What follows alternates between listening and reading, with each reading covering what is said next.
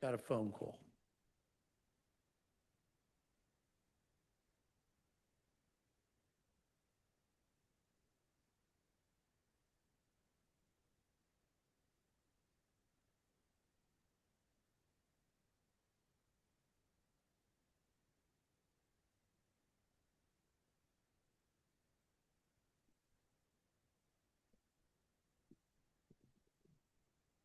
How many people in the audience? Okay.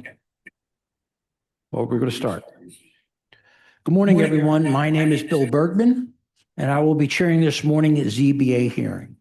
With me is our Vice Chair, Tanetta Graham, Present, Mr. Chairman. our Board Secretary, Cheryl L. Gaston, Present, Mr. Chairman. Board Member Michael Johns, Present, Mr. Chairman.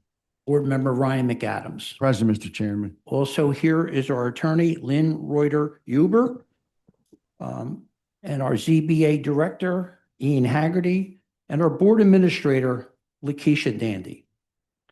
This hearing is being recorded and will be posted on the ZBA website. By participating, you agree to be recorded. This is an in-person this is an in-person participation, whether in person or on Zoom. If you're called to speak, please state and spell your name, wait to be sworn in, and then each time you are called to testify, state your name again.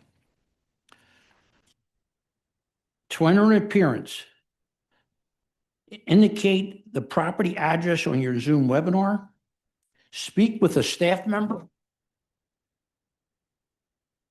call the ZBA office by the close of business tomorrow. Call 215-686-2429 and provide your name, email, and the address of the property in question.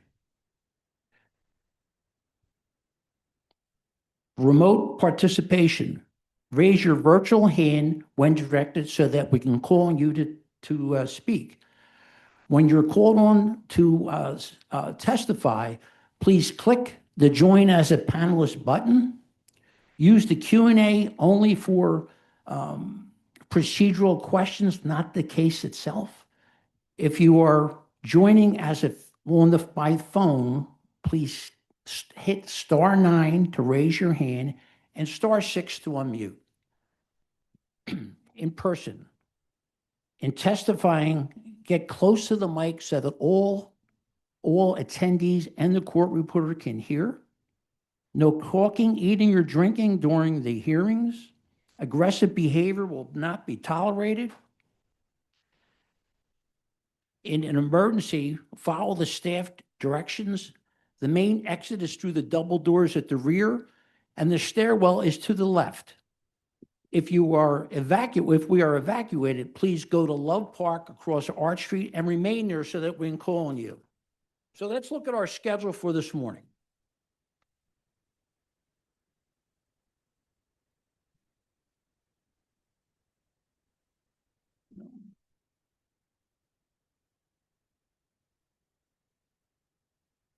Number 1, MI 2025-001-198, 6610 Hasbrook Avenue. Vern Anastasio is the attorney. Mr. Anastasio, I believe you want to give us an update. He's being promoted to panelist, Chair. Okay.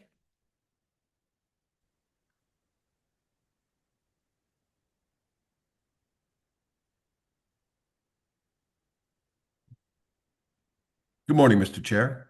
Morning, counsel. Could you please state your name and spell for the stenographer? Yes, sir. It's Vern Anastasio, Anastasio, on behalf of Mr. Joseph Smith. All right. Do you swear or affirm to tell the truth, the whole truth, and nothing but the truth? Yes, I do. Could you give us an update of where this case stands? Yeah, we're ready to roll. The only problem is when the posting happened, it went missing after one day, and it was not reposted. As a result, we have to do it again. So I'll work hopefully with the staff to try and get as quick as a continuance as I can. But So you're going to get what you get, buddy. What's that? Okay. And don't get upset, right? Okay. So this case will be continued This case is continued to 9/30, 2026, and the 9/30 list. So the date is 9/30 and will go at 9:30 a.m. Thanks, Mr. Chair. Thank you for calling us. We No appreciate it. problem. Yep. All right. Number 3. MI 2025-001-315, 2704 to 06 Allegheny Avenue. Mohammed and Yandel Wendad are the owners. We have no exhibits. It's the second listing. Hi, Chair. We have a hand up from Joseph Vaccaro. We have a continuance request on that. Let's continue now? Okay, all right. Joseph? They're being promoted to panelists, Chair. Sure.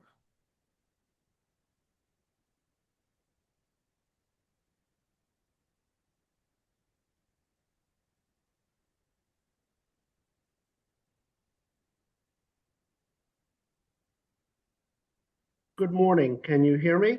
Okay. Could you please state your name and spell for the stenographer, sir? Good morning. My name is Attorney Joseph Vaccaro, Vaccaro. Right. Do you swear or affirm to tell the truth, the whole truth, and nothing but the truth? Yes, I do. Counsel, could you give us an update on this case? Yes, I've spoken with Mr. Wadad, and I've been assured that he'll be meeting with me later this afternoon so that my firm can be formally retained, and we will schedule a meeting with the near neighbors and be fully ready to go if the board is Okay. willing So to. 2704 to 06 West Allegheny Avenue, that case is continued until 9/30/2026 at 9:30 a.m., sir. Thank you. Okay.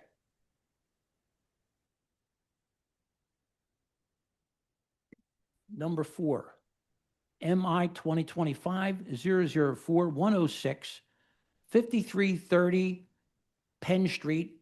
This case is continued until 9/30/2026 at 9:30 a.m. Number 5. Sorry, Lynn Martle Must Huber. be heard? Yes, That's, for number 3. don't take anything from them. I know, Don't- I don't- had it down. All right, all right. So that case will be marked, must be heard. Number 5, MI 2025-004-109, 1930 Spark Street. That case is continued until 9/30/2026 at 9:30 a.m. Mark must be heard. Number 6, MI 2025-004-110, 2736 West Dover Street. That case is continued until 9/30/2026 at 9:30 a.m. Mark must be heard.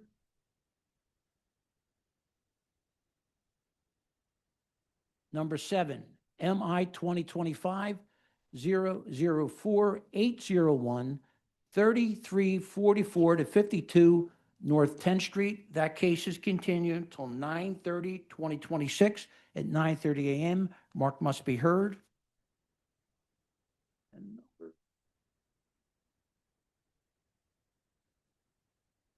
number 10, MI 2025-006-001, 6327 North Lambert Street. We have no exhibits. This is a second listing. Shelley Thomas is the listed owner, the applicant. Chair, I see no hands at this time. Okay. So number 10, MI 2025-006-001, 6327 North Lambert Street. I vote to dismiss. Michael Johns, my vote is to dismiss. Cheryl Gaston, my vote is to dismiss. Tanetta Graham, my vote is to dismiss. Ray McAdams, my vote is to dismiss. Are there any other requests for continuances?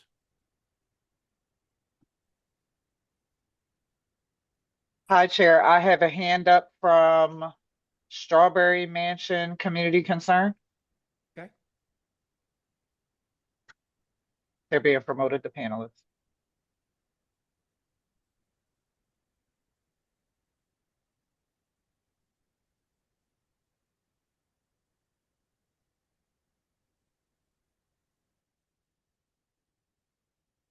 Good morning. Good morning. Could you please state your name and spell for the stenographer? My name is Bonita Cummings, B as in boy, Onita, Cummings.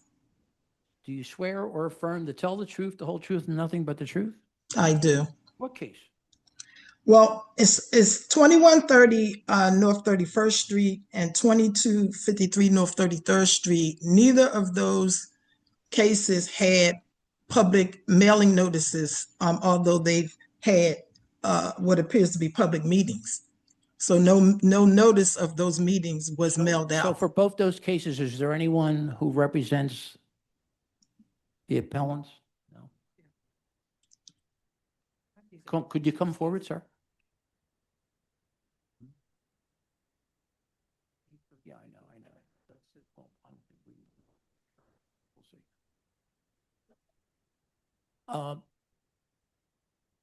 Could you state your name, please, and spell it for the stenographer?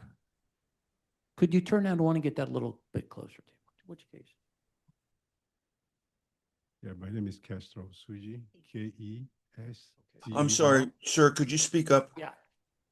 Castro Suji, Kester. Last name is Osuji. Okay. Do you swear or affirm to tell the truth, the whole truth, nothing but the truth? Yes, I do. Did you send out mailings for this? Yes, we did. This is for 2253 North 33rd Street. Yeah. Case number 8, which is MI 2025-005-975, 2253 North 33rd Street. That's the case. So we sent out mailings based on the list of addresses Mm-hmm. to all the addresses that were listed for us, and we sent out a mail. Okay. Did you hear that testimony? They have, is there a stated receipt, postal receipt, Did you have a receipt for your mailings?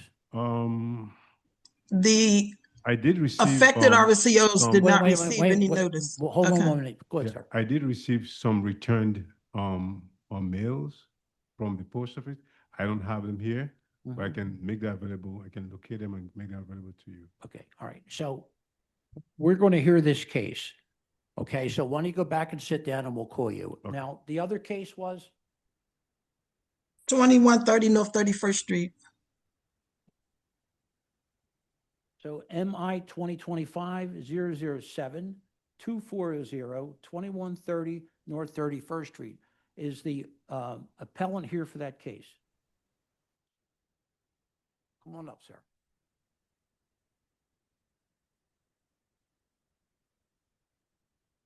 Good morning, sir. Hi, could you state your name and spell for the stenographer? That's Philip Smith, PHILIP, SMITH. Right. Do you swear or affirm to tell the truth, the whole truth, and nothing but the truth? Yes. Have you sent out mailings like you were supposed to? Just like the guy said, I have some return letters. It could be my proof. Right, okay. All right. I have right here. All right. So we're going to hear both cases. They're both here ready to go. And I'll come back to you, and obviously you'll have an opportunity to express yourself at the hearing, okay? Thank you. Thank you. We're going to call your case. Is there anyone else in the audience who? Yes, wants to Chair, we have a jump in? hand up from Joseph Vaccaro. He's being promoted to panelist.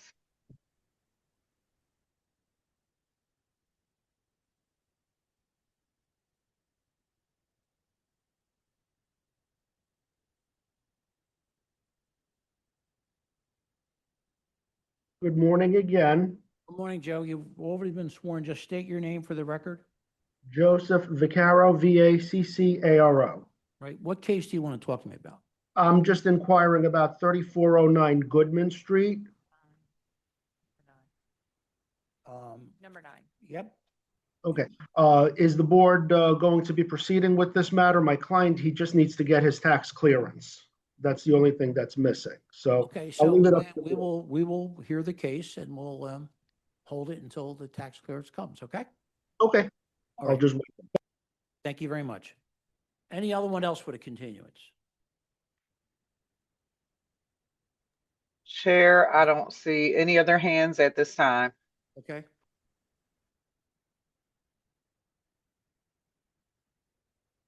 Here a minute.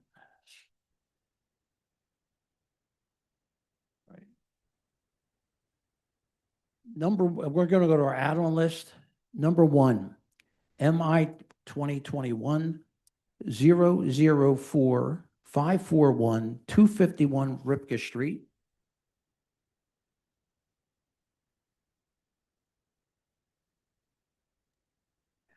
I vote yes with proviso per amended refusal dated January 11th, 2026.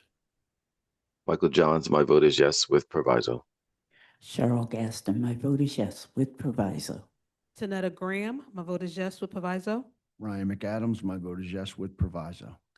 Number 2, MI 2025 007 194 209 East Wildey Street. I vote yes with proviso, 1 parking space only. Michael Johns, my vote is yes with proviso. Cheryl Gaston, my vote is yes with proviso. Janetta Graham, my vote is yes with proviso. Ryan McAdams, my vote is yes with proviso. Number 3, MI 2025 007 534 211 East Wildey Street. I vote yes with proviso, 1 parking space only.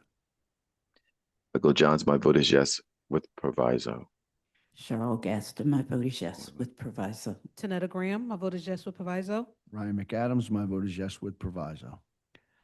Number 4, MI 2025 002 755 1828 Natona Street. I vote yes with proviso. Temporary variance expires 7/18/2029. Michael Johns, my vote is yes with proviso. Cheryl Gaston, my vote is yes with proviso. Ryan McAdams, my vote is yes with proviso. Number 5, MI 2025 007 851 2132 Montrose Street. I vote yes with proviso. Revised plans, 1 page, stamped by ZBA, January 10th, 2026. Michael Johns, my vote is yes with proviso. Cheryl Gaston, my vote is yes with proviso. Janetta Graham, my vote is yes with proviso. Ryan McAdams, my vote is yes with proviso.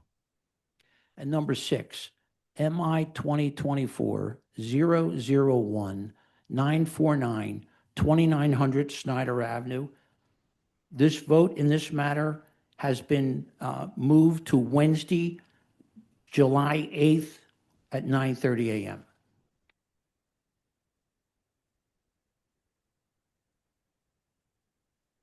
We're going to go on to our regular list.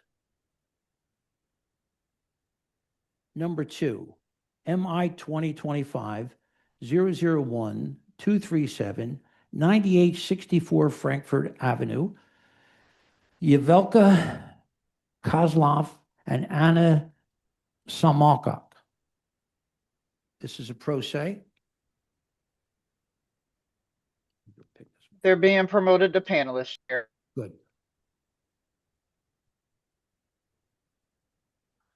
Chair, I need to make a correction on the vote for Ripka and Widely Street. I should not have voted on those two.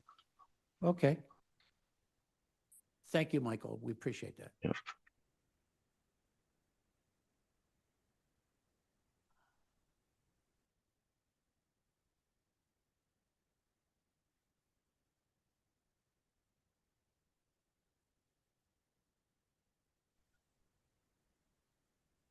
Yevon Kojakar, Yeven. Hold on a minute. Could you please turn on your video?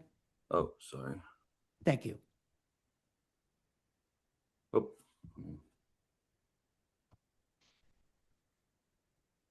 Yevon Kojakar, Yeven Kozhukher. Do you swear or affirm to tell the truth, the whole truth, and nothing but the truth? Yes, sir. Our vice chair has a few questions for you. Yes.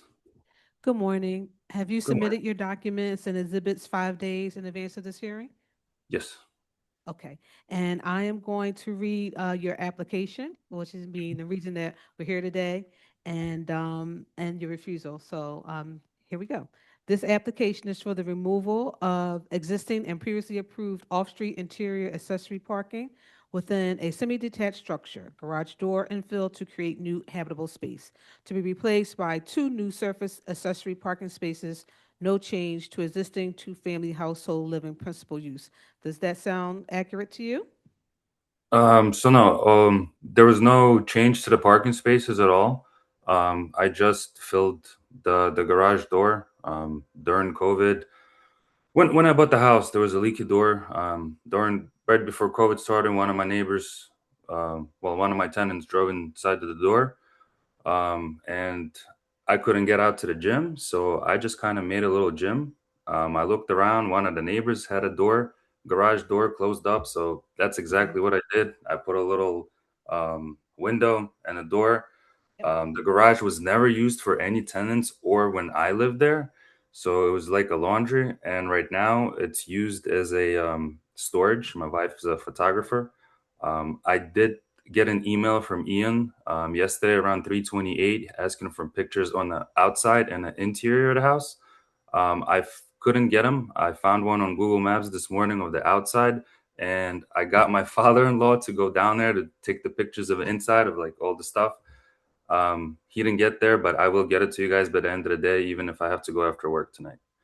Okay. So And I will just say, like, a lot of the stuff, the language is like, the language of the code and everything. So what you said may be accurate, but the way they put it in the language, your accessories, parking and stuff like that, it kind yeah, of it matches up. But when I went to the meeting with my wife, when they read that out, I was like, guys, we didn't do anything at all. All I did was, like okay. it was a leaky door, and I just filled Why it. don't you start your presentation? Thank you. Sorry, this is Ian Haggerty, Executive Director. Mr. Kozakar, just to explain so you understand what's going on, your house is in a zoning district that requires 1 parking space for the dwelling unit. And the parking space was inside the garage.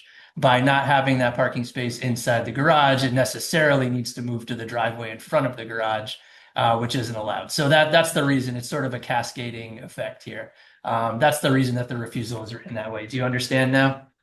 Yeah. But I mean, why don't you proceed with your presentation? I read and I calculated with the meter. My parking side of the house is like more than 14 feet. So there's like 2 cars. Why don't you start your presentation, please? You have your photo. Well, I uploaded the photo. How do I pull it up? So, Mr. Kozakar, we'll share your screen. And the way you do that is with the green button at the bottom of the screen that says share.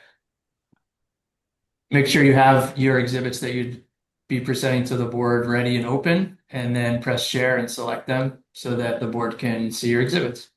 I got you. Okay, sorry.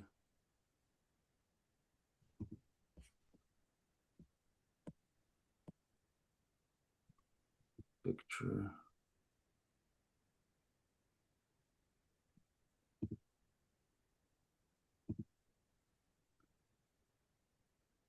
Where do I click on share screen? I'm sorry. Should be a green button on the bottom. I see it. Yes.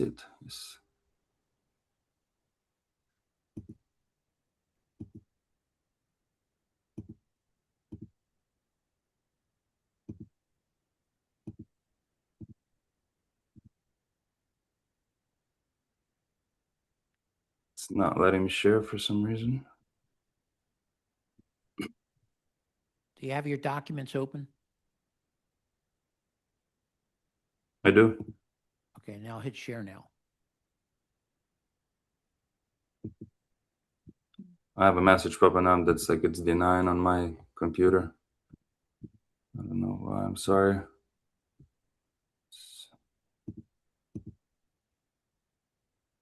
Okay, so I think what we'll do is we're going to move on for a few other cases and see if you can't figure out how you get that straight, okay? Okay, I'll do that right now. Thank you so much. Sure. Okay, thank you. So we're going to move on to number 8, 2253 North 33rd Street. And Chair, I'll be recusing myself from this case and the next one.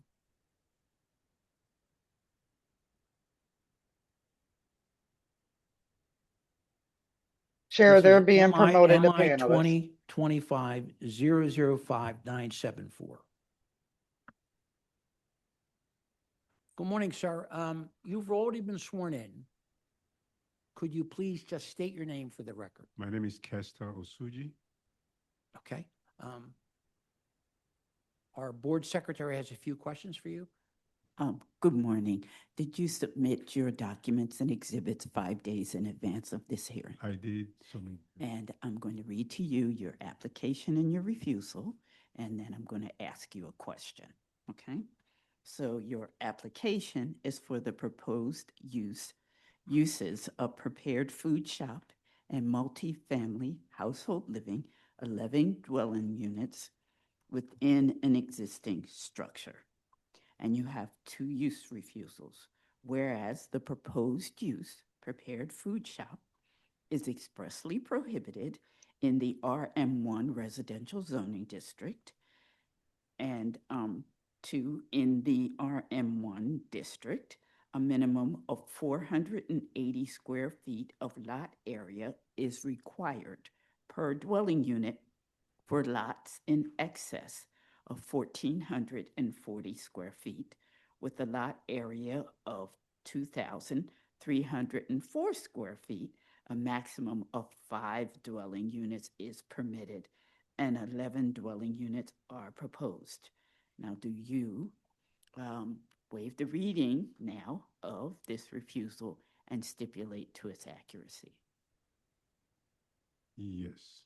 Okay, so then you can share your screen and proceed with your case. And just so you know, we do have a letter from the Strawberry Mansion CDC with unanimous support. Mhm. Okay.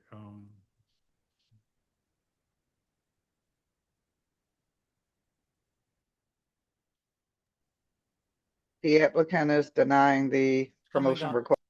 Wait a minute. Accept the request. John Esponadis?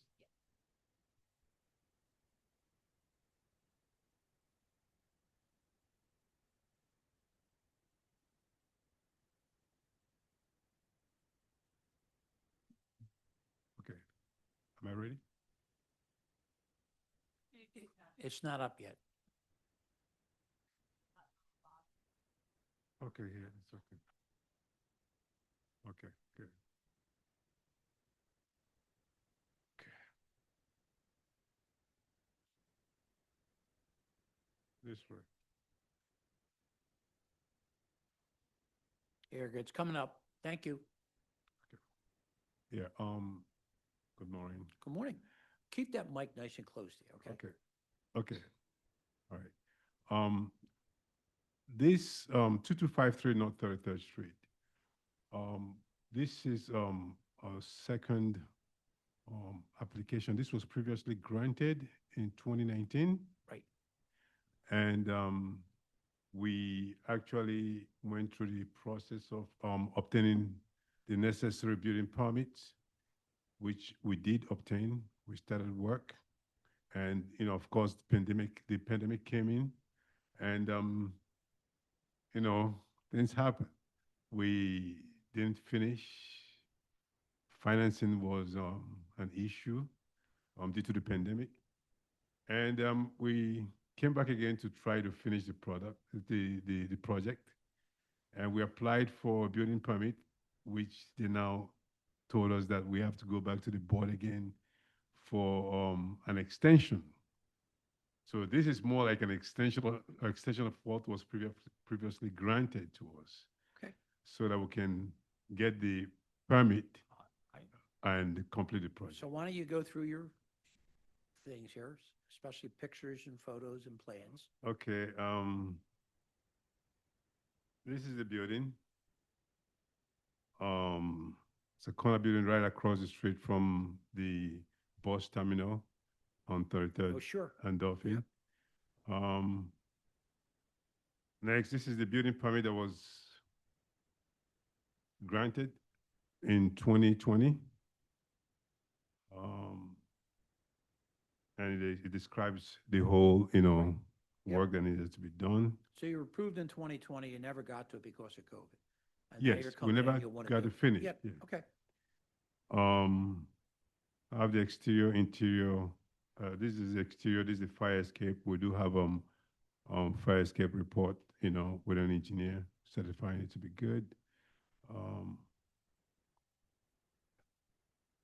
I have an interior photograph of all the work that was done prior to, the permit expiration.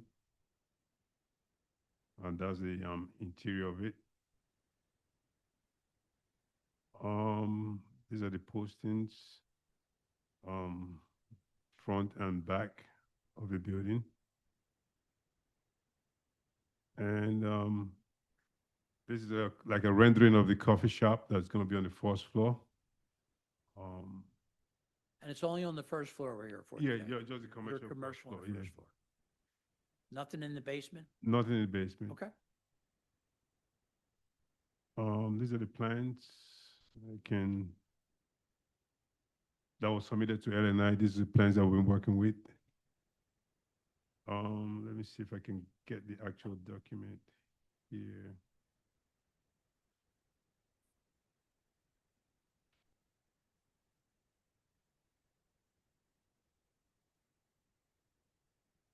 Let's see.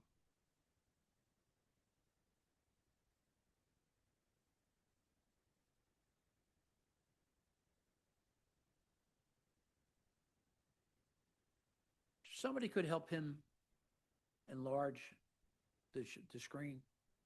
I don't want to go that. I'm trying to show them the actual hours.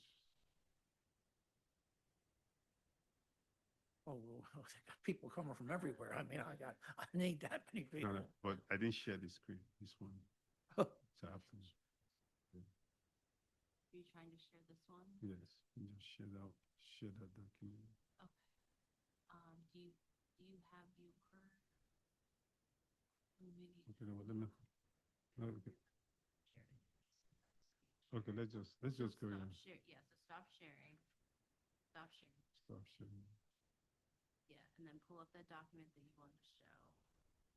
See, we'll look at the actual complete document. We see that. Okay.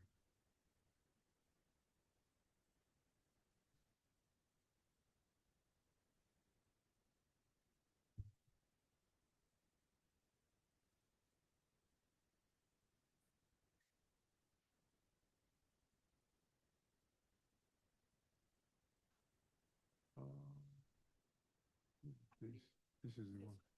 Yeah.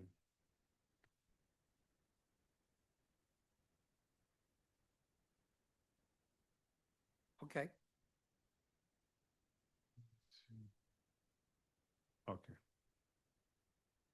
Okay, awesome. Okay.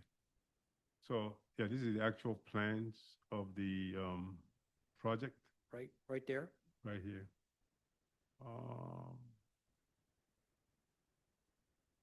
As you can see, the basement. This is the basement of the building. But are you going to use the basement for, Just storage. okay, so it would be part of the project? Yeah, Okay, outside, all right, just, okay. It's accessible, through the commercial Yep. space. Right.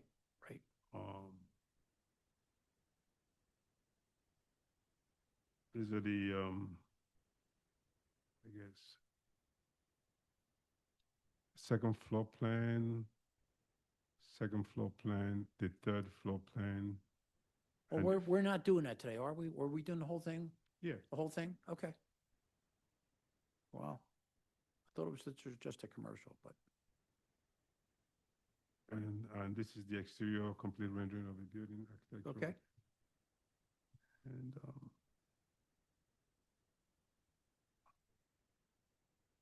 so the 11 units are on the second, third, and the fourth floor. And part of the first floor.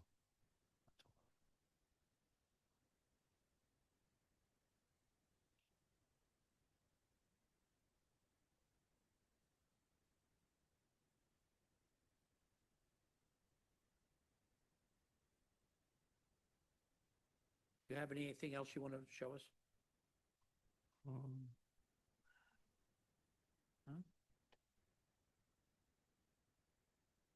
He says he has the, yeah. And for your mailing, you just have envelopes that were Yeah, sent to something, you? something like similar to what, Right, yeah. okay. And, okay, show you the, approval, the letter of support. I have the letter. have those, I show okay. the letter of support. Okay.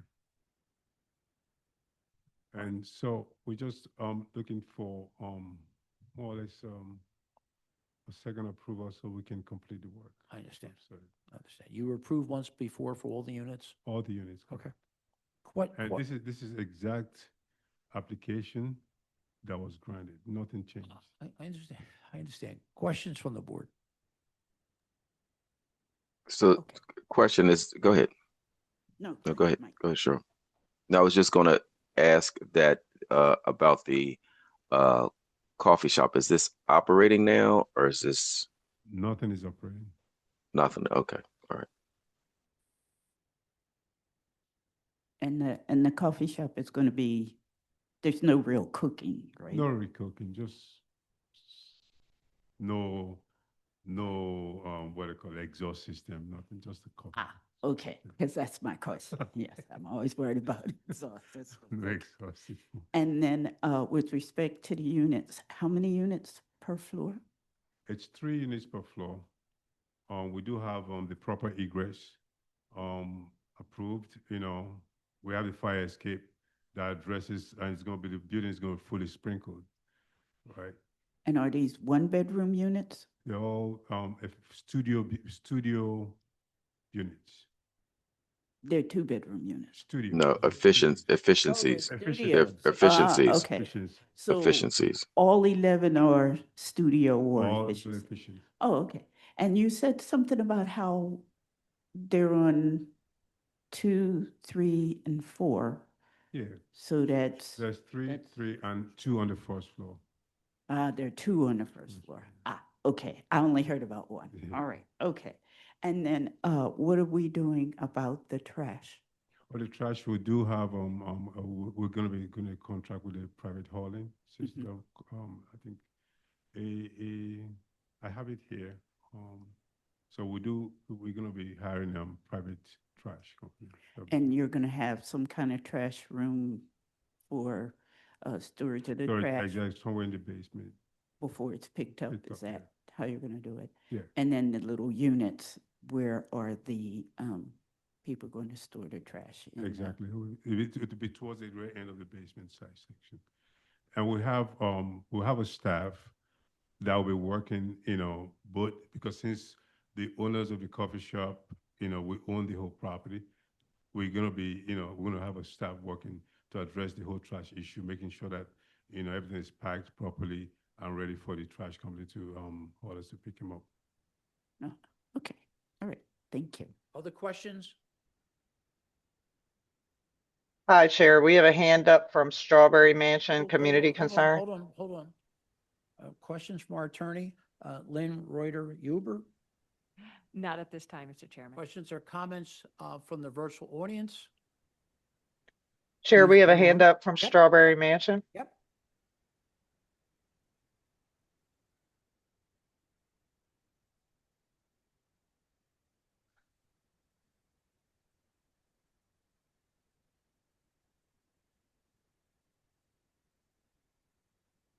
Good morning.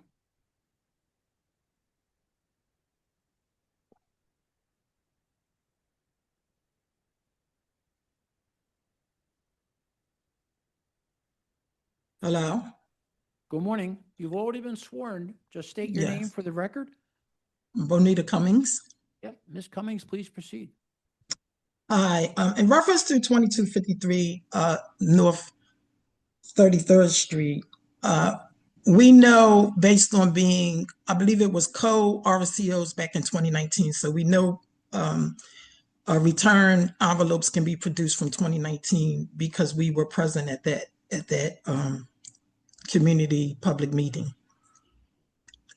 there was no notification to the affected RCO, in this case, Strawberry Mansion Community Concern, from the Strawberry Mansion Community Development Corporation or from the applicant. So as such, we were not able to attend. We were not able to attend something we didn't know about, and the refusals are very different. So the refusal for this time says prepared food shop, and the refusal from 2019 says coffee shop. So we're not clear what is being decided here, because a restaurant or prepared food gives that that location a different understanding than what we understand from 2019, which they indicated it's the same, but the refusals are very different. So we're not opposed as Strawberry Mansion Community Concern, but we would have liked to have been notified, and other residents, because we're not clear that that mailing he's referring to has to do with this date. We were not notified, so we did not get an opportunity to express and be clear that the coffee shop refusal and the prepared food shop refusal are one and the same. Okay. So thank you. Thank you for taking the time. Is there anyone else in the audience? There are no hands at this time, Chair. Planning Commission?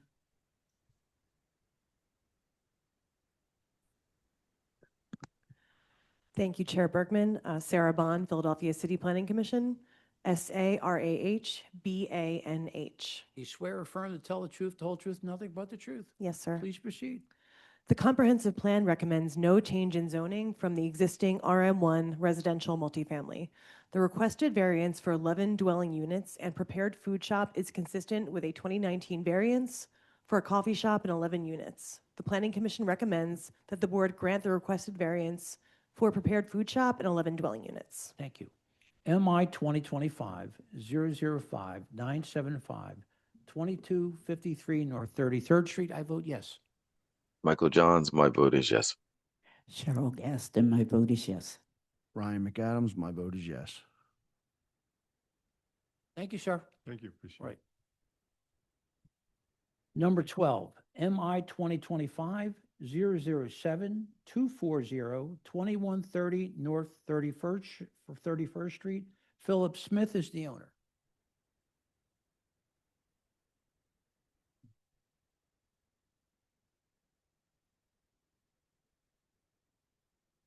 Good morning, sir. You've already been sworn in. Good morning. Just for the record, could you please state your name again? Philip Smith. Okay, our board secretary has a few questions for you. Good morning. Good morning. Did you submit your documents and exhibits 5 days in advance of this hearing? Yes. Okay, and now I'm going to read to you the application and the refusal, and then ask you a question, okay? So the application is for the proposed use of a child care center on the first and second floors of an existing structure with other existing uses in the structure as previously approved. And there's one use refusal, whereas the proposed use, child care center, is prohibited in the RM1 zoning district. Now, my question is going to be, do you now waive the reading of this refusal and stipulate to its accuracy? Yes. Okay, thank you. Now you can start to share your screen and begin your presentation. And there is a letter of unanimous support from the Strawberry Mansion CDC for you. Okay. Yes. 2130 is, Do me a originally favor, was, sir. Pull the mic and then get real close to it. If you 2130 North 31st Street was originally a commercial property. It was put back to our RM1. In 1994 was the commercial property. It was a beauty salon, and then it was rezoned back to our RM1. So now I'm trying to get it rezoned for a commercial property to have a daycare.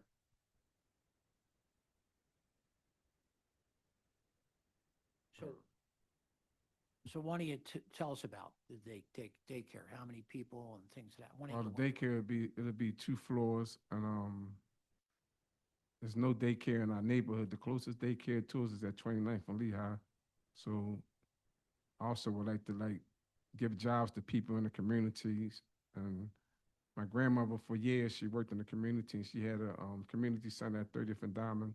She always worked with children, and it's more like a dedication to her. Because that's been our family home for over 60 years. Do you have drawings of the property, Yes, what you want to do? I submitted them already. Pardon me?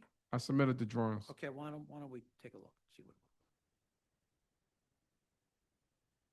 I don't have one on the screen. Ian is there, right? There it is. Oh, that's the fire escape. I had to get a fire escape put on there, so I had got that put on like 3 years ago when I was starting. That's the fire door on the second floor.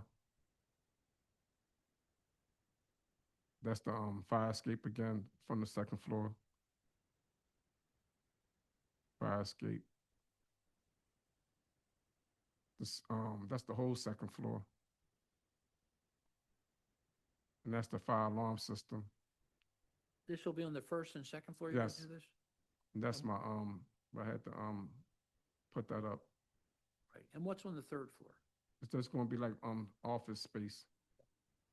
And could you And that's tell the us, upper zoning thing. could you tell us how many bathrooms? It's 2 bathrooms. Where they at? One on the first floor and one on the third floor. The first floor is a handicap bathroom. It's handicap accessible, just like the front of the house is. It's handicap accessible. But there's no bathroom on the second floor. No, So you go up, would they go up to the third floor if they used it, or just use the one on the first floor? probably both floors. Okay. And do you have experience on this? Do you have any experience with childcare? My wife do.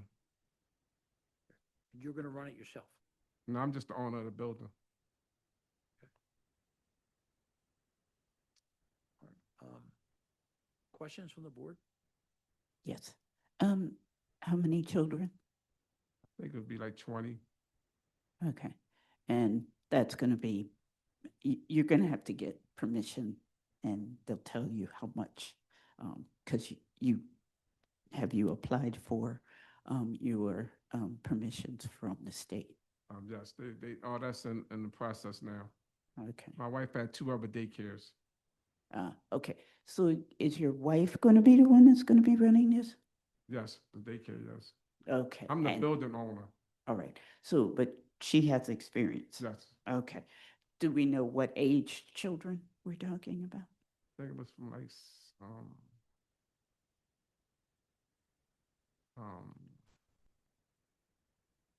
I want to just be correct. I think it's like from infants to like 10.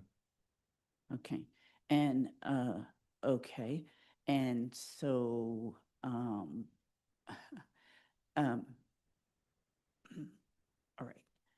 So, I'm gonna just make some comments, all right? Usually with, the younger children, the ones that are 3 and under, the ones that are not capable of self-preservation, you need to have, 2 means of ingress and egress to the building. You're gonna need to, and if there are stairs, there are issues sometimes about that. The fire escape you're talking about is pretty steep.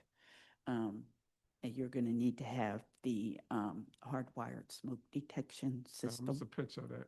Okay, so that's That's what it. that is. That's what's- So that has the strobes and it has the, that It's a 4 or 5. horrible, yeah, sound and the what have you. You have the emergency lighting. Yes, You have the signs. I didn't see those in the pictures, but you have those. yes. Okay, It's a All whole right. fire plan. all right. And then, panic bars.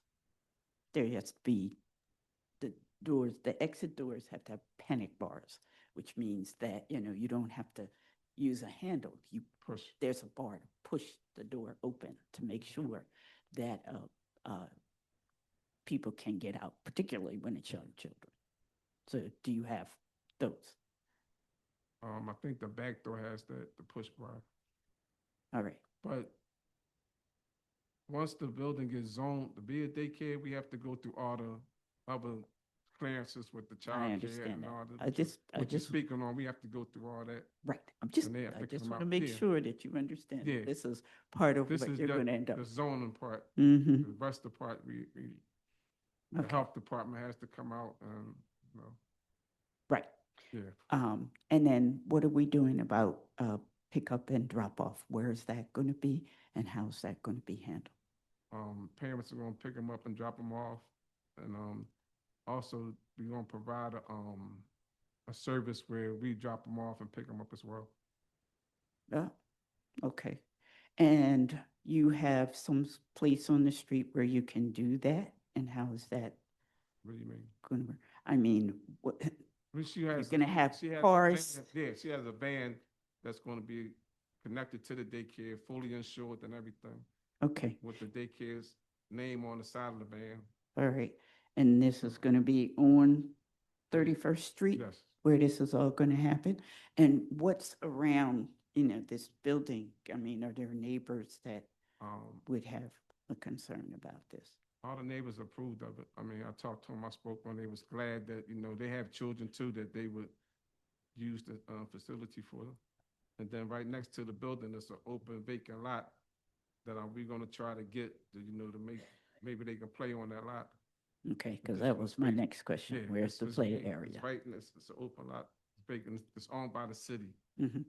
But you don't have it yet. No, So then any play would be inside the property as well. Yes. And we already talked about the bathrooms where there's one on the first floor, you said, and one on the third floor? Yes. Okay, so, again, just, the older children, they can maybe manage steps, but for the younger children, where are they gonna be? Are they gonna be on the first We floor? probably have the younger kids on the first floor, just because, like you say, the steps, the traveling up and down, the Right. babies, the little 1 to 3 years old, I'm quite sure they all be on the first floor. All right, okay, thank you. Other questions? What's happening in the basement? Basement's just gonna be used for storage.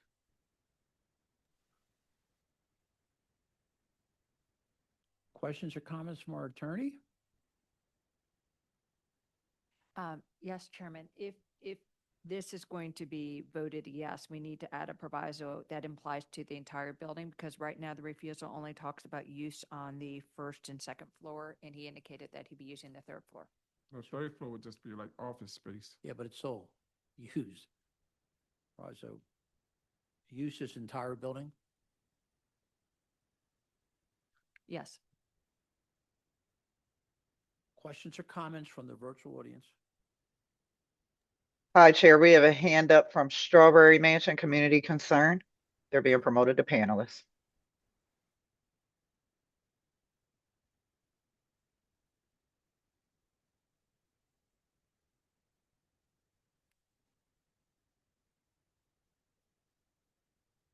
Hello? Ms. Cummings, Yes, just for the record, state your name. it's Bonita Cummings. Please proceed. Again, for 2130 North 31st Street, the standard RCO meeting was not sent out, or we didn't get any notification from the applicant of the meeting date that this was held. So we weren't able to weigh in or even ask any questions regarding this facility. So we wanted to put that on the record. And for the mailing, we don't know if that's return mailing from the 13th or whether that mailing was returned from the date held for 2026. So we don't really know. So we just wanted to make sure that we're indicating that these standard or monthly stated meetings for RCO, Strawberry Mansion Community Development RCO, is not notifying the affected RCOs, or maybe even mailings properly going out to the public. We're not opposed to the daycare, but we would have liked to have been notified as required as an RCO. And thank you very much for taking the time to call us. We do appreciate it. Is there anyone else in the audience? No hands at this time, Chair. Planning Commission?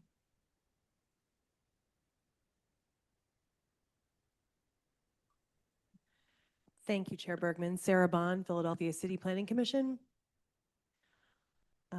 The Planning Commission recommends a change in zoning at this location from its existing RM1 residential multifamily 2 RSA 5, residential single-family attached.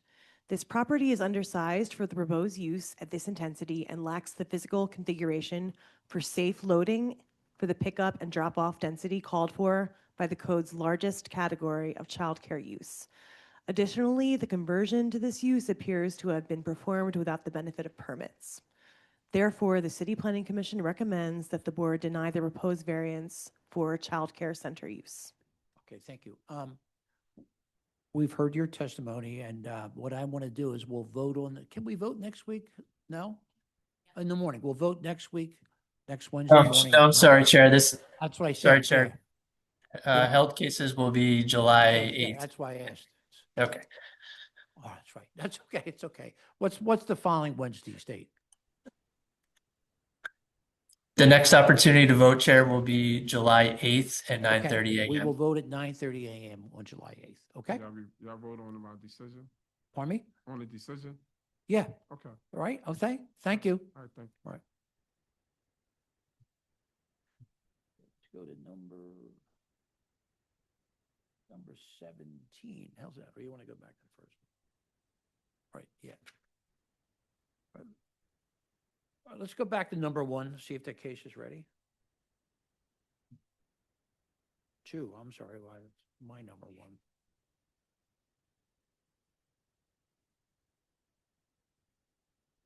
1. $9864 Frankfurt Avenue.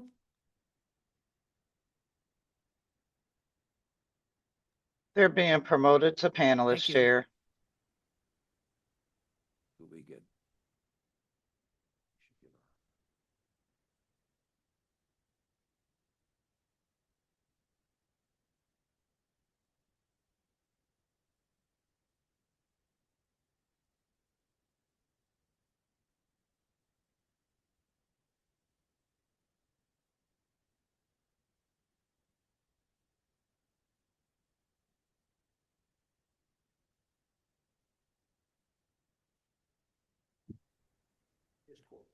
Okay, the first, number 2.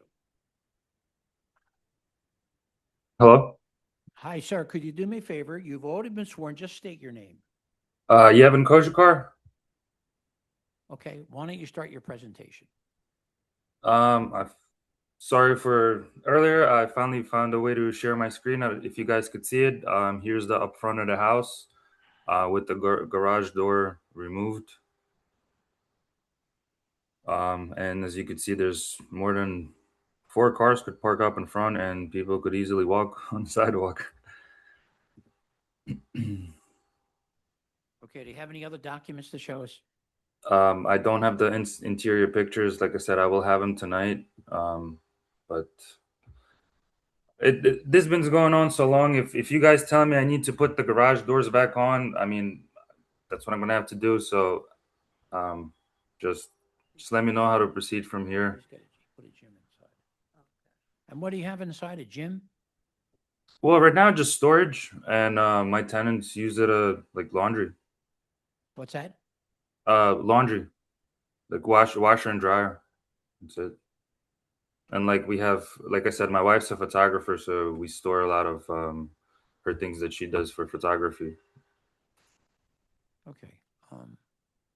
I know there's no interior photos. Does the board have any questions? Chairman? Yes. You have the question? Yeah, I guess the question is, do you have any plans of how you drew it or drew it up or anything? Or you don't have anything for the inside? No.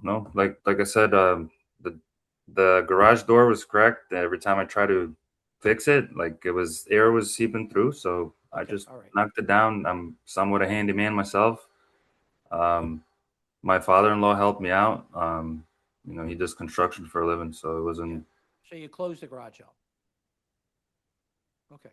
Questions? So how do you close the garage up, but the interior walls of the garage, are they still there, or have you removed them and made it part of the basement, or what's the what do you mean, the interior garage doors? No, the interior of the garage. So the garage is separated from the rest of the lower level of the floor, right? The lower level, correct? No, there's still a door. It's connected to the house. I Right. mean, I just, guess I'm is if other than I guess my question is other than taking off the garage door and replacing it with a wall, it's still a garage, right? yeah. I mean, I laid It's down still a floor. garage. So you I put okay, but you like didn't take any other walls down with no, inside the house. Is that no. okay? All right. Like I said, I'll be more than happy tonight. I'll provide you guys like a 360 of questions? exterior to show you everything inside. Well, I'd like to see either pictures or some sort of sketch drawing, some way that I know, that we know what is actually in there. It may have been around there for a long time for you, but for us, this is new. And Yeah, before we of can course. approve it, we need to see some, idea of what it is that you're asking for and that we are being asked to approve. Okay? I'm more than happy to provide like. But I thought you said initially you put a gym in there. I'm sorry. Didn't you say initially you put a gym on in the garage? So, when COVID started, all the gyms closed. I started working out inside the garage, so it was like my home gym. Okay. So, like, I just put weights in there and like the bench. And I moved a year and a half ago from that place. We bought a house in Huntington Valley, and right now we just use it as storage. The tenants that live upstairs and downstairs, they store their stuff. The girl that lives on the first floor, she has a kid, so she has a bunch Why of. don't we just do a resumptive hearing for this? Or go ahead. If you. Oh, okay, would planning take a position? Okay, good. All right, good. Thank you. Questions or comments from the virtual audience? No hands at this time, Chair. Planning Commission. Thank you, Chair. Sarah Bond, Philadelphia City Planning Commission. The comprehensive plan recommends no change to the existing residential two-family attached RTA zoning. Surface parking spaces are prohibited in the required front, side, and rear yards, whereas both proposed surface accessory parking spaces are located within the required front yard. The proposed dimensions conflict with the characteristics of the surrounding neighborhood. The City Planning Commission recommends that the zoning board deny the variance for the parking location and front yard setback. Okay, so why don't we do this? We're going to hold the vote, but we'll close it other than photos or plans of the location. Correct. Okay, so you're going to have to get to us your photos and then plans, what it looks like inside, right? Mhm. We're going to hold this vote until the 8th of July, and we're going to vote at 9:30 a.m. The case is closed other than what you're going to send to us, okay? Perfect. Thank you All so right. much. All right. Thank you. Thank you, everybody. Number 17, I think.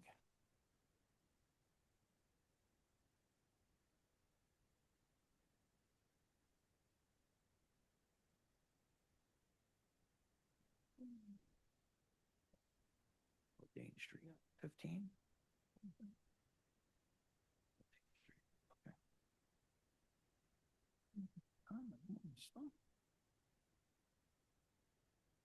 Right with you.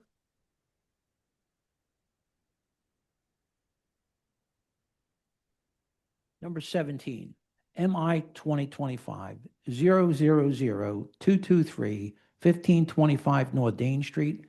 Allison Davsky and Stefan Berdini is the both owners of this. This is a pro se.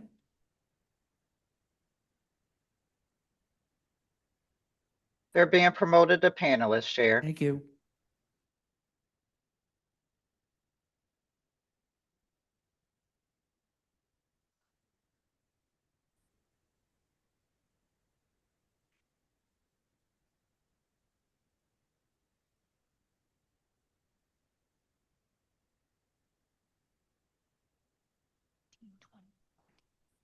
Hello, Hi, could you please state your name and spell for the stenographer? Allison Dubovsky, Allison, Dubovsky, SKY.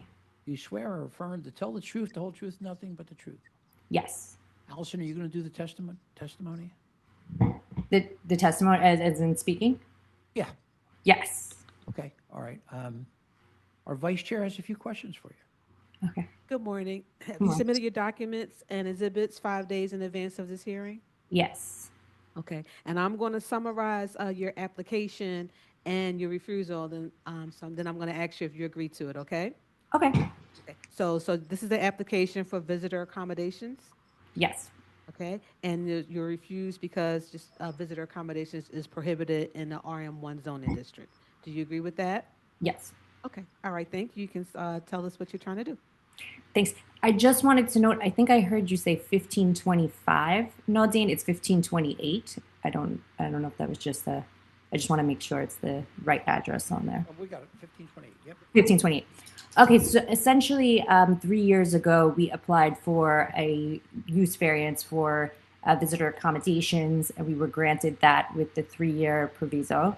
And we are now at our 3 years. We've been, running it as a short-term rental for those past 3 years without any problems or any issues. So we're just here today asking to continue the use as visitor accommodations. Okay. Why don't you show us? Why don't you go Okay. through? Show Yes, us we'll what you share. have and how it works and. Okay, perfect. We'll share that right now.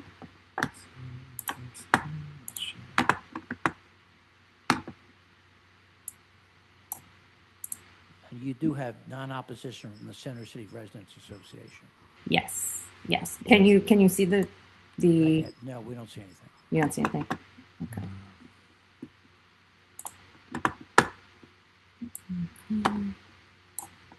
Share. You see at the bottom where it says share? Yeah. Okay. Green button. Is it pulling up? Yeah. We just clicked. Yeah, we see it on here. Gran Try. presentazione che scrivo.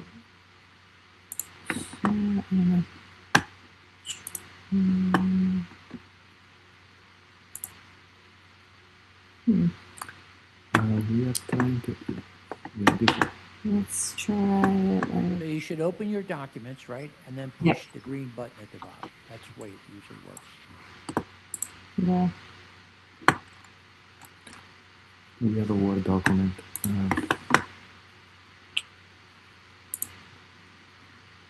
So it says. Chrome tab. Why don't we do this? Listen to me. Why don't we do this? I'll come back to you, Okay. right, in about a half hour and see if you can't have it working by then. Is it okay? Okay. Yeah. I guess just maybe this one more thing. Can I just try one thing here? See Sure. this. Go ahead. Do the one Just more. quick to allow just the access. Allow revisit. Can you see this? No. No, we would see it on our screen so they can see it. Okay, I'm sorry about that. I don't know why it's not Because sharing. we have it in a Word document. Yeah, we have it on Word doc. It's not in like the Chrome tab, so it's just like on the screen. All right, why don't I do this? Let me come back in a half hour. Thank you. Okay, thank you. No, that's fine.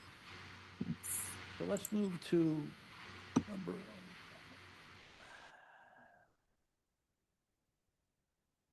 9. Yep. So MI 2025 005 980 3409 Goodman Street. Joseph Varario is the attorney.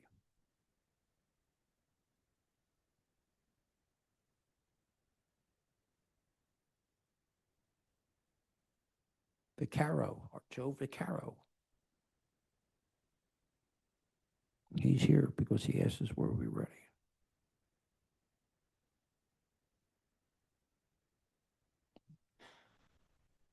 Joe? I don't see Joe. Oh, okay, here we go. We have a hand raised. Okay.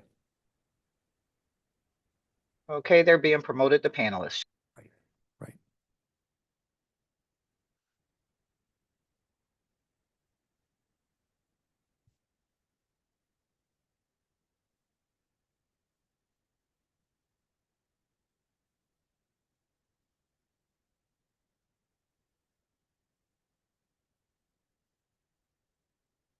Good morning Joe. again. You've already been sworn. Just for the record, state your name. Joseph Vaccaro, Vaccaro. Right. And Mr. Vaccaro, could you identify your client, the relationship to the property? Which case do you want to do? 3409 or 3400 Goodman. Okay, 3409 Goodman. Okay. I have Right. Yehdid Wadad and Sam's Convenient Mart 2. Okay. And That's our, the owner of the property. our vice chair has a few questions for you. Yes, Good thank you. morning. Have you submitted your documents and exhibits 5 days in advance of this hearing? Yes, I did. And following up on my earlier comments about the tax clearance, I just uploaded a tax clearance and I could show it to you during my presentation. Okay, great. Good. And do you waive the reading of the refusal and stipulate to its accuracy? Yes, I do. All right, thank you. You can proceed with your case. Okay, thank you. If I could start sharing my screen.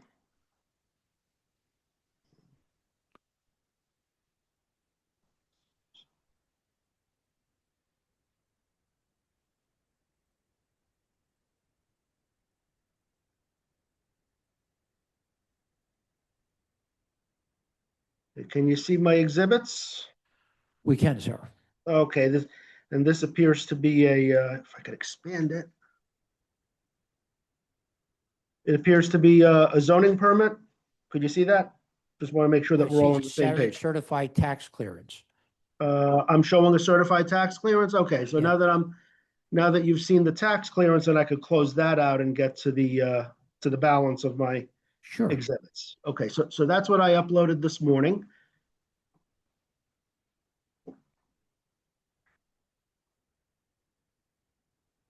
And Joe, just so you know, we have 2 letters of opposition, right, from the RCO and the council person. No, I understand here. That has been expressed at our RCO meeting. Okay. So we understand.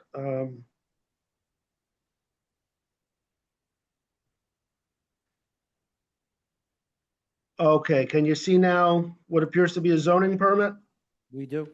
Going back to 2021. Okay, so we're in the right place.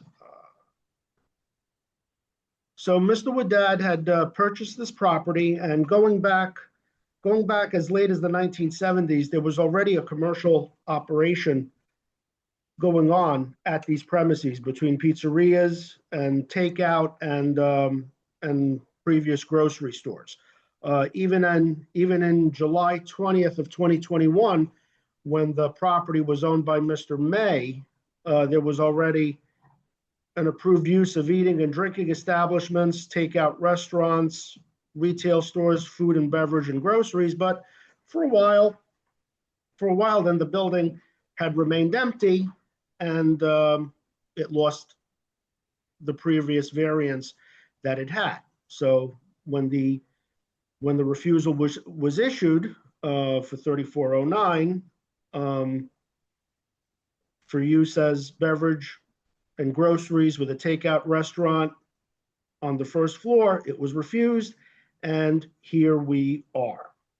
We did have our meeting with the RCO. There was opposition, and if I could just address the opposition just seems to have been their concerns about some prior activities, or some prior illegal activities going on at the property before Mr. Wadad had purchased the property in November 1st of 2024. So I'm showing you the deed.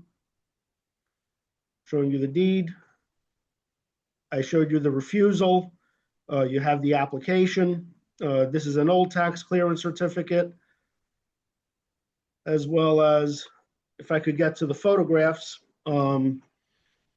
here's a view from Google Maps. It's at the intersection of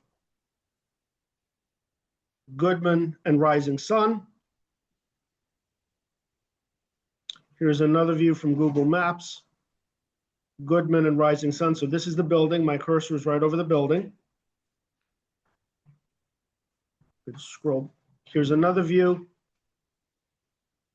And here are some photographs of what the inside currently looks like. My client's not operating at that location since he does not have the benefit of the proper variance, so he can't get the appropriate permits. Obviously, he's got to clean it out, make it look more presentable so that he could get to work.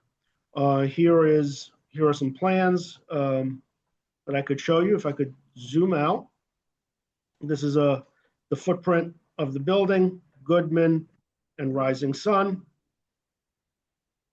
There would be a 13-foot 4-inch by 20-foot 10-inch shopping area consisting of shelves, refrigerator, restroom, storage in the back. Then there's a cash register area over here with a showcase, as well as some additional display area.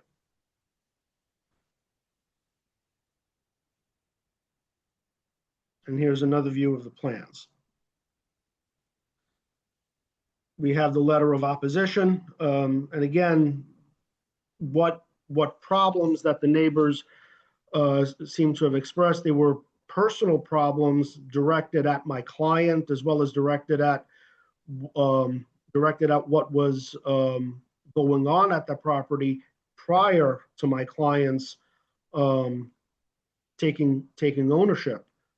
He had nothing to do with what was going on. Certainly, he was going to have the appropriate security cameras. He's going to make arrangements with the police department so that the patrolman can stop by his store at least once a day.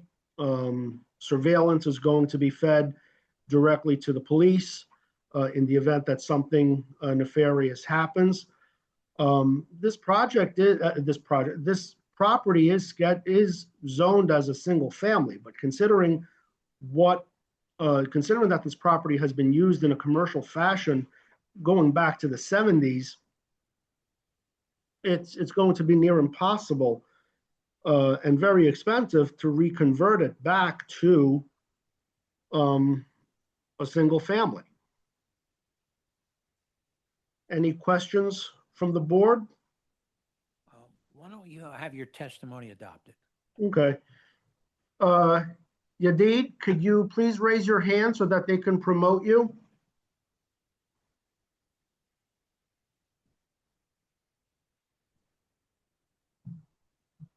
There are no hands at this time that are raised. Let me call him and tell him to promote himself. Hi, could you raise your hand? You don't, all right, well, he doesn't know how to raise his virtual hand. I do have him on speakerphone. Can you hear him? Say something. Yes, I hear him. Okay. Mr. Bergman, members of the board, can you hear Mr. Wadad on my speakerphone? No, I didn't hear it. I don't think Okay. anybody did. That person, their name Yadid with that? Yes, Yadid Wadad. Okay. To promote them to panelists, if they could just accept the invite. Yes, accept the invite. Hello? Hello? Hi, yeah, There you hello, are. hello. Hi, could you please state your name as spelled for the stenographer?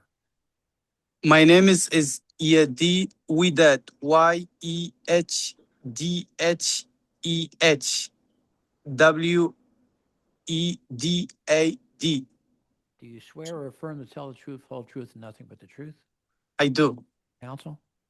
Thank you. Mr. Wadad, do you also operate a Sam's Convenient Mart too? Yes, Okay. And did you hear my presentation to the board? yes, Okay. And would you adopt it as your own if you were testifying by yourself? okay, Yes? yes, Okay.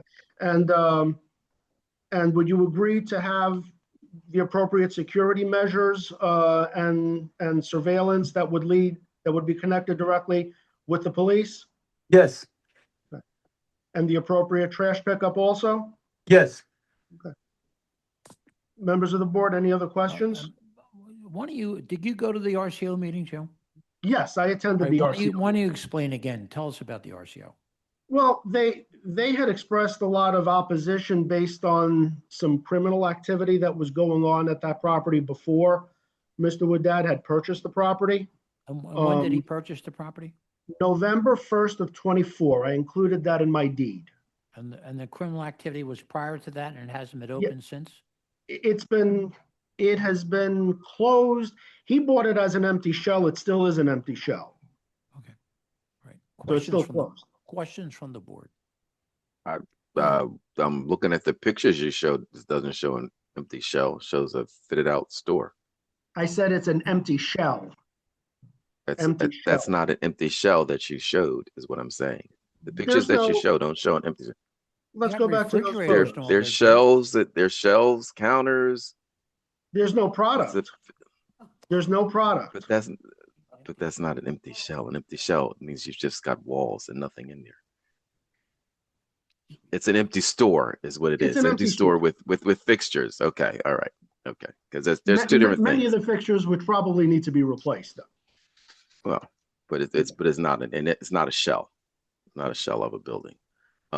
So there are 18 folks opposed to this project. So clearly there have been a lot of issues around this location for, I guess, a while. What is the owner going to do to, if approved, to try to address and allay the concerns of the community? Well, number one, there has to be much more community involvement. He needs to participate and attend in the meetings of the local civic associations, including this RCO that issued its letter of opposition. He needs to have a direct line of communication with his surveillance, with the police, and there needs to be some sort of a live feed with his surveillance that goes straight to the police. Mm-hmm.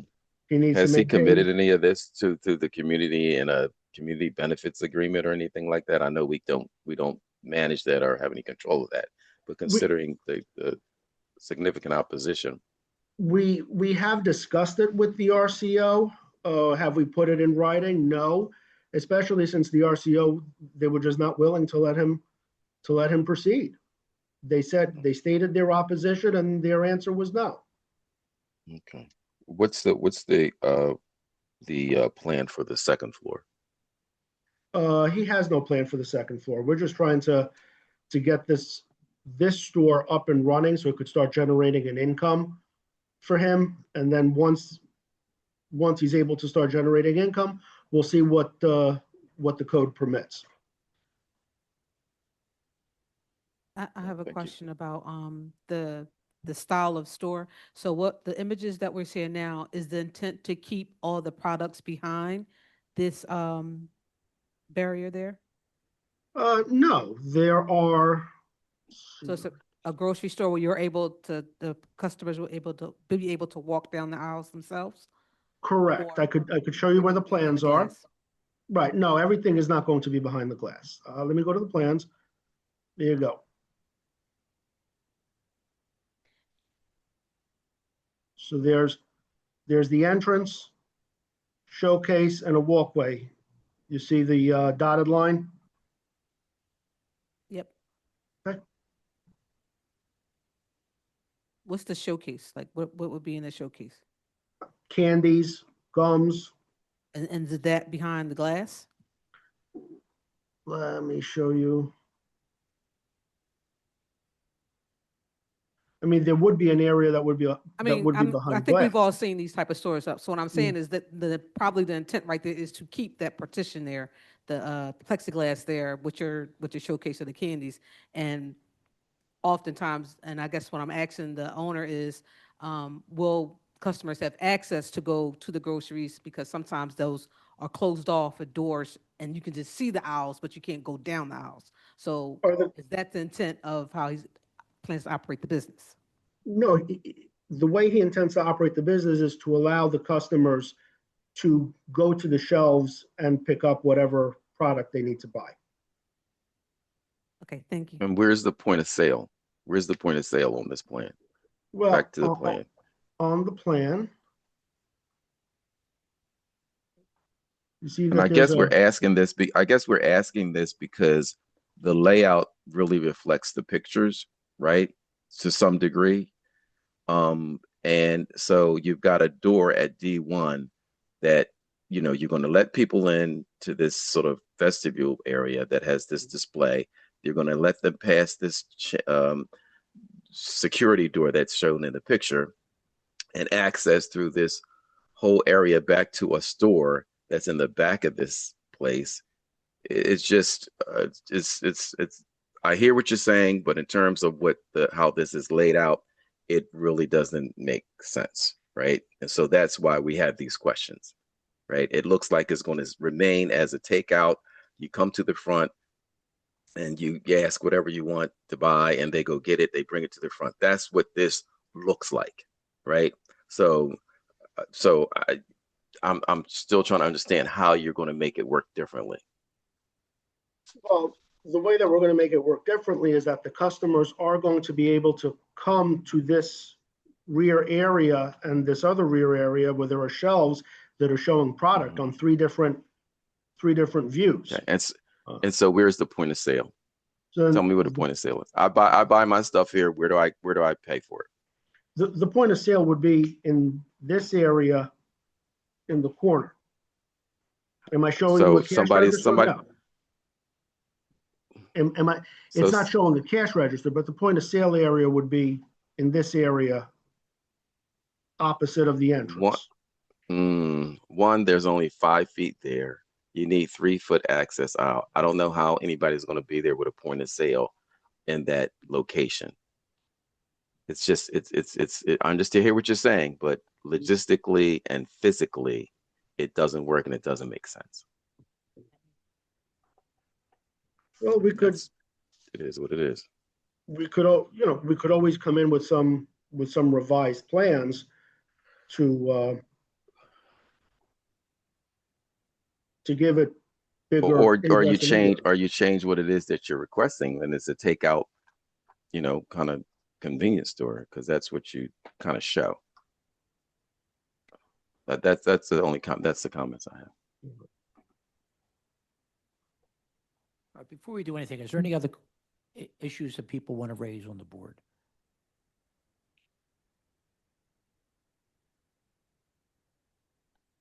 Questions or comments from our attorney? Yeah, Lynn Reidelhuber. I just wanted to clarify that you're just talking about use, correct? You're just talking about use at this point, because the only use that's permitted right now is as a single family residence. Questions or comments from the virtual audience? There are no hands at this time, Chair. Planning Commission. Thank you, Chair. The comprehensive plan recommends no change from the existing residential single-family RSA 5 zoning at this location. There is documented use as a retail sales in the recent past. The City Planning Commission recommends the board grant the requested variance for retail sales, food, beverages, and groceries use. So, Joe, I think I want you to resubmit plans.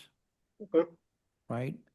That adhere a little bit to what the board said, at least, that we understand it. I can't in good conscience vote on it now. I also know that the work I've seen in the RCO in the past has been pretty good work, and Cynthia Barnes, I saw sign that letter. So I think I need more from you, right? Council, could we close except for plans that he wants to submit? Why don't we do that? Right? So what I'm going to do is close it, and then I want you to submit plans that adhere to what you heard today from the board. Understood. Okay? Do you have a date in And mind? that we're going to do that on the 8th of July at 9:30 a.m. To vote it that time. That we'll vote. Yep. Were there any members of the public that had spoke on this or had anything to say on it? I don't. I mean, I've been concerned since I've read some of the comments from the board. I mean, from the RCO, and I see the council person agreed to it too. So, I think if there was problems in the past, what you've showed us is really the past, right? So, I mean, there's got to be a change somewhere, right? So, okay. Okay. Thank you. July 8th. Thank you. All right, we'll go to number 11. Let's see here. 10. Number 11, MI 2025-006 393 1117 to 19 West Loudon Street.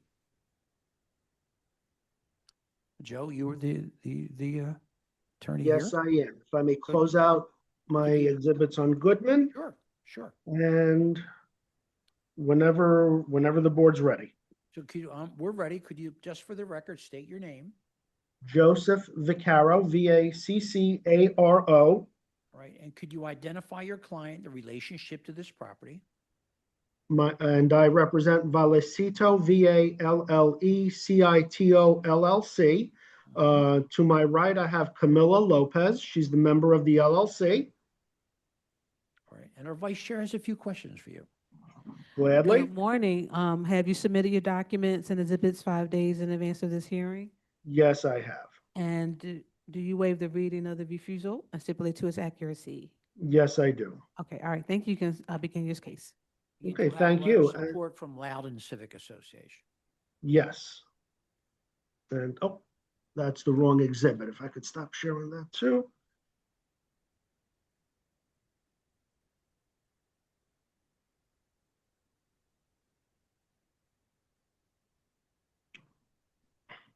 Okay. Can you see some plans? They're coming up. Okay. Just want to make sure that we're showing the right plans. And if I could zoom out. So this is an application to permit 4 units. By way of background, this property was already consolidated. 1117 and 1119, they were already previously consolidated. And at this point here, we're only permitted 2 units, but we're putting in an application for 4 units.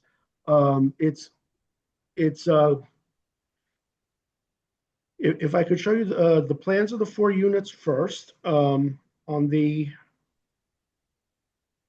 first floor, there would be a 797 square foot apartment, which we're calling apartment 1L. That would have its own independent entry. You walk into a living room, followed by a kitchen, 1 bedroom, a bathroom, and a second bedroom with a half bath and an exit door to the rear yard. There would be a second apartment consisting of 642 square feet with existing concrete steps. You have a foyer with 2 entries, one into the living room, a corridor that goes up to the second floor, another corridor to another kitchen, bedroom, bathroom, and a rear bedroom. Then we have the second floor. You come up the steps, entryway. There's a kitchen in the rear with a living and dining area, bedroom, bathroom, and a bedroom. That apartment consists of 797 square feet, and the 4th apartment is 581 square feet with, again, a bedroom, another bedroom, bathroom, and a kitchen area. And then there would be a balcony in the back. If I could, do you see a Google Maps? We do. Okay, so here's a satellite view of the 2 properties, 1117 and 1119 on Loudon Street. Certificate of tax clearance. Close that out. Here's the front view of 1117 and 1119. My cursor is going over the two doorways. Another view. If I could zoom out of here.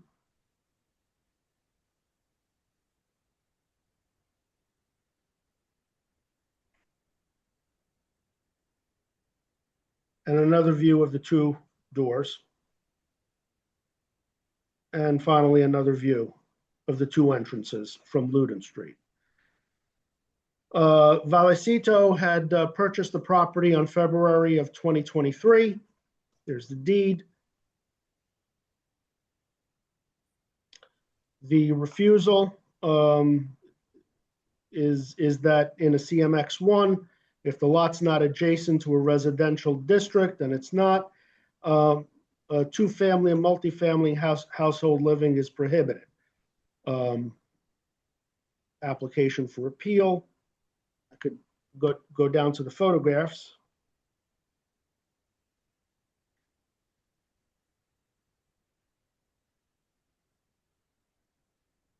Or mailing to the near neighbors.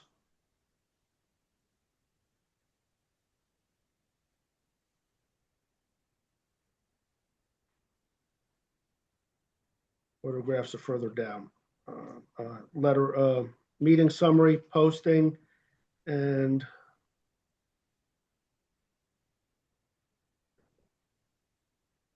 with the old tax clearance. And let me find the photos.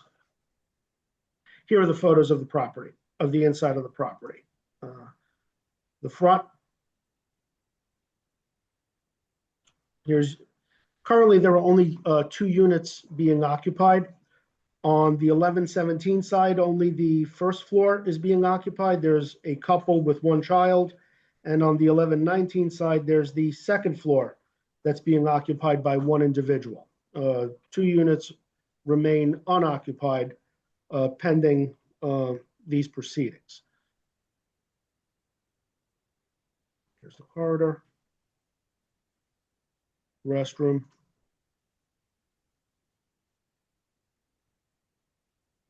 One of the bedrooms. Another view of the bedroom. This is the staircase going up to the second floor.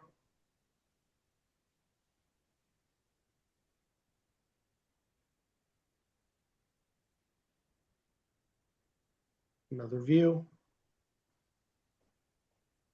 Restroom. Kitchen area in the rear. Any questions from the board or from the community? We'll get to that. Are you going to have Okay. your testimony adopted? Okay, yes. How long has he owned this, Joe? They've owned the property since they purchased it on, let me find the deed over here. And what was it when he bought it? It already was like that. Okay. It already was like that. They purchased it on 15th of February, 2023. Okay. Ms. Lopez? Yes. You need to speak up so that way the microphone can hear us, okay? Ms. Lopez, Hello. he's going to put you under oath Please state first. your name and spell it for the stenographer. State your name and spell for the stenographer. Say louder. Camila Francisca Lopez, Camila Thank you. Lopez, Do you- Lopez. Thank you. Do you swear or affirm to tell the truth, the whole truth, and nothing but the truth? I do. Thank you, counsel. Ms. Lopez, did you hear my presentation? Yes. Okay. Would you adopt it as your own if you were testifying? Yes.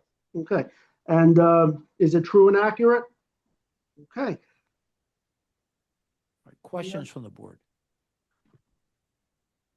What is the plan for trash for the units? Storage? The trash is already being stored in the rear of the building. And then from the rear of the building, there's an alleyway that leads to Marshall Street. And the trash bins are they're on wheels in the back. So they're taken out the back, around Marshall to the front of the house on Loudon Street. So does everyone have access to the rear? Correct. From the building? Correct. How would the second floor get access to the rear? I'll show you. Show me, yeah. Show you in the photos and in the plans, actually. Right. The second floor would have access. They exit the building on Loudon Street, They make a right onto Marshall, and then they make another right into the alley, and that's where the trash bins are located. So you have to walk out your building and go around the corner to dump your trash? That's what they currently have. Okay, can we have some interior trash storage for the second floor? We could make it work. They could make it work. That would be nice, I think. Okay. Well, I mean, logistically, nobody's who does that. You're gonna make somebody go from the second floor down to the corner, around the corner, walk through an alley, and I'm looking at Google, and what's behind that building are a bunch of looks like abandoned cars, to put their trash or to take their trash out. I think that's kind of sketchy to even and unsafe to have somebody even do that. The first floor unit, can you go back to your floor plans again? Sure. I think we have sort of the same issue that we see a lot, which is that having to access a rear yard through a bedroom on that first floor unit, and the units, common living areas are just very, very small, where you've got 17 feet or 13 feet on one floor for a bedroom, and then you've got for living and dining room probably about 8 feet. So it's just not a good plan layout. I'll make for sure living. we And the could rear regroup yard with is- we could regroup with the architect to draw up some plans for indoor trash storage. That's fine. Yeah. And my Because question. yeah. Oh, no, go ahead. Go ahead. Mike. Let me No, I'm get it. saying then there's a 6-foot backyard and a chain link fence, so you don't even show trash out there. Go ahead. Okay, and my Sure. question is, I mean, what is the real hardship here? And why do we have 2-bedroom units when, I mean, you say that your client found it this way when they purchased it, but it seems like we're really trying to stretch the limits here a little bit.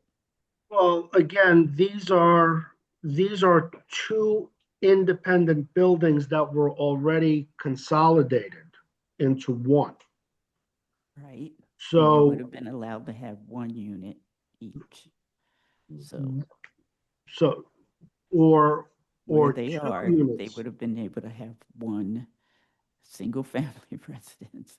Well, that single family resident would be extremely large, given the size of the other houses on the block and in the neighborhood.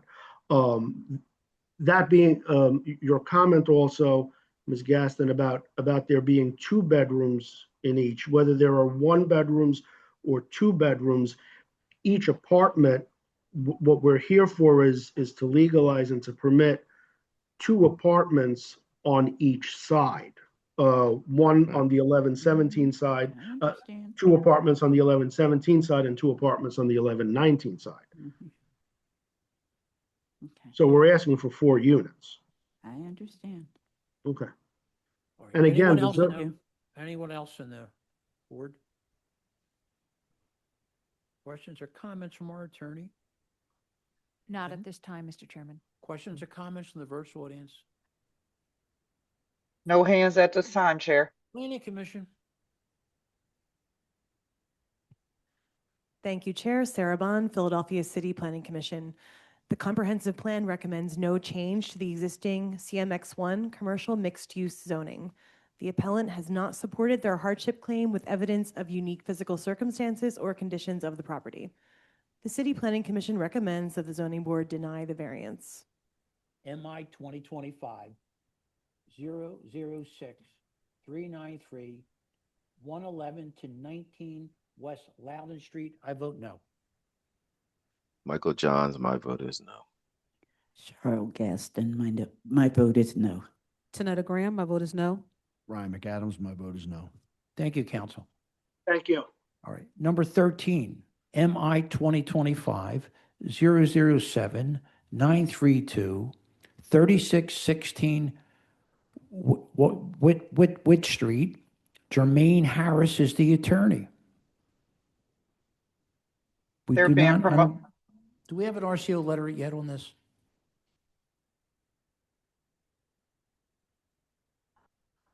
Okay, thank you. They're being promoted to panelist, Chair. Thank you very much.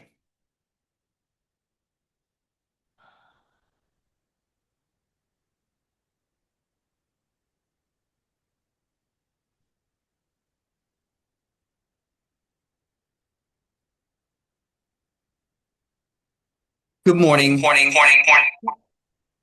I think something is wrong, Joe. I mean, Jermaine. Try that again, Joe, Jermaine. Good morning. You got a second device anywhere there?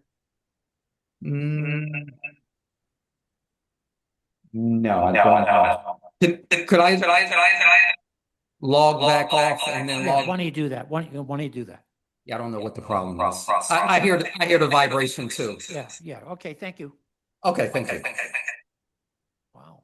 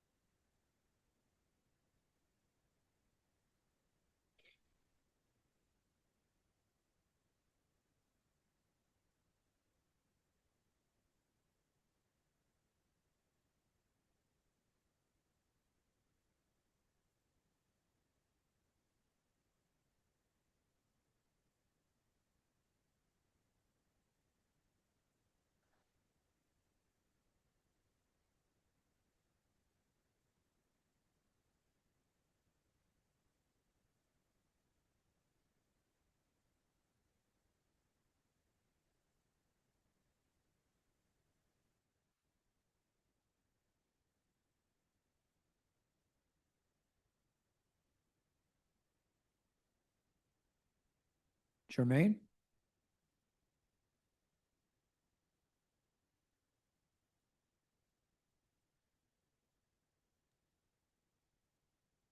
I think he just dropped off. I don't know. He said he wanted to come back in.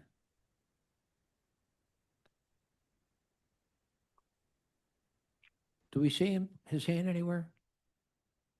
They're currently in the attendees list, but they're not accepting any invites for me to promote the panelists. Hi, Jermaine?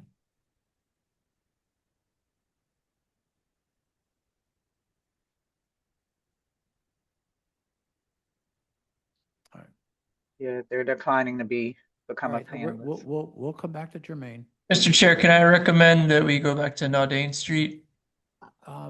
You most certainly can. Thank you. Thank you. you.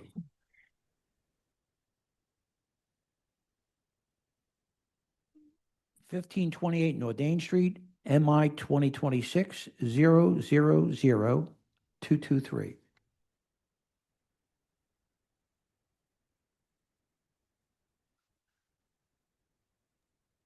Hello.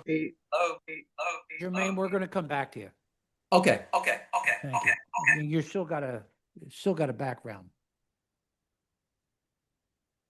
It's another device with your name in the attendee audience. I'm not sure if that's your client or your second device. Okay. Good morning. Could you please, you've already been sworn, right? Could you please state your name? Allison Dubovsky. Okay. How is our computer? I hope it's going to want to hit share right now. Okay, sure. Okay, and here we go. Here we go. Share. And here we go. Yep. Oh, do you see it? No. No. How is that possible? How is that? Share. And tab. This one. Share. Is that, were we seeing 15? Here we go. Okay, here we go. It's Thank coming. you. Here we coming. Thank you for your patience. Okay. Okay. So this is our home where we do live. It is a duplex. We are zoned RM1. We live in the unit upstairs, and we have been renting out the first floor unit for short-term rental for the past 3 years with the variance that we had received 3 years ago. So we would just like to continue that usage. You can see here we have a map of the property. This is the street. This is where we are located. And this is the street view. So you can see right here, this is our door that you enter. Then once you go through that door, there are 2 separate doors for the 2 units. Some more pictures outside. This is the rental unit. It is a 2-bed, 1-bath, small kitchen, and a little outside patio. You can just see some pictures, bathroom there, little patio in the back. And this is the entrance here. So that's that front door that we saw from the street, then straight on, that's the entrance to our home that we live in, up the stairs. And then to the right is the door where the guests will come in to stay. And this is just the notices that we had posted, clear for everyone on the block to see. Again, just more photos of that. And yeah, you can see from the outside here, these are the houses, these are the homes on either side. And then we do have this small alleyway where we do keep our trash. So we have that as well. And yep, and that's about it. That's what we have. All right, how many years have you had it so far? So 3 years. 3 years we have been running the business. We have been we ask everyone that stays to be very respectful to the neighbors and the neighborhood. It is important to us that there are no issues as far as noise or garbage or anything like that. And we are right there upstairs. If we haven't had any issues. You have the support of the Center City residents too? Yes. Okay. All right, questions from the board? Questions or comments from our attorney? No questions at this time. Questions or Mr. Chair. comments from the virtual audience? No hands at this time, Chair. Planning Commission?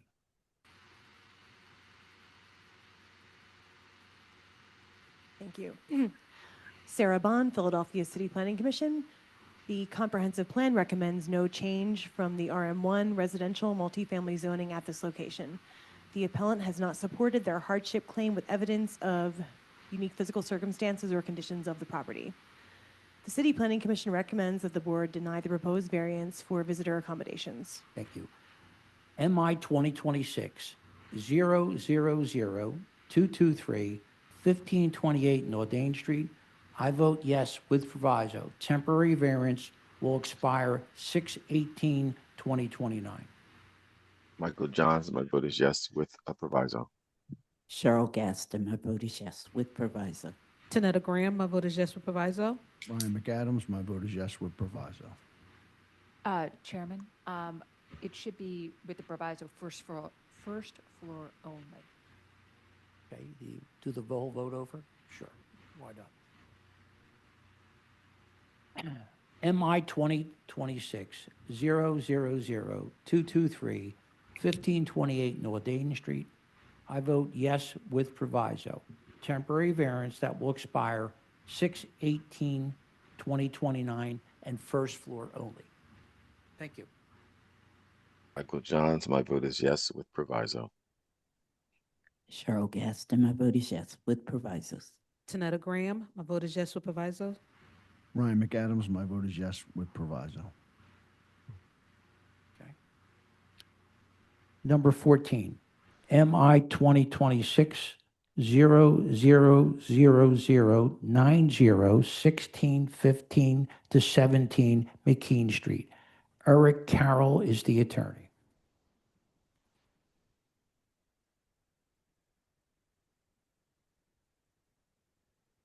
They're being promoted to panelists. Okay.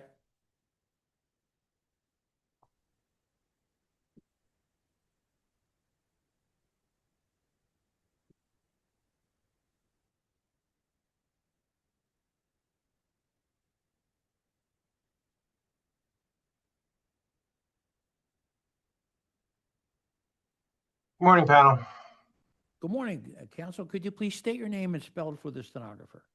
Sure. Eric, E-R-I-C, Carroll, C-A-R-R-O-L-L. All right. Do you swear or affirm to tell the truth, the whole truth, and nothing but the truth? I do. Counsel, could you identify your client, the relationship to this property? Sure. My client, the applicant, is 1615 Auto LLC. That is the entity that owns the property. And Bethany Asplund, one of the members of that LLC, should be in the audience. Okay, our vice chair has a few questions for you. Good morning. Have you submitted your documents and exhibits 5 days in advance of this hearing? Yes, I have. And do you waive the reading of the refusal and stipulate to its accuracy? I do. Okay, all right, thank you. You can share your screen to proceed. Thank you.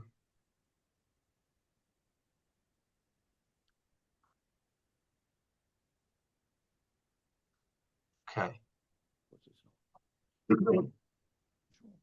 Yeah, this property that brings us here today is 1615 to 17 McKean Street. That's on McKean Street between 16th and 17th, obviously, but more specifically between the small streets of Chadwick and Bancroft Street. This is a property that is zoned I2. This is what the property looks like as we sit here today. In the past, it has been used on the first floor as a body shop. And a lot of the properties on this block are very similar and have had similar historical uses. However, the nature of the neighborhood is changing. There's a lot more residential. There's a lot more retail and restaurants. And we are seeking a variance today for the use of a restaurant as opposed to the use by right, which would be some sort of industrial use like auto body repair and maintenance. This building, it's a 4,946 square foot building. There are 2 residential units on the second floor. We were actually here a few years ago getting a use variance in place for that residential use. That variance was granted. The residential apartments are being rented out currently. My client now intends to put a restaurant on the first floor called El Meccanico, which will be an Italian restaurant. Then the Italian word El Meccanico is a nod to the building's historical use. In our documents that were previously submitted, I have the refusal. As you can see, the application was for a sit-down restaurant in an existing attached structure in the same building with all other uses as previously approved. That is prohibited in this zoning district, which is I2. We are seeking a variance for the restaurant, sit-down restaurant use. I submitted the application for appeal, project information form, the deed dated January 25th, showing that my client 1615 Auto is now the owner of the property. We have the document showing a 0 tax balance on the property. We met with the Point Breeze Community Development Coalition back in May. They voted unanimously. There was only 3 votes, 3 people present, but they voted 3-0 in support of our project. We've also included the notice was sent out and the certificate of mailing to 153 addresses in the immediate area. This is the view from McKean Street. And then this is the view from Bancroft Street. You can see from McKean Street, there's a garage, a roll-up garage door in the center. To the left or to the west of the property, there is a door that leads to the stairwell that goes up to the 2 residential units. This is the view from Bancroft Street. You can see there's another side door that goes directly into the first floor, into what was the garage. And then all the way to the north or to the right, there's another roll-up door. These are the notice of zoning appeal posters that were posted on both sides of the property. This is what the interior currently looks like. You can see the remnants of the auto body. That has not been in operation for about 4 or 5 years or so. But this is looking from McKean Street towards the back of the property, so to the north. And then this is looking from the opposite direction from the back of from the north of the property down to McKean Street. The area, the square footage of this first floor is about 2,500 square feet. What we want to put here instead of that garage is depicted here in these plans. Just blow this up a little bit. So the plans to the right are the first floor as it exists now, which essentially is just a vacant space. But what my client wants to put in there is this restaurant. So as I said, the apartment entry is through that door to the left or to the west of the property.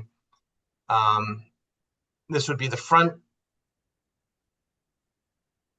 entrance from McKean Street. There's a dining area. There would be a bar to the left. And as you go towards the back is where the kitchen would be to the left, restrooms in the northeast corner. There would be a trash storage area, an enclosed trash storage area in the northwest corner of this property.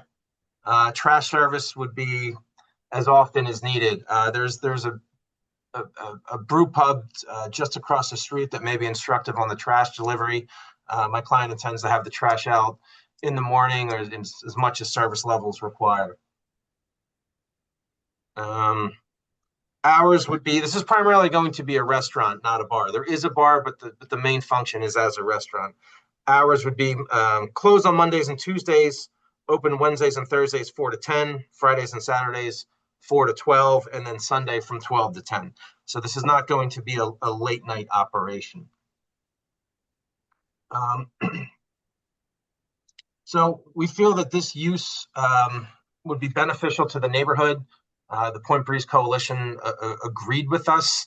It's just completely impractical at this point in time in 2026, given the nature of this neighborhood, for this to be an I2 use. Certainly, I don't think any of the neighbors want another auto body shop or vehicle maintenance shop going in the middle of this block, which is largely surrounded by residential. So we ask your support. Again, I have my client here, Bethany Asplund, the member of 1615 Auto. I can bring her on unless the board has any questions. Well, why don't you bring her on and then we'll decide about questions. Bethany, can you raise your hand, please?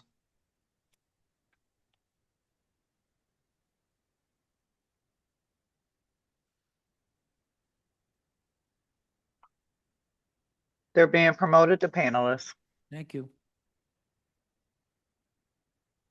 Hi, Hi, could you please state your name and spell for the stenographer? Bethany Asplund, Bethany, last name Asplundh. Do you swear or affirm to tell the truth, the whole truth, and nothing but the truth? I do. Counsel? Thank you. Ms. Asplund, you are a member of 1615 Auto LLC, is that correct? I am. Okay. And were you present on the Zoom and listening to my presentation? Yes, Okay. Did you hear all of it? I heard the whole thing. Yes, To I've been your on for knowledge- hours. To your knowledge, was everything accurate and truthful? Yes, Okay. If you were to testify here this morning, would you adopt my testimony as your own? precisely. Okay. Thank you, Ms. Asplund. You're welcome. Counsel, do you, could you show the venting? How are you going to vent it?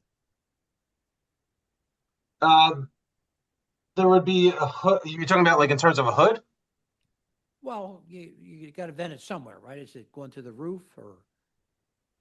Yes. So hold on, let me bring the plans back up. Sure. Thanks.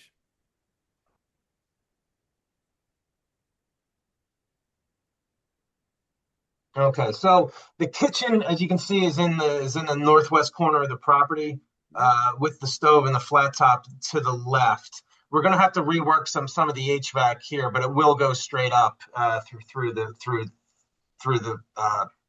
ceiling. I'm like, Beth, is that accurate, or is it the HVAC gonna go the other way? Can I chime in? Absolutely. Okay, so we're currently working with a kitchen designer to get this right, because the stove needs to be vented all the way up to the sky. So what we're probably going to do is move the stove over to the back wall, sort of where it says storage area right now, making it easier to go out to the wall and then up as required. So because we can't go through people's homes, and that's what's directly above us. Okay. So Questions from are the the board? units above? Oh, I'm sorry. Are the units you said there are two units above Correct. this, and they're occupied? They are awaiting occupation. We are currently getting them occupied. There was a holdup with figuring out the HVAC Okay. side. Okay. Well, then I think there's an opportunity that you have here to vent completely up through the roof and avoid having a vent through the face of the building, which is one, unsightly, and it looks like you're trying to do something really nice here. And it's just a better situation for the exhaust, just to go straight up instead of trying to go out in front of the building.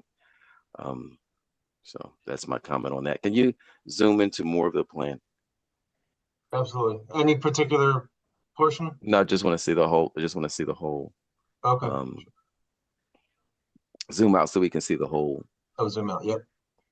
Yeah, and you talked about the trash, and so there'll be seating outside of the restaurant too on the pavement. So that's extremely, how can I say, temporary. We're just going to have folding chairs and folding tables that on the most beautiful days we can just put out there. We had a discussion with the neighborhood about their wants and needs around that. And so we're going to be respectful and not put anything permanent or large or sidewalk blocking out there. The RCO's concern was the sidewalk blocking, as Ms. Asplund said, and then if there is anything out there temporary, it would just be these two tops, rather than anything larger that would cut into the sidewalk. Mr. Johns, you're muted. Yep, that's fine. The questions? Yes, I don't see where are the tables going to be. You said this is going to be mainly a restaurant, but I only see the bar set up and I'm not seeing where the. So they would be in this 550 square foot dining area in the middle. Okay, so do you have any idea of how many seats you're planning to have? Beth, do you know the answer to that? We do not currently have an exact number, but what will fit in that area, which I'm assuming at max is going to be about 60 people sitting at tables, maximum 50 probably. Okay, all right, and then so you're going to be converting a space that's been used for industrial use, shall we say here. So do you have the water kind of connections that you need so that you can do the, well, the health department is going to want to, of course, lay out your kitchen. And as part of that, they were going to want you to have like a 3-bay sink for washing, rinsing, sanitizing. So you have that kind of capability. Is that what I'm seeing in here, or isn't it there yet? And what about drains and things like that for the restaurant space? So we have not put any funds into actually developing the space until we receive zoning. But of course, the plumbing will be plumbed as per code. No, it's going to have to be, yes. And then, and I guess the question is the same for the restrooms, which I see here. Are they exist already? Are you going to convert them? How is that going to work? These are the restrooms that we have designed to be actually better than code. We're required to have 2 unisex bathrooms. We have chosen to have 3 total, 1 ADA compliant. Okay. And then what are you going to do with these roll-up doors? That's my question. Okay. Yeah, you got the roll-up door in the front and you have a roll-up door down the street here on this side, here to the right. So how is that gonna work in terms of, you know, access to the property and I guess the comfort of the patrons, because, you know, I'm not sure what kind of, yeah, I mean, are you gonna be trying to open this up when the weather is nice, or what are you planning to do with these roll-up doors? Yeah, that's a good question. Currently, the plan is to replace them with aesthetically pleasing doors, which are also insulated, but maybe with windows in them and with man doors in them, that maybe can be open on a beautiful day. We are currently, I'm doing this business with 3 of my sons, and so we're currently discussing the pros and cons of that. There's something really cool about, you know, on a gorgeous 70-degree day, opening up and having everybody sort of open and like a block party feeling. And we just need to discuss the reality of that and the feasibility. And okay, so this is my last question. And maybe I should have asked this in the first place. Have you ever run a restaurant before? Yes, my second son, who was in business with us, owned a spot up in Fishtown, a 3-floor restaurant bar. Okay, so there's some experience among the group as to running a restaurant. Okay. Well, I It raised needs to 4 be planned and what boys. Does have that you. count? Yeah. No, yes, there's some experience. All right. Okay. Thank you. Any other Thank you. questions? Questions from our attorney? Thank you, Mr. Chairman. If there is going to be a vote in favor, there should be a proviso limiting the use to the first floor. See it. Right. Questions or comments from the virtual audience? No hands at this time, Chair. Planning Commission. Thank you, Chair. The comprehensive plan recommends a zoning map change from, to RM1 residential multifamily. The appellant has not shown that the property cannot be used in strict conformity with the zoning code and that a variance is therefore necessary to enable the viable economic use of the property. The City Planning Commission recommends that the zoning board deny the variance. MI 2026 00090 1615 to 17 McKean Street. I vote yes with proviso. Limited use to first floor. Michael Johns, my vote is yes with proviso. Cheryl Gaston, my vote is yes with proviso. Tanetta Graham, my vote is yes with proviso. Ryan McAdams, my vote is yes with proviso. Back there, please. Here. Mr. Chairman, Yeah. I think we should go back to. Jermaine? Yeah. Thank you. Thank you. Thank you. Mr. Jermaine, number again.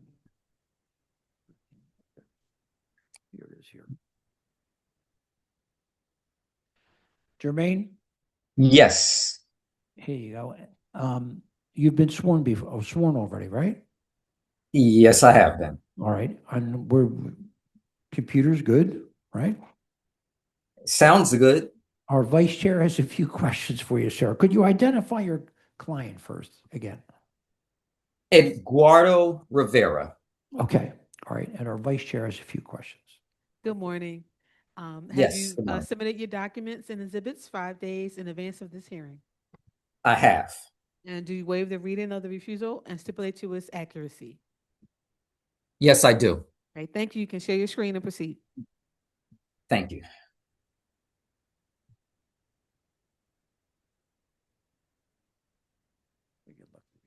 All right. Good afternoon. Again, my name is Jermaine Harris, and we are here for the legalization of a security gate in the rear yard of an existing single family. So this is a lot. This is a house with a very large lot. This is it right here, and this is the lot on the side. Now, this is the front view.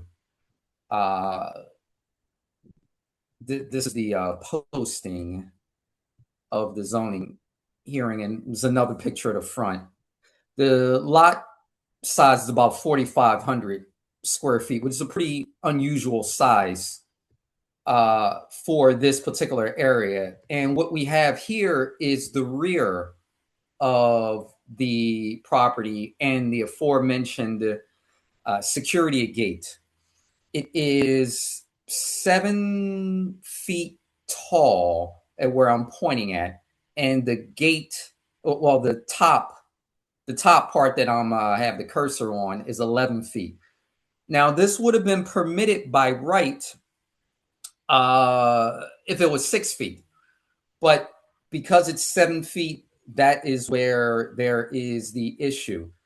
Now, the reason why this was erected is because my client uses, this is a view from the inside of the gate. He uses it for storage, driveway, and there's another view of it. There's the house right here. But the problem is that when the fence wasn't there, people were loitering in the back, which created and they were dumping things. It just created a security problem, a safety issue for my client and his family. So that's the reason why it was, that's the reason why this gate was erected right here.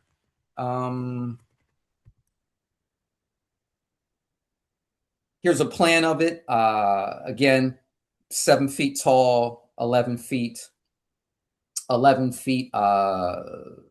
the roll-up portion of it.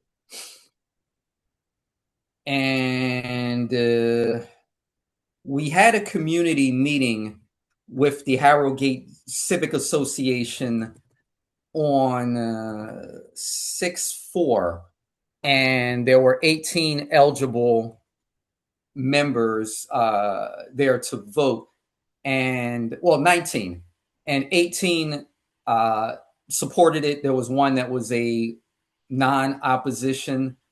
They didn't have any problems. They understood the reason why this was erected. This is in Kensington, so the area is a bit rough there, but that's really what that was. Let's go back to the exhibits.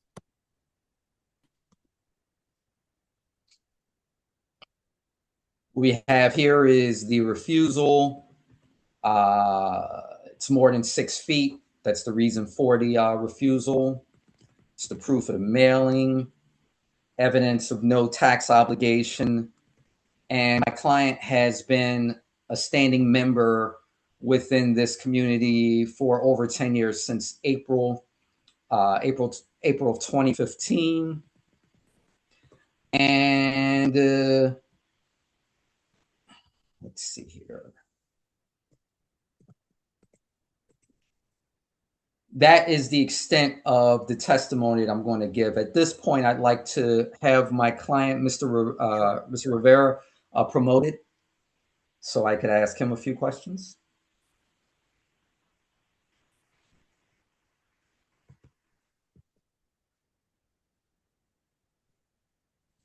Hello? Did that person Hi. raise their hand? Sir?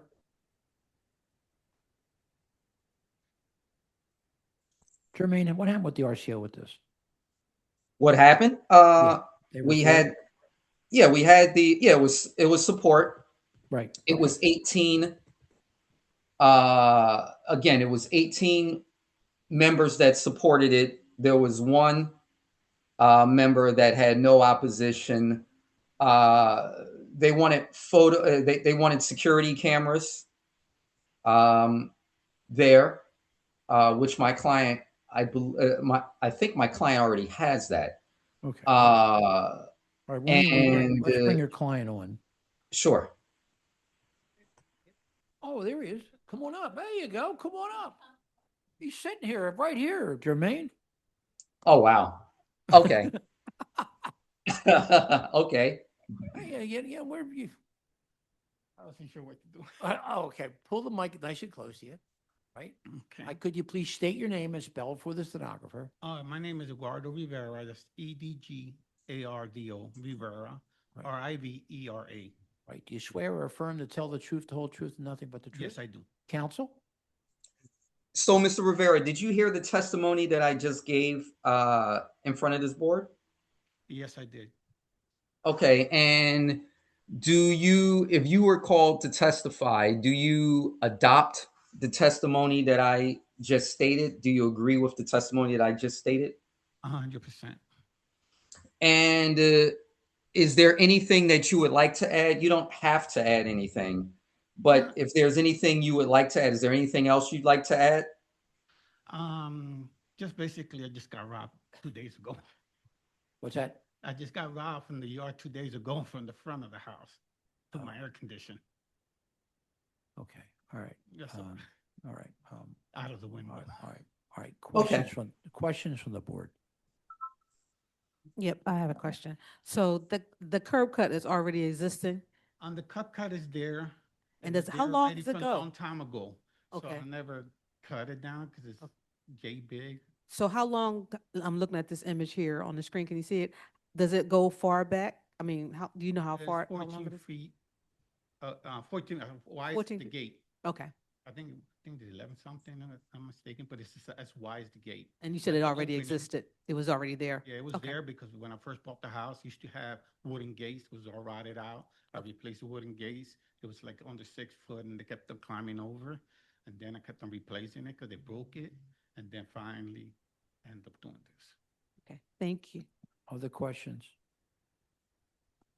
So even with this kind of height, it's not the deterrent that you have, I guess you put it up for, correct? If you were just robbed yesterday. Because you're robbed in the front. You were robbed. No, I was talking in the front. They're still coming up for the front and the front, I don't want to go no higher, but I got 8 cameras around my property and the back if you look up the wall, the corner right there on the house next door, there's 2 cameras there. They cut the wires on it and those are not working now. The wires are cut. I got to replace some wiring. Right. All right. See the fence right there, they be climbing over it.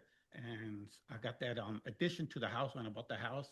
And how My tall is grandson that lives thing? there, and I didn't even notice until my grandson comes over in the weekends, and I noticed when he came in, he asked me what happened to the air conditioner. When I looked, it was gone. Right. And how tall is that? fence? That one is standard Home Depot sizes. I think it's 6 foot. I think it's 6 foot for Home Depot, 5 point something. Mhm. And they climbed over that? Oh Is that yeah, the- they be climbing all the time. I've been bikes going, stuff going out of there. All right, thank you. I have one more question. So are there a lot of, do you see this high gate like they're often in the neighborhood? All Or over the neighborhood. they're all, Even in the corner of the block, there's a lot that they just went up about 2 or 3 weeks ago. Around the corner, same thing 2 or 3 weeks ago, and then way before that, I'm just seeing them going up. so that's why you thought you could just put it up without having any, I had some company came and put it up. I asked them all kinds of questions. They said they do it all the time, never have an issue. So I said, okay. you didn't know you- I seen it up already. They got paid. They went, and a couple of days later, a couple of weeks later, I ended up okay, in this situation. okay, thank you. Okay. Questions or comments from our attorney? Yes, it's a comment really for Mr. Harris. Can you please submit the RCO letter by the close of business tomorrow so that it can be included in the record? I don't believe we have it, so. Okay, I thought I saw them submit it to you guys because we just got the letter. We got CC'd on the letter about 2 days ago, and I know they were asking you guys on how to submit it. So I think they were having trouble with submitting it. But yeah, I can include it. Thank you. Questions or comments from the virtual audience? No hands at this time, Chair. Planning Commission? Thank you, Chair. The comprehensive plan recommends no change to the existing RSA 5 residential single-family zoning. The gate maximum height allowed is 6 feet, whereas the applicant shows an 11-foot fence along a 7-foot wall. The dimensional requirements of the zoning code do not create an economic detriment for the appellant. The City Planning Commission recommends that the zoning board deny the variance for the 11-foot tall fence. Thank you. MI 2025-007 932 3616 Wood Street. I vote yes. Michael Johns, my vote is yes. Cheryl Gaston, my vote is yes. Tanetta Graham, my vote is yes. Ryan McAdams, my vote is yes. Thank you, sir. Thank you. May I be excused? You can, Jermaine. All right, take care. All right. Number 15, MI 2026-000-194, 5612 Haverford Avenue. Zen Jin is the attorney. They're being promoted to panelists, Chair.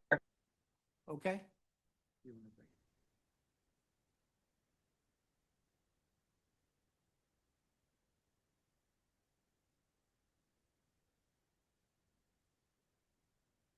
Good morning.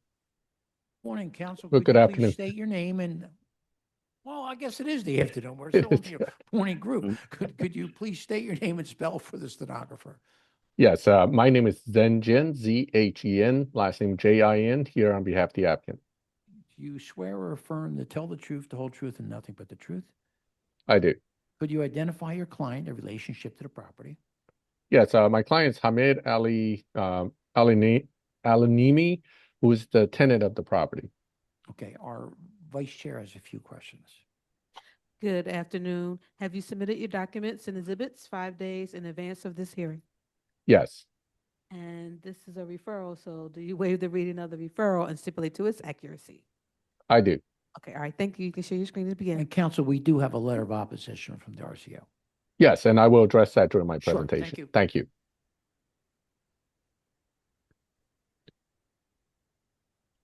I'm putting up the exhibit on the screen. Yep. Great. Thank you. So this is an application which was applied for 5612 Haverford Avenue. This is a CMX1 zone district. However, there is an overlay, the 4th district overlay commercial review areas that requires that retail sales of food, beverages, and groceries and similar stores undergo a special exception review. The special exception in this case, particularly with the overlay itself, the overlay specifically says that any special exceptions granted under this overlay would not permit operation hours between 11 p.m. and 5 a.m. I think the intent there is to prevent 24-hour operations that may cause safety issues for the neighborhood. For our application, the community group did meet with us, and HMC squared RCO issued a letter in opposition. Their justification for the opposition is that it was a split vote situation among the attendees, 2 in support, 1 in support with proviso, which was never addressed to me what they wanted proviso-wise, 3 opposed, and 6 total attendees voted. And I was told that where the vote is equaled, it would be an opposition. And again, if you note, the letter of explanation was not attached. They have not given an actual reason for their opposition. This, again, is a special exception, not a refusal. And the special exception, again, is meant to make sure that the use itself is not going to cause a greater harm to the neighborhood than a use typical of this nature. Now, this property has a history of commercial use.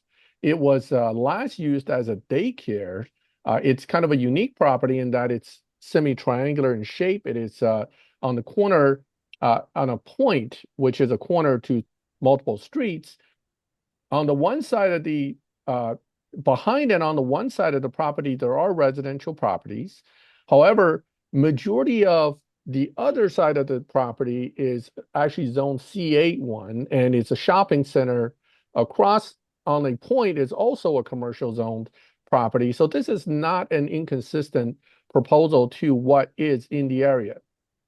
The property does have a single family residence above already. That will remain the way it is. We do have that in the plans.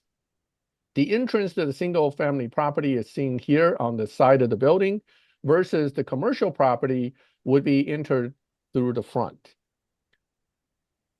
This is the existing condition of the interior. As you can see, it's kind of, again, it's kind of a unique layout due to the way the building comes to a point.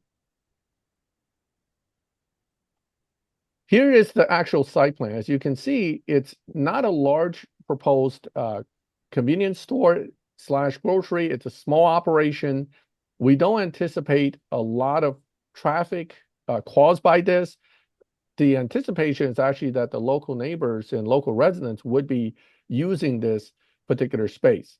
I'm going to zoom into the floor plan here because it's easier to see clearly when it's zoomed in. So again, the travel distances is here, about 60 feet. Again, this is the entry side with the counter set back a little bit from the entry area because of the narrowness of the area in the front. There are going to be 6-door refrigerators here and generally shelves along the side of the store itself. Because of the way the building is situated, my client is not looking to put shelves in the middle. That would make it rather dense and very hard to navigate when people come into the store. They do have access to a basement. There will be a handicap accessible restroom per code, and there's an exit to the rear yard which would be available to store trash. The basement is an open space for storage and utility. Trash will be stored in the rear yard. I can show the photo again of the rear yard, which you can see here. This is the rear area that is part of the property itself. So typically for a special exception use, we want to, it's our burden to show the board that the use itself doesn't negatively impact the neighbors in light and air. There's no change in the size of the building or the use itself that would affect their light and air. Again, this is not a restaurant proposal. There's no venting, there's no fumes. It is basically a small grocery convenience store operation. We don't believe we would generate additional parking issues. It certainly shouldn't generate traffic like a larger restaurant operation of any type. And we don't believe there will be any safety issues caused if a daycare was able to operate here safely. We believe that a store here would not cause additional harm.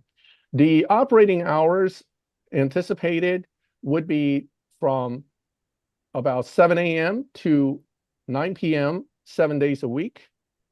My client expects to only really have 1 or 2 people working in the store, primarily himself and then 1 additional assistant.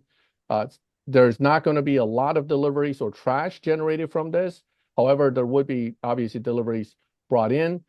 It's worth noting that the side of the street allows parking, but not large trucks to park because of commercial trucks accessing the shopping center on the other side. That particular street actually has a sign for no commercial trash parking. Commercial truck parking. But on Haverford Avenue, the trucks could stop for delivery for that purpose. With regard to the community's opposition, again, they didn't actually raise specific opposition to me. At our meeting, there was very few questions asked other than our hours and what we're proposing to do. There is again, a single residence unit above, which is an existing and stays that way. It really would not have any impact on the operation downstairs. And again, fitting out the space, my client would need to meet all the building codes required for fire safety and other reasons. So without the community actually giving us what hardships we may be causing them, I would submit to the board that in the case of a special exception, we have met our burden for a grant in this situation. And that is my presentation before the board. I'm happy to answer any questions. I do believe my client should be on, although I was not able to reach him this morning trying to confirm. So why don't we call your client, his name, please? Sure. My client is Mr. One second.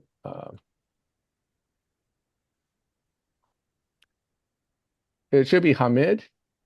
Yep. Yes.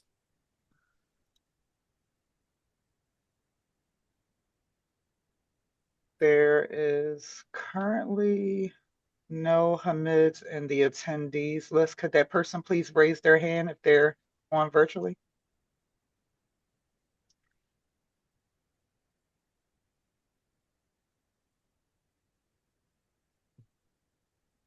There are no hands raised at this time, Chair. Okay, so counsel, you're an officer of the court, we'll take your testimony. Questions from the board?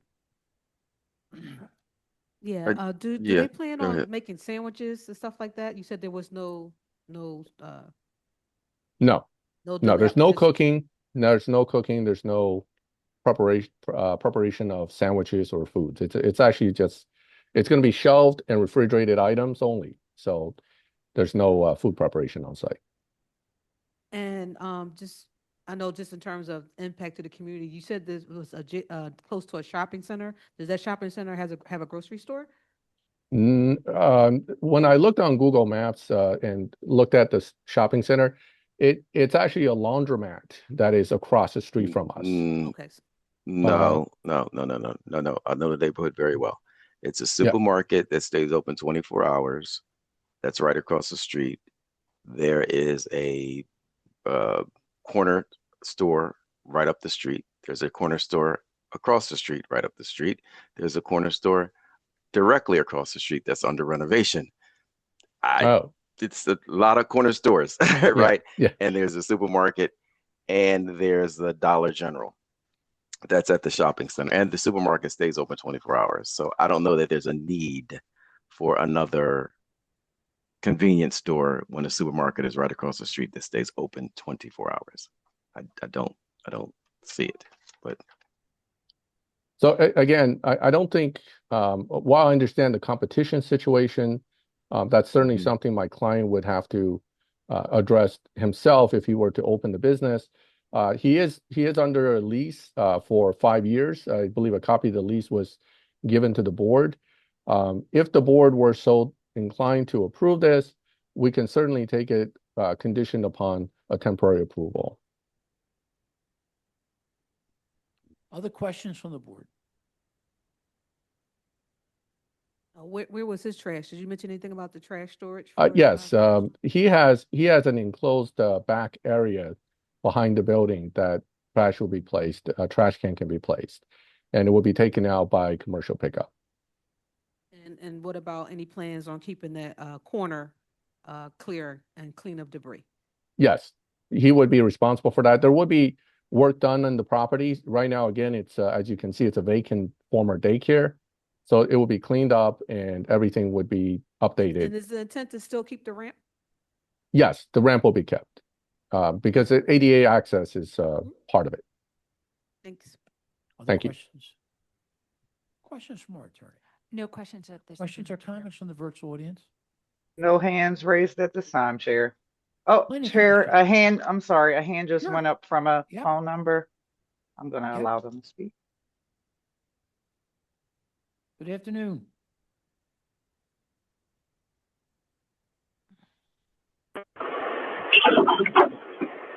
Good morning. Could you please could you please state your name and spell for the stenographer?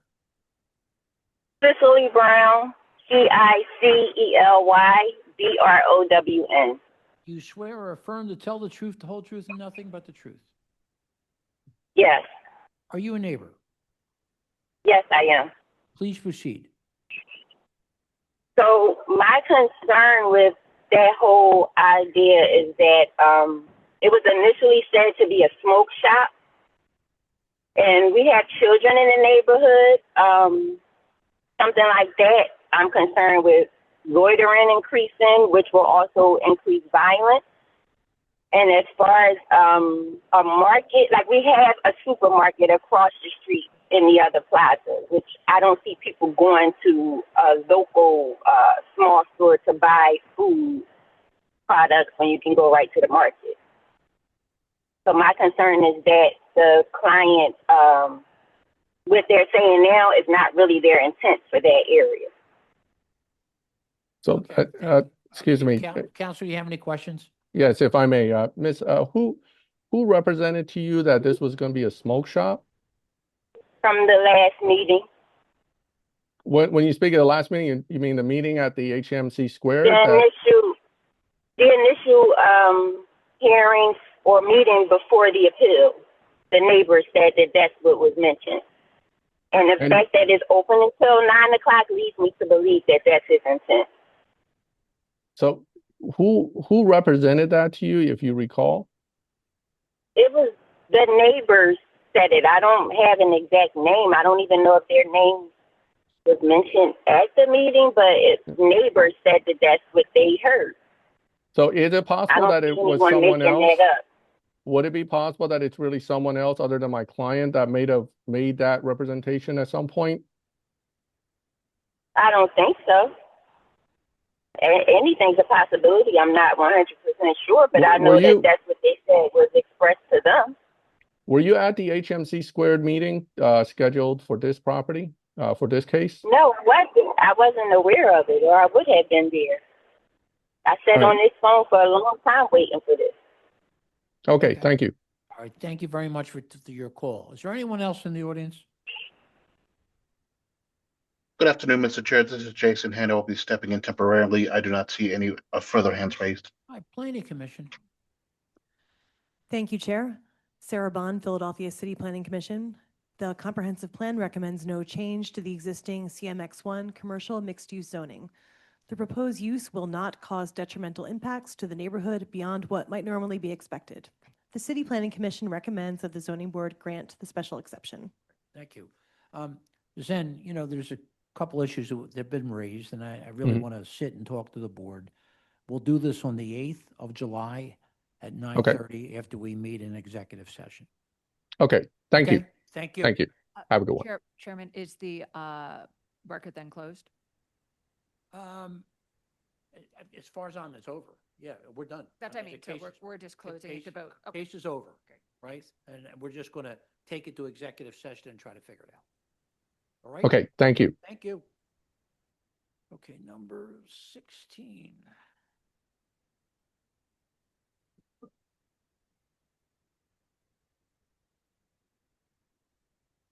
Okay, here we go. MI 2026-000195, 3807 Germantown Avenue. Vern Anastasio is the attorney.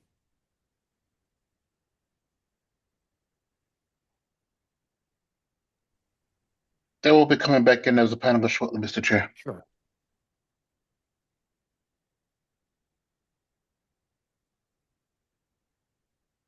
Afternoon, Mr. Chair. Counsel, I think I swore you once to sworn. Am I correct? Correct. Okay, could you identify your client, the relationship to this property? Yeah, I represent Ms. Sheila Gladden. She's the owner of the property in question. Okay, our vice chair has a few questions. Thank you. Good afternoon. Afternoon. Have you submitted your documents and exhibits 5 days in advance of this hearing? I have. And do you waive the reading of the refusals and stipulate to their accuracy? I do. All right, thank you. You can share your screen and proceed with your case. Thank you. Quick, one more thing. Do you have an RCO letter? Yes, Mr. Charles Carn sent it over yesterday in full support. All right, thank you. And I also think the representative from the council office, Cindy Bass, is also present, Ms. Fullard, and she's going to be testifying in non-opposition. Thank you. You're welcome. So this is the listing. The property was listed as a multifamily dwelling at 3807 Germantown Avenue. My client purchased it in its current condition, which is basically the multifamily dwelling that we now seek to legalize. Here's the refusal. The issue is that it's zone CMX2, and therefore the first floor is supposed to have some sort of commercial use. But the history of the property shows that the commercial space lay vacant for quite some time, and the previous owner then converted the first floor. And this is the layout.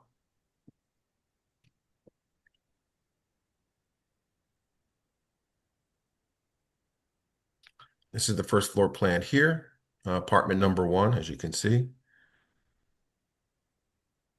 Or make it just a little bit bigger, so. Sure. There we go. This is an existing condition, first floor unit. It's 1 bedroom. The existing apartment number 2 in the rear of the first floor. The back is a shared backyard because, as you can see at the back of the property, there is a gate that all occupants can access and drop their trash, and the trash containers will be lined up here within the fence in the backyard. Here is the second floor, apartment number 3.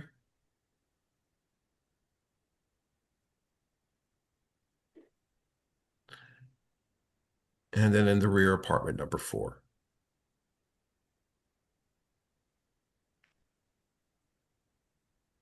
We met with the RCO, 14th Ward. And here's the third floor, the top unit, apartment number 5. Because of the long history of the commercial space being empty and not really viable, the previous owner did convert. My client purchased it in its current condition. As you can see, this is a transit hub, so the density would make sense as far as it's Germantown Avenue, Broad Street.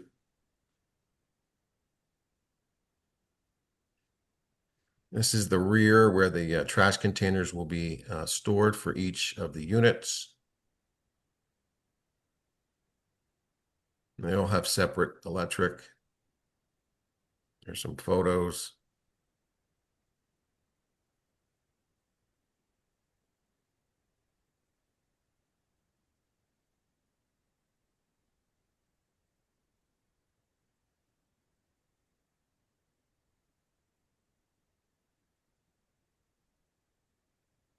There were many people in attendance. I think the vote was something like 19 to support.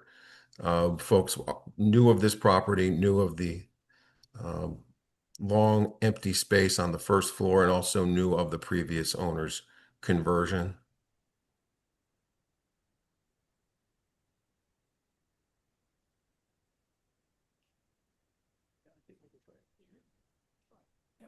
We're going to try to get the last one in.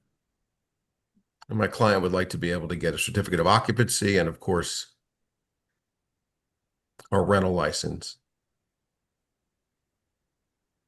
And here's the letter that went out to all the individual households.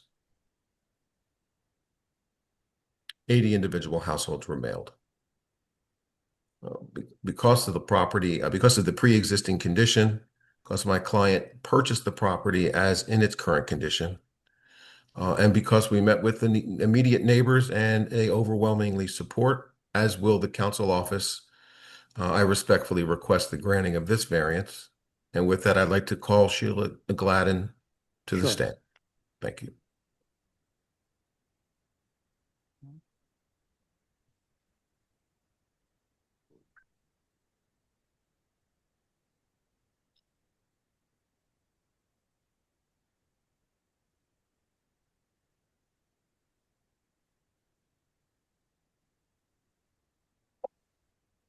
Mr. Chair, council will be coming back in as a panelist shortly. Thank you very much. Welcome.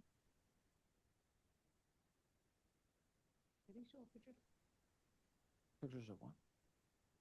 Yeah. I think, yeah. When he started the first ones. I mean, the issue is they just didn't have commercial. There was a list of provisos that Mr. Karn's letter detailed. We were in full agreement with all of them.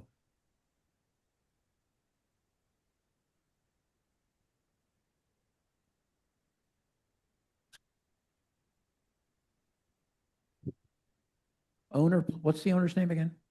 Sheila Gladden? Sheila? Do we see her? Yes, Chair, they've been promoted. Sheila Okay, thank Gladden, you. please unmute.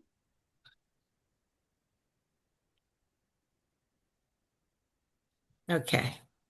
Good Hi, afternoon. Sheila, hi, how are you? Hi. Could you please state your name and spell it for the stenographer? Yes, my name is Sheila Gladden, Sheila, last name Gladden, Gladden. Do you swear or affirm to tell the truth, the whole truth, and nothing but the truth? I do. Counsel? Thank you. Sheila, did you hear my presentation to the board this afternoon? Yes, I did. And is it true and accurate to the best of your knowledge? Yes, it is. And do you adopt it as your own testimony? Yes, I would. Thank you so much. All right, You're welcome. questions from the board? Yeah, how many entryways is it to the front of the property? Is it just one doorway? It's two. Okay, I thought so. Okay.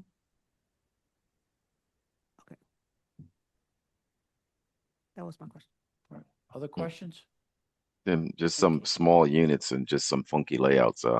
But there, so it's what, 4 efficiencies in 1 bedroom and 4 1-bedrooms? How's it? What's the mix? Just so I get it clear.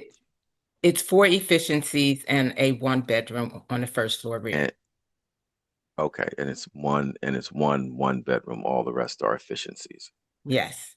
Okay. And You show them as bedrooms, though. Sorry, Mike. You show them as bedrooms, so I don't know. So efficiency, you can't be like a bedroom. So you've got doors on some of those upper floors. Well, they do have doors. The way that when I bought it, it was that way. Makes I know, but that doesn't make an efficiency. Makes it a 1-bedroom. All right. Yeah, all Somebody this else plan had is all existing condition. Yeah. Yep.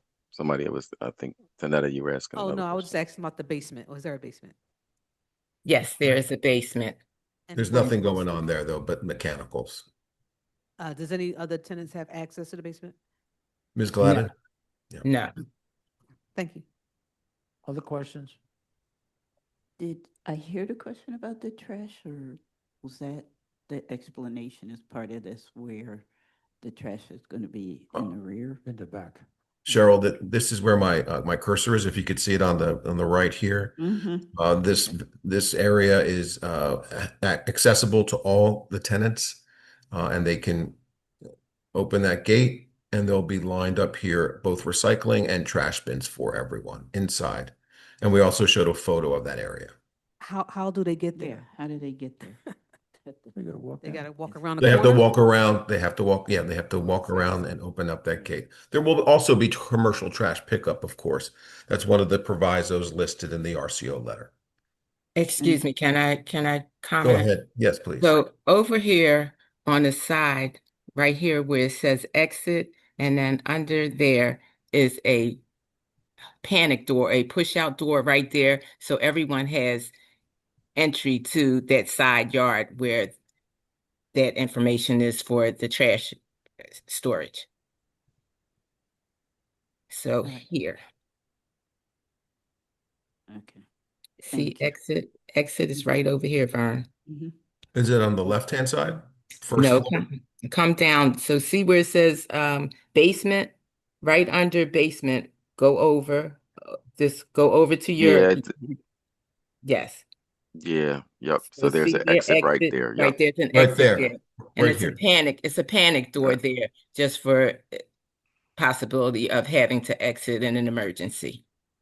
And on the other side of that exit door is also the side of the building where the trash trash cans that you saw in the photo. Okay.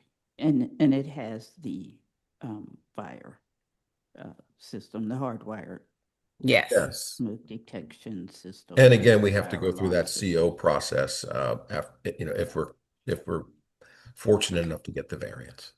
All right. Thank you. Questions from our attorney? No questions at this Questions time. or comments from the virtual audience? Chair, I have a hand up from Antoinette Fungard. I will promote them and they should be back in shortly.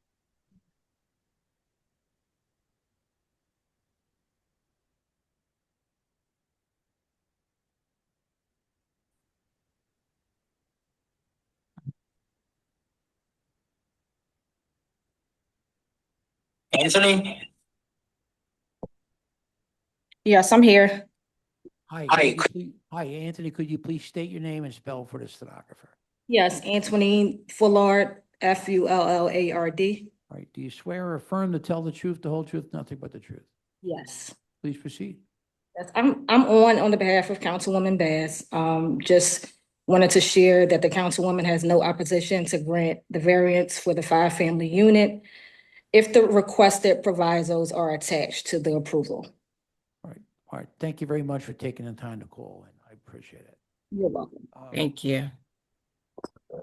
Anyone else in the virtual audience? I do not see any further answer, Mr. Chair. Thank you, Chair. Sarah Bond, Philadelphia City Planning Commission.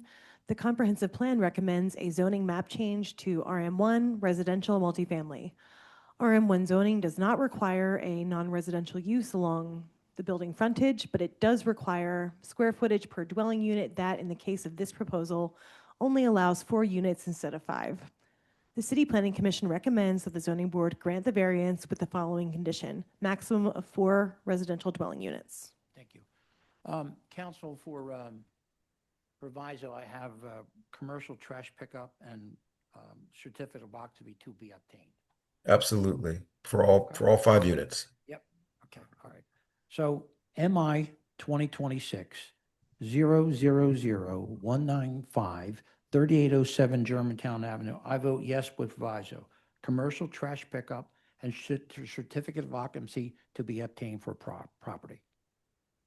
Michael Johns, my vote is yes with proviso. Cheryl Gaston, my vote is yes with proviso. Tanetta Graham, my vote is yes with proviso. Ryan McAdams, my vote is yes with proviso. Thank you. Thank you, Council. Thank you. We're going to try to do we're going to do 18 here. MI 2026-000-224-102 North 2nd Street. Henry Clinton is the attorney.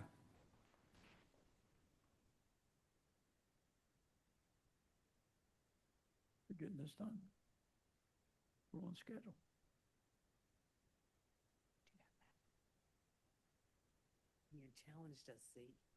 Good afternoon, Mr. Chairman, members of the board. Hi, sir. Mr. Clinton, could you please state your name and spell for the stenographer? Sure, my name is Henry Clinton, Henry Clinton, Clinton. Do you swear or affirm to tell the truth, the whole truth, nothing but the truth? I do. Mr. Clinton, could you identify your client in relationship to the property? Sure, the client is Triplec Investments LLC, and the principals are Young Ping, that's XUNPING, last name Lin, LIN, and Adin, ADINKHO. All right. And you also have a letter of unanimous support from the RCO, Old City District, RCO, and a non-opposition from Councilmember Squilla. Our vice chair has a few questions. Good afternoon. Have you submitted your documents and exhibits 5 days in advance of this hearing? We have, Ms. Graham. And do you, this is a referral, so do you waive the reading of the referrals and simply to the accuracy? We do. Okay, thank you. You can share your screen and proceed. Thank you.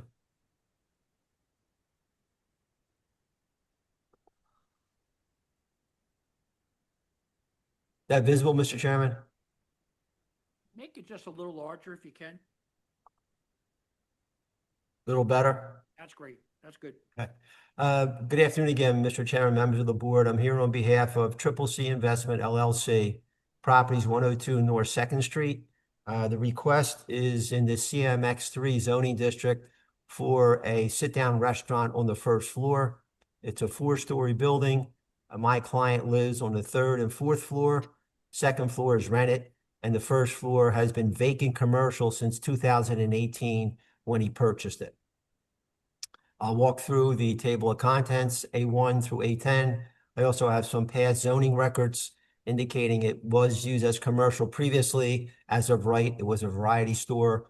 And then I'll show you the plans and some aerial photographs. The referral, as Ms. Graham mentioned, we are in the overlay of the Old City Residential Area District, and anytime you want to sit down restaurant or takeout restaurant, we have to go before the community group, which we did, and we're here for a special exception. RCO letter with the chairman referenced indicating unanimous support from the old city district. We have some signatures of adjacent neighbors. This property is 102, so we have Paws is at the corner, and 100, and then 104 is the other side of the property, 106, 112, and 100 actually signed twice. Some photographs. So just to give you a perspective, this is Arch Street running east-west. Here's 2nd Street running north-south. My client actually owns and operates another restaurant on Arch Street at 226. It's called Tomo. It's a sushi and ramen noodle restaurant that's been in business for about 8 years. So he purchased this property at 102 North 2nd, as I said, in 2018. And he lives on the top floor, and there's a tenant on the middle floor. Again, just perspective as to where we are. It's the corner, 2nd and Arch.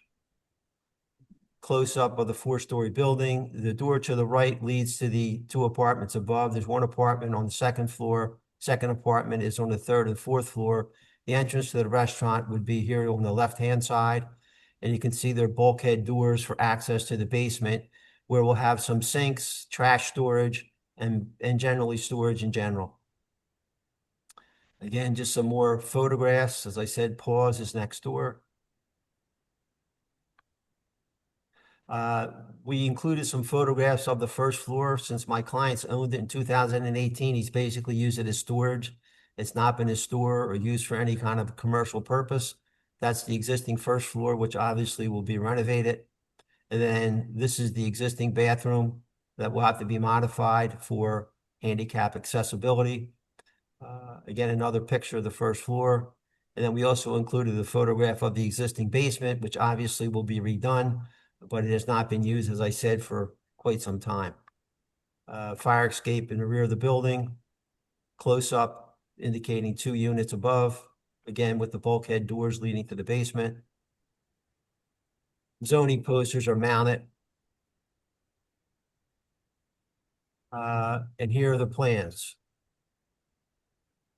So we'll start with the 1st floor, enter through the door on the left to the south of the building. This is the service area where we're going to have seating. My client hasn't figured out exactly where the seats are going to be, but for about 15 people, there's also a bench seating along the wall here. You would then go to the cash register and order salads. There's not going to be any open flame or hood or any cooking done on the premises. Everything is pre-cooked. Will be preheated probably with either a microwave or more likely an electric oven of some type. The bathroom will be in the rear here to the left. And there's also exit to the yard. Along the party wall, there's stairs that lead down to the basement. And this will be the setup in the basement. Couple sinks, pre-sinks, hand washing, utilities in the rear. We're going to have a trash closet in the basement. I believe that's going to be up in this area, but the owner hasn't decided which location it will be, but there's ample room for trash storage. And then here's the steps up to the bulkhead doors leading to 2nd Street. This is going to be the front facade. The name of the restaurant is going to be Fresh Leaf. Again, it's going to be salads with the tuna, sushi, salmon with your protein, and again, no cooked foods on site. Hours of operation will be 10 to 6 every day except Monday. Monday will be closed. Have about 2 or 3 employees. Here's the information from the Philadelphia Tax Center indicating that there's actually a credit to my client. This is the zoning map. Again, as I said at the outset, it's a CMX3 zoning district. We're 2 off the corner. And just by way of history, if you walk down Arch Street, Betsy Ross's house is right here. Since we're celebrating 250 years, thought I would point that out. Deed indicating ownership since 2018. This is a notice that we mailed out to all the residents within 250 feet of the property. 106 pieces of mail went out the door. Here's all the addresses. And again, just by way of background, I have some zoning records indicating that it was a retail and wholesale variety store in 2011, from 2011 to 2018, when my client purchased the property. So that's the summation. We're not really affecting the light or air of any adjacent property. We are in conformance with the code. Again, this is a referral / requesting a special exception. We have the support of adjacent neighbors. We have the support of the community. And we hope that the board looks kindly upon this application. And I will try to get my client to adopt my testimony, but I don't know that he's on the call right now, but I'll ask him if he is. Mr. Lin, are you on the call? Or Mr. Adrian?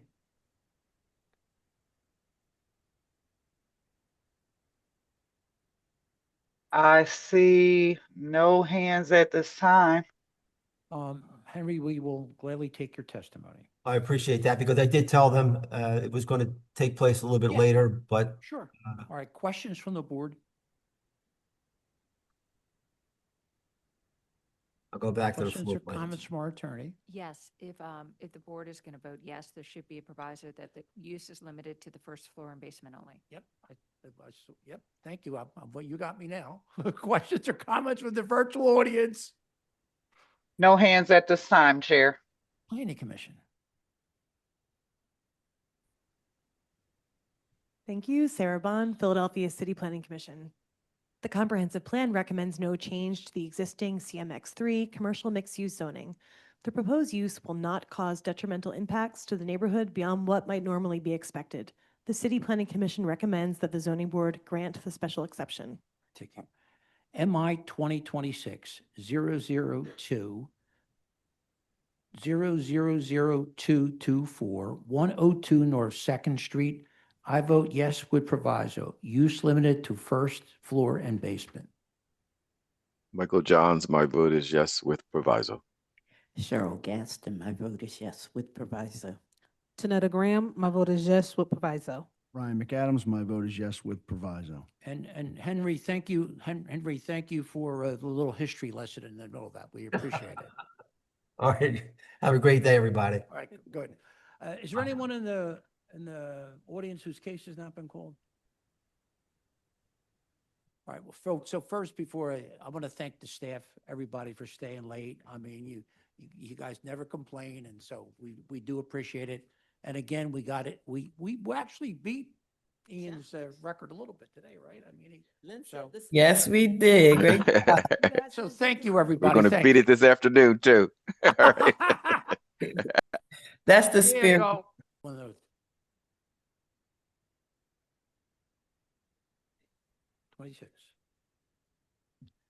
Good afternoon, everyone. My name is Bill Bergman, and I will be chairing today's Zoning Board of Adjustment meeting. With me is our Vice Chair, Tanetta Graham, Present, Mr. Chairman. Board Secretary, Cheryl L. Gaston, Present, Mr. Chairman. Board Member Michael Johns, Present, Mr. Chairman. and Board Member Ryan McAdams. Present, Mr. Chairman. Also present is our attorney, Lynn Ryder Huber. Yeah, getting better.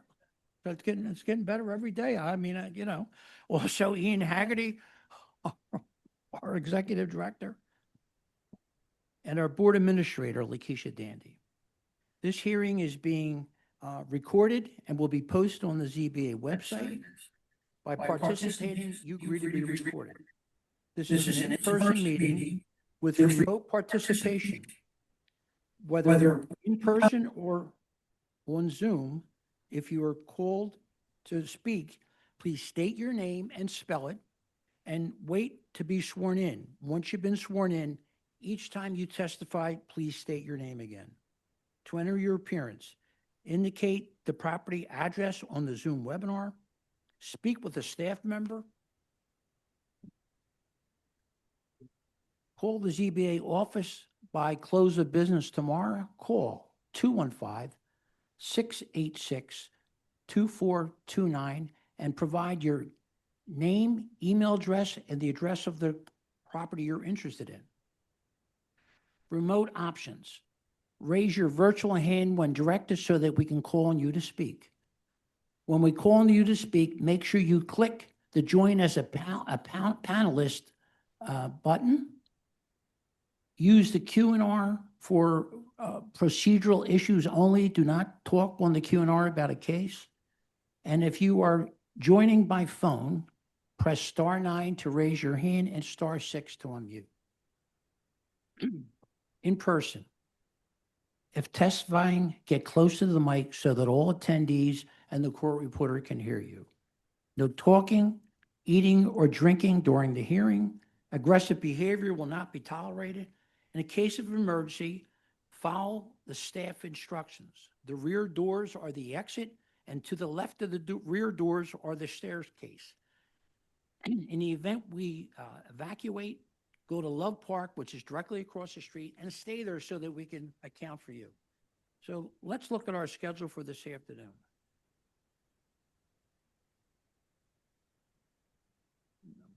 First, right? Right with you. Here, number 11.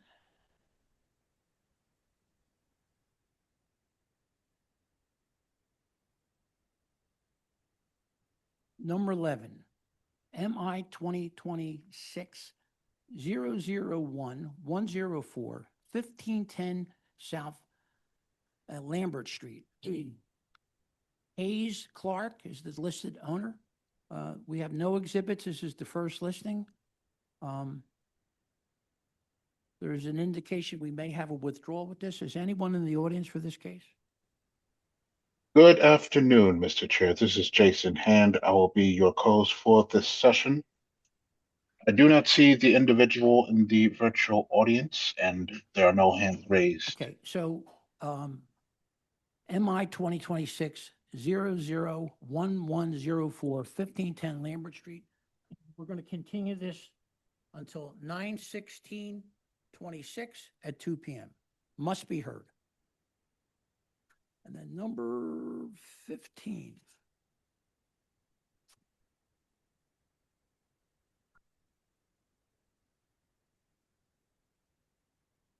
MI 2026-001-672, 1126 to 25 South Broad Street. This case has been withdrawn. Are there any requests for continuances?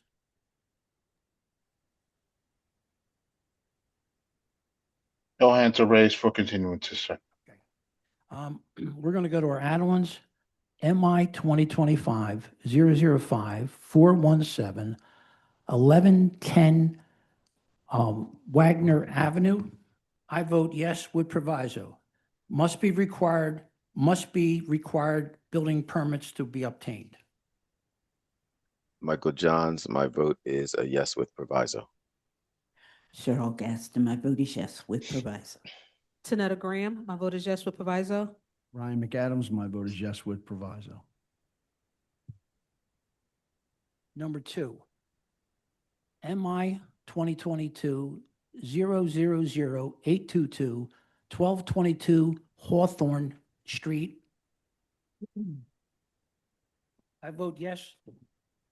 Temporary variance to expire 6/18/2028. Michael Johns, my vote is yes with proviso. Cheryl Gaston, my vote is yes with proviso. Tanetta Graham, my vote is yes with proviso. Ryan McAdams, my vote is yes with proviso. Number 3, MI 2026-001-099, 4204 Parkside Avenue, TA 19186. I vote yes with proviso. Maximum 12 dwelling units. Michael Johns, my vote is yes with proviso. Sorry. Cheryl Gaston, my vote is yes with proviso. Tanetta Graham, my vote is yes with proviso. Ryan McAdams, my vote is yes with proviso. We're going to start our regular list. Number 4, MI 2025-006-908, 1500 to 04 Germantown Avenue. This is a vote only. I vote yes per amended refusal dated 5/19/26. Michael Johns, my vote is yes with proviso.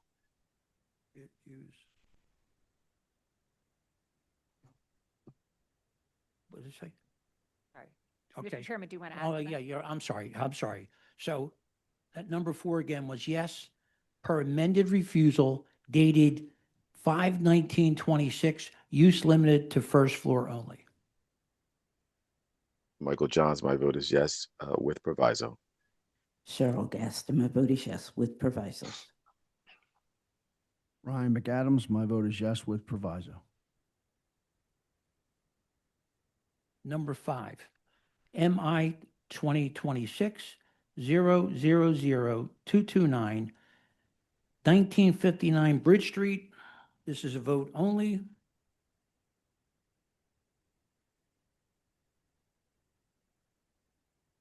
I vote yes per amended refusal dated 5/27/26.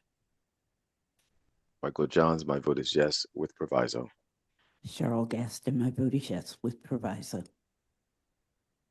Move to number 13. Ryan McAdams, I'm sorry, Bill. Good. Ryan McAdams, my vote is yes with proviso.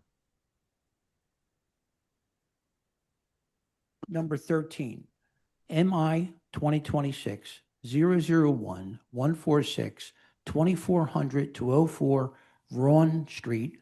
Do we have a Spanish interpreter for this? Hello, Your Honor. Go ahead. Could you please state your name and spell for the stenographer? Yes, of course. My name is Leonel, spelled as in Leonel. Last name Gillen, spelled as in Guillen. Do you swear or affirm that you will interpret it accurately, completely, and impartial from English to Spanish and from Spanish to English? I swear. Could you please call our person here, Maribel Cruz? Yes. La señorita Maribel Cruz. Maribel Cruz se encuentra presente. La señorita Maribel Cruz se encuentra presente. She's here. She's here. Come on. Okay. Yeah, she's in the audience. Got it. No. We're going to put you right in the front. Sí, pasa aquí enfrente, sí. Maribel, we have an interpreter that we'll be using, for you, right? Could you Hola, have Maribel. Maribel please state her name and spell it for the stenographer? Yes. Maribel, ¿cómo está? Mucho gusto. Yo soy el intérprete de esta llamada. ¿Puede, por favor, diga su nombre y lo deletrea para el sonógrafo? Ok, muchas gracias. Mi nombre es Maribel Cruz. Maribel Cruz, C-R-U-Z. Yes, hello, good day. My name is Maribel Cruz. Maribel spelled M as in mother, A-R-I-B as in boy, E-L. Last name Cruz, C-R-U-Z as in zebra. Do you swear or affirm Usted jura y afirma to tell the truth, decir la verdad, the whole truth, toda la verdad and nothing but the truth? y nada más que la verdad? Sí. Yes. Our vice chair has just a few questions. Muy bien, entonces nuestro vicedirector tiene unas cuantas preguntas. Okay. All right, good afternoon. Have you submitted your documents and exhibits 5 days in advance of this hearing? Muy buenas tardes. ¿Usted ya ingresó sus documentos y exhibiciones 5 días previo a esta audiencia? Sí. Yes. Okay, thank you. And now I'm going to summarize your application, the reason why you're here, and the reason why it was refused. And you'll Muy just bien. agree if you feel.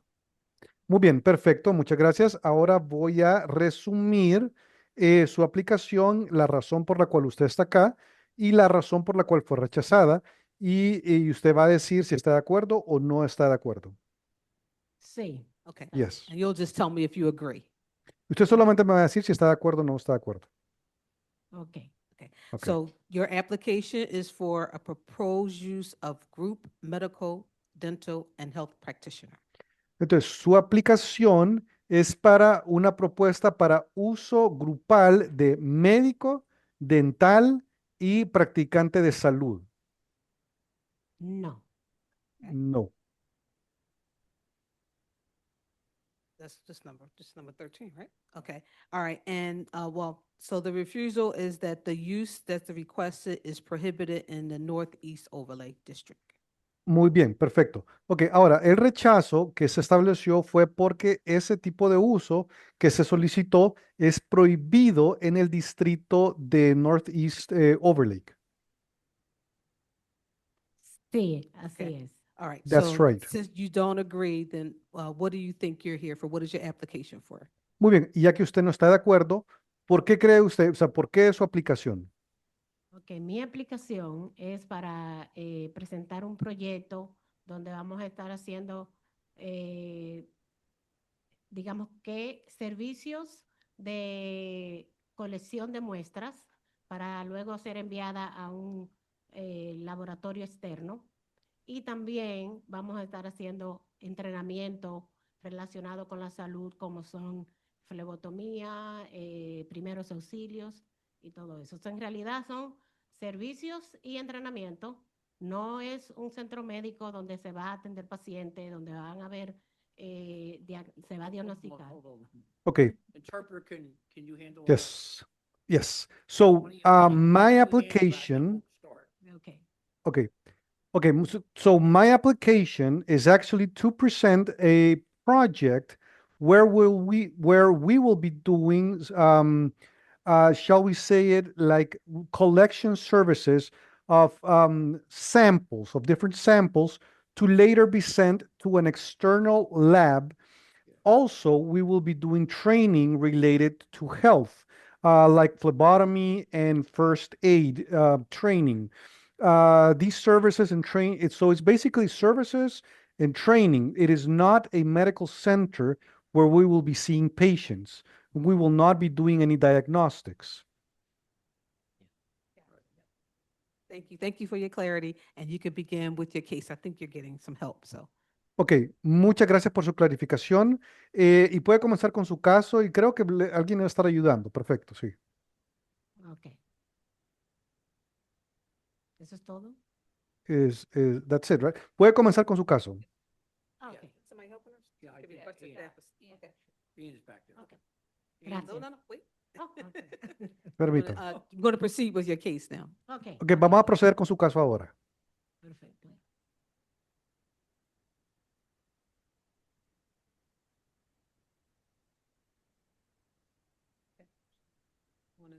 Yeah, why don't you tell us what you?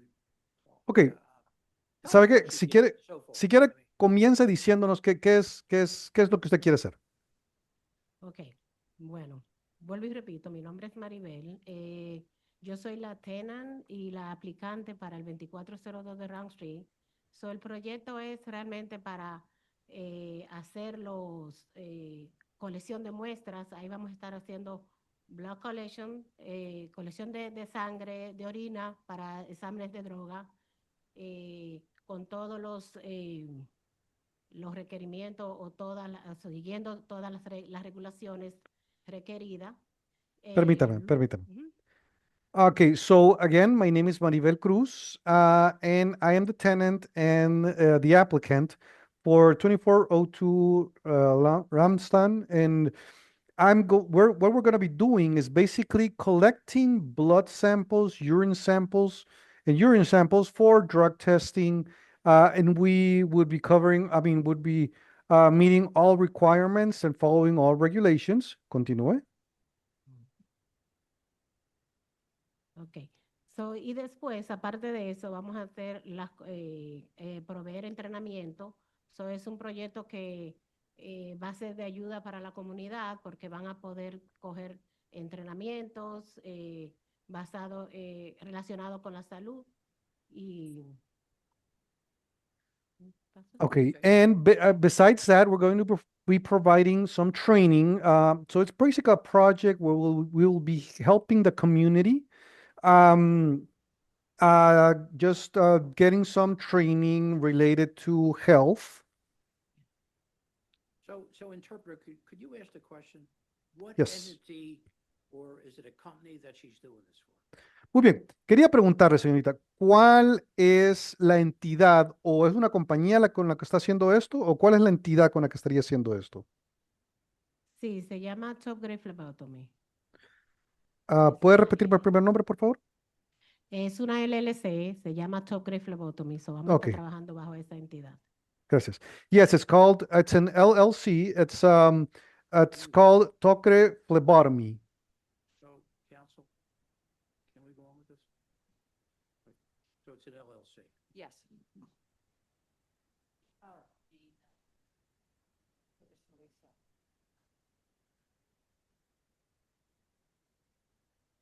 What do we want the name of the LLC?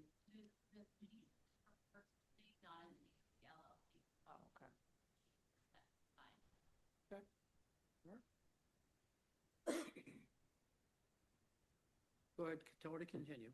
Okay, ¿puede continuar? Ok.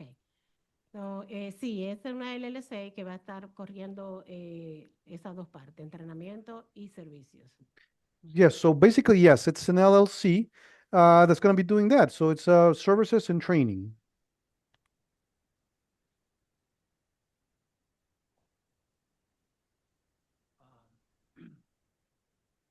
Ask her how much space there, I mean, how much space is in this building?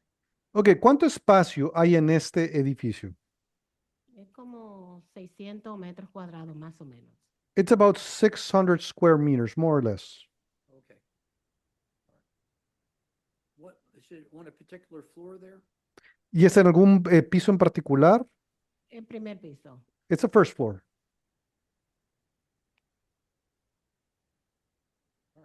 Questions from the board? ¿Preguntas de la Junta? No.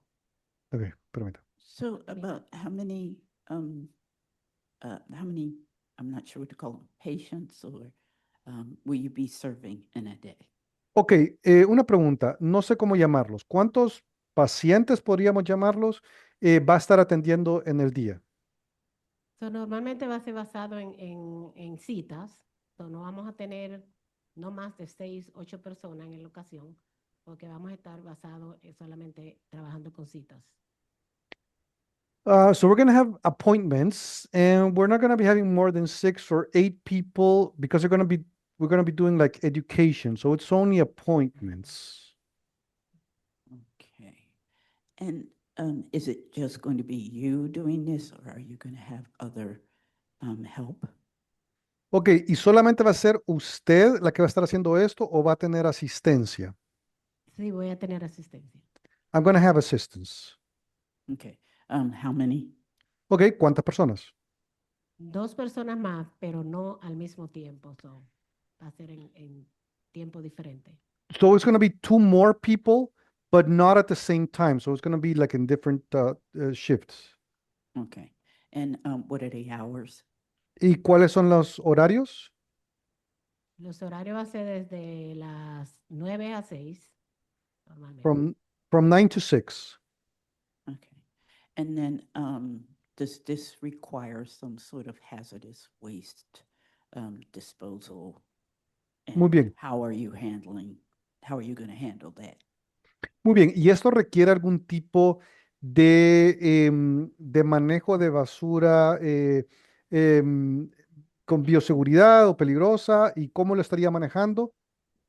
Maybe not hazardous waste, maybe biomedical Tal waste. vez would be a como, better term. tal vez como biomédico, desperdicios biomédicos. Sí, voy a tener una compañía de waste management que son los que van a estar recogiendo la basura, biohazard, cada cierto tiempo. Yes. So I'm going to have a company, a waste managing company that's going to be picking up the biohazard waste every certain amount of time.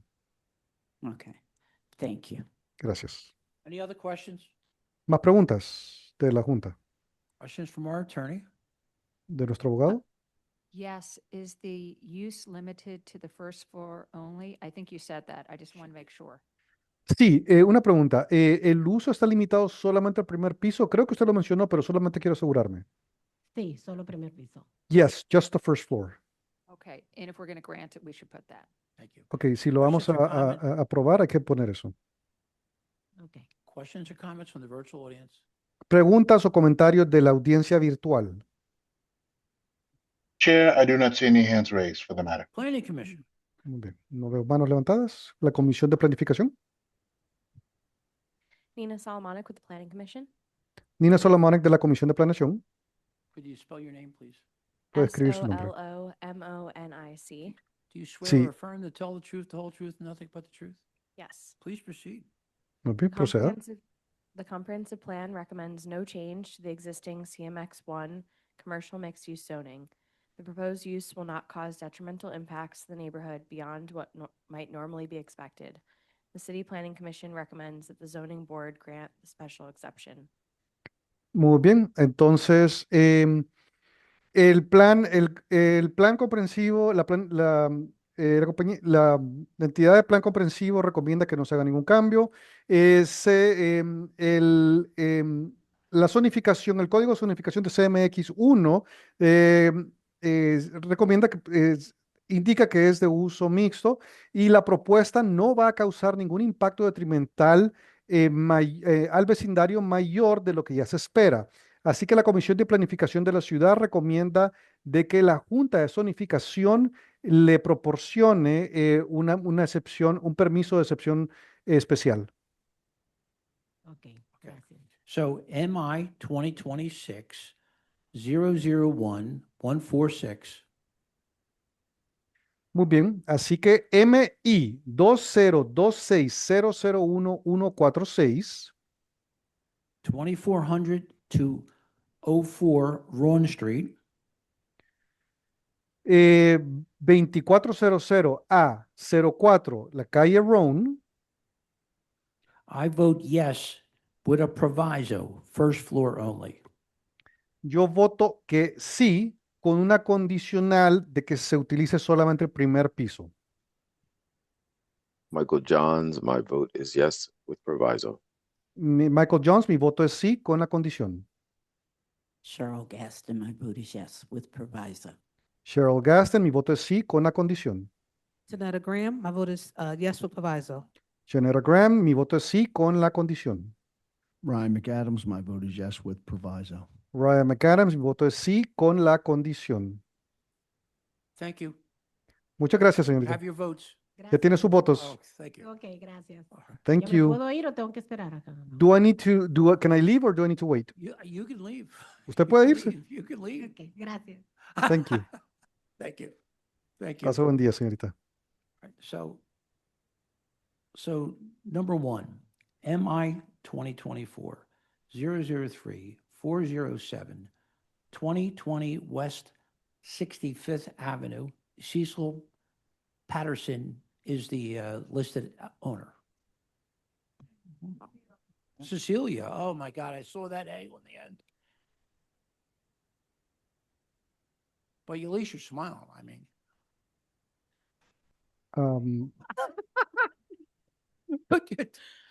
Could you please state your name and spell for the stenographer? Cecilia Patterson, Cecilia, Patterson, Patterson. Do you swear or affirm to tell the truth, the whole truth, nothing but the truth? Yes. Our vice chair has just a few questions for you. Good afternoon. Have you submitted your documents and exhibits 5 days in advance of this hearing? Yes. Okay. And I'm going to summarize what your application is and why you were refused, and if I'll ask you if you agree. So this application is for use as a multifamily household living. You're trying to get 5 dwellings. Yes. Okay. And you've been refused because multifamily household living is prohibited in the RSA 5 zoning district. Yes. Do you agree to that? Yes. Okay. All right. Thank you. You can proceed with your case. Okay. Do you have your computer? Do I have my computer? No. Is Is Ian doing this? Chair, I can bring up the exhibits. Just give me Oh, one good. moment. Great, please. great. Thank We'll you. do it for you. Okay. So you could start talking Oh. while you're waiting. I mean, Well, do I start from the beginning? well, maybe, yeah, why don't Well- your things will be up, but just tell us what Okay. tell us what you want to do. It was it was zoned as a 4-unit apartment building with a retail store many, many years ago. And about, I think, maybe 6 years ago or so, it reverted back to a 1-unit building. We don't understand how it was done, why it was done, but we knew that we had to get the zoning corrected. And so it's been a long process with the zoning for the building. So we wanted to, when I say we, I'm talking about my husband, Bob Merritt. I don't know if he's able to come up and also speak with me, but we want the building to go back to the original zoning, which was for 4 units with a retail space, but we don't need the retail space for the candy store. So we asked that it be apartments only. So how many units do you want? It's 5. Okay. Excuse me, this is the How court long have you reporter. owned it? Mr. How Chair, long I- have you owned it? Thank you. I'm sorry, what did you How long have you owned it? Since 2008, I believe. And it was zoned then for 4 units in commercial? Yes, And then at some point you lost the zoning? yes. Okay. Ian, how are you making out? Bringing them up now, Chair. Thank you. So what I have, what I downloaded was that's the. Okay, so why don't we do this? Why don't you start testifying off what you see? Okay, that's the front of the apartment building with the posting for Yep. this hearing Yep. today. So that's the steps that lead up to and inside the building. Okay.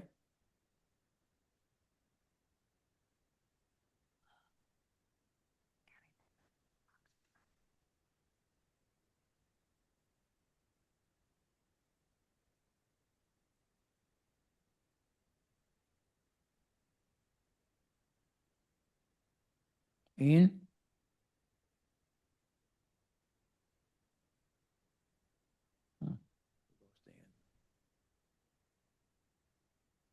How many photos did you send? A lot. Oh, okay. All right. I did. Over a period of, Oh, here we go. Now, Okay. what apartment is that? this one is apartment number 4. Okay. 4, yeah. Keep going, Ian. So they all have hardwood floors, new kitchens. That's the bathroom. In what, The 4? Apartment 4. Okay, keep Mhm. going, Ian.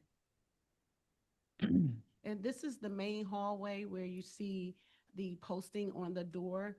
So the door, when you come in, Yep. you could see, this is apartment number 2 and 1 is right there. Okay, And there's, that's your fire yes. box, mhm, right? Okay, mhm. keep going. And that's apartment number 5. That apartment was the candy Right, store. right. Many, many years You ago. converted it. Yes. Okay. mhm, And you converted that many years ago? Yes. Okay. So that's apartment number 5. And how many bedrooms are in that? One? It's a 1-bedroom apartment. Okay. So Keep what going. you're looking at right now is the living room. And then that's the living room, and that door opening right there, that's the bedroom. It's leading to the bedroom. That's apartment number 5. Okay, And that's the bedroom. okay. Mhm.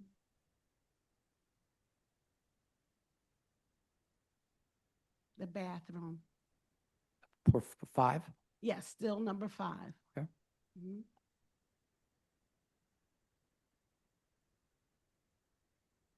Let's see what else he got.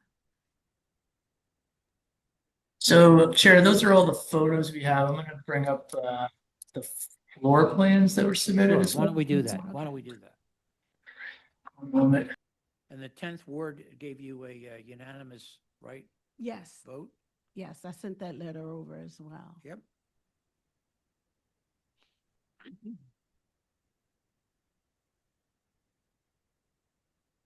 So those are the floor plans for the building. And I would probably ask my husband to come up and explain the floor plans. Sure, why don't you Okay, come up? Bob?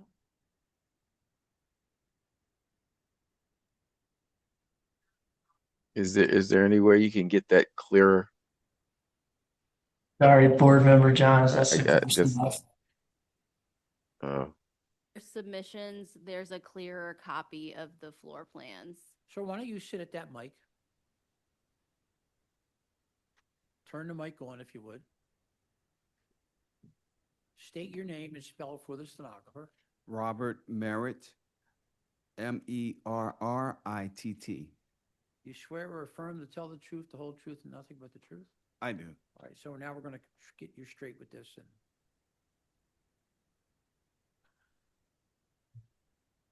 So on the, we want to, Go ahead. we're trying to get a better view of this one here, and then we'll get started. I mean, if you want to, you can give us an overview before. yes, the photo on the extreme left is the basement. The middle is the first floor, and the one on the right is the second floor. Okay.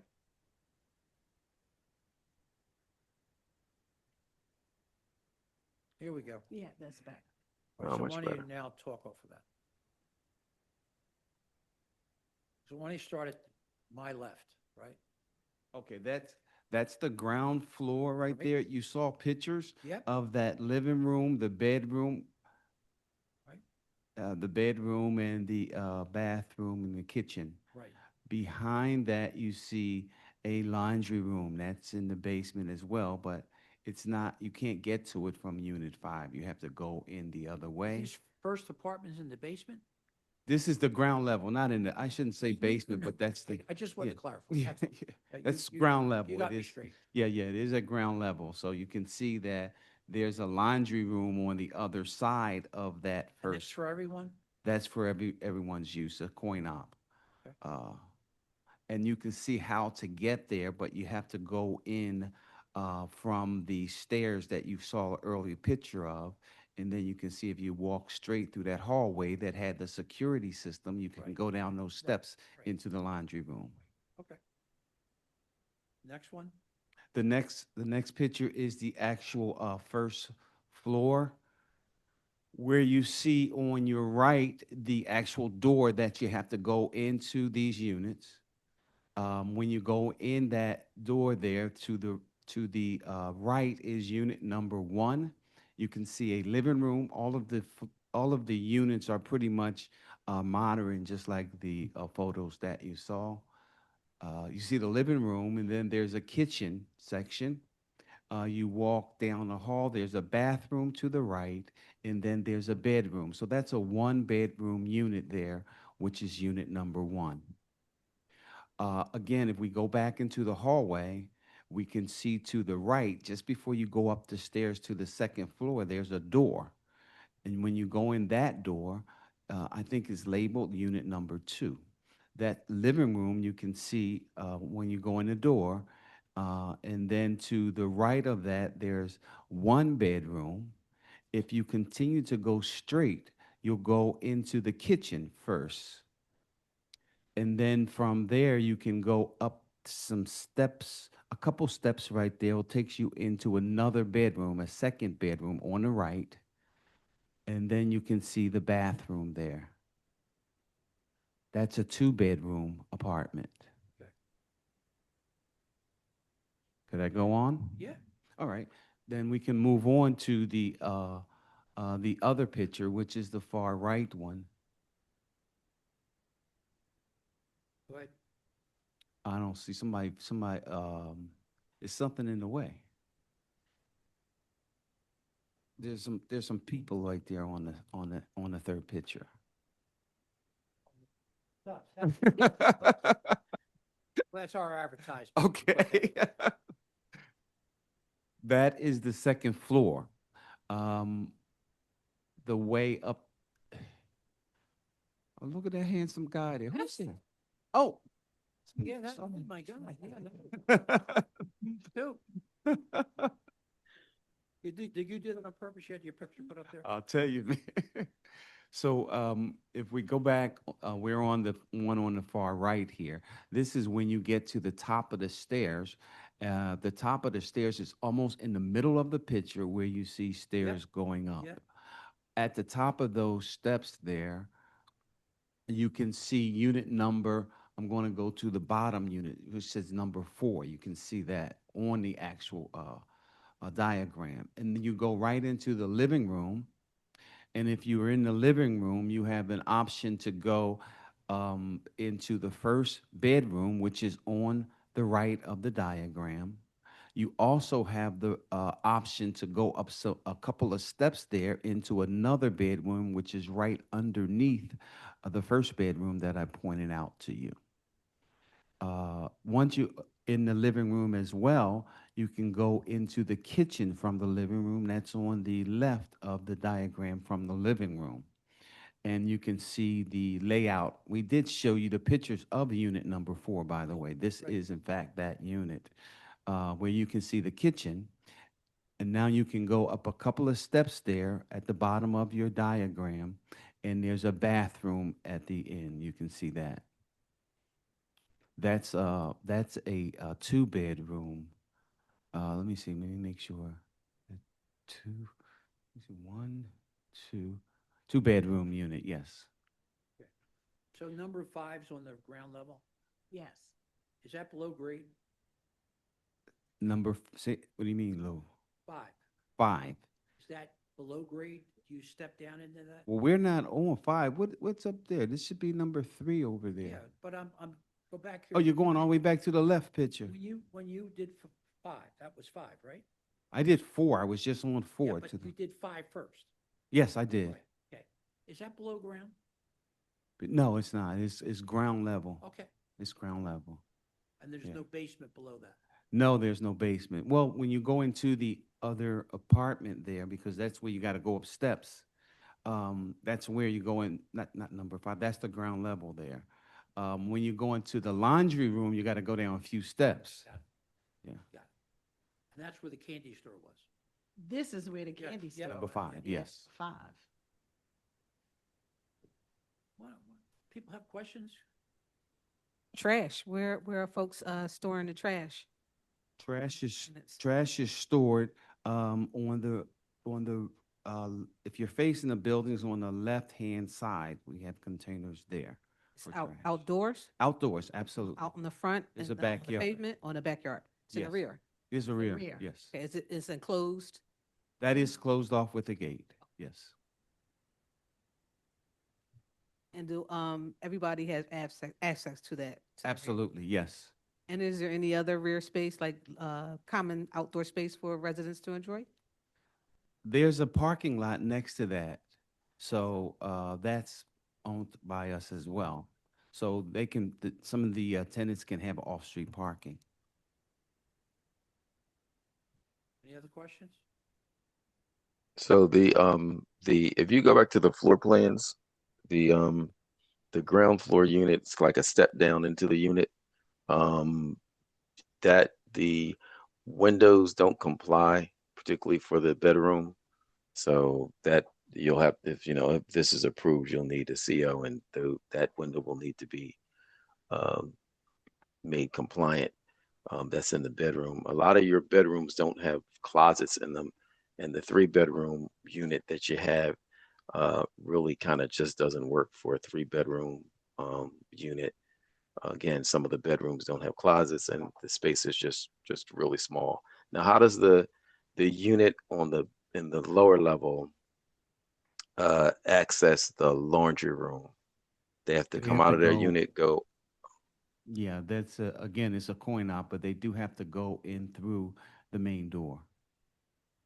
If unit number Okay, 5 so they have wanted to come up use to. the coin op laundry room, yes. Okay, give so them they the have to come up and then to go in back the front down. door and a laundry room. Yeah. Just Okay. that unit. Okay. Other questions? Okay. Other questions? No questions right now, Mr. Okay, Chairman. questions or comments from the virtual audience? No hands raised, Mr. Chair. Planning Commission. Nina Solomonic with the Planning Commission. The comprehensive plan recommends no change to the existing RSA 5 residential single-family zoning. The proposed use is consistent with documented prior use of this property for 4 dwelling units and ground floor retail going back to 1953. The City Planning Commission recommends that the zoning board grant the variance for multifamily housing for 5 dwelling units. Okay. So MI 2024-003-407, 2020 North 65th Street. I vote yes with proviso. Certificate of occupancy to be obtained. Michael Johns, and my vote is yes with proviso. Cheryl Gaston, my vote is yes with proviso. Tanetta Graham, my vote is yes with proviso. Brian McAdams, my vote is yes with proviso. Thank you. Thank you both. Hallelujah. Thank you. Thank you so much. I appreciate it. It's been a long process. Thank you.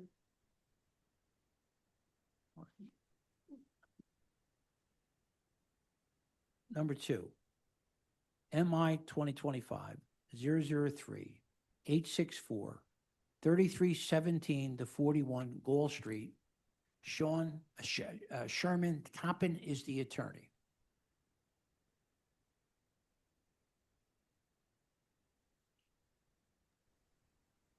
They'll be back in as a panelist shortly. Sure, Mr. thank Chair. you. Good afternoon, Counsel, members of the how are board. you? Could Doing you just please, fine. for the record, state your name and spell for the stenographer? Yes, my name is Sherman Toppin, Sherman, last name Toppin, Toppin. Do you swear or affirm to tell the truth, the whole truth, and nothing but the truth? I do. Counsel, could you identify your client, the relationship to the property? Yes, my client is Exotic Automotive LLC. They are the tenants of the property. Owner of records is 3317-14 Gall Street LLC. So I represent the tenant. Our vice chair has just a few questions, sir. Good afternoon. Have you submitted your documents and exhibits 5 days in advance of this hearing? I have submitted the documents. I did some additional documents 2 days ago on Monday, which was the commercial lease and updated pictures. Thank you, appreciate that. And you have a refusal and referral, so do you stipulate to their reading and their accuracy? I do. All right, thank you. You can share your screen and begin. Yes, I believe my screen is shared at this point. Again, I'm pleased to represent Exotic Automotive LLC, tenants of the space that you see in the picture in front of you. It has historically been a garage space, and also, they also, prior to the previous owner, also purchased and stored vehicles in the rear of the property. My client simply operates an automotive garage and is seeking to use, in the referral pieces, we're seeking to use the space for a paint booth and to do paintings there as well.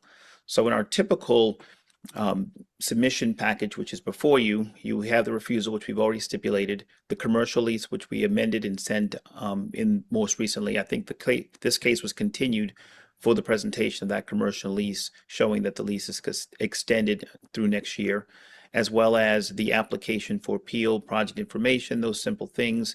We have photographs of the property, plans, and all of the other items relating to the RCO, proof of mailing, and pictures of the folks of the posted zoning notice and the tax clearance certificate. And I believe the RCO letter of support is already with the board.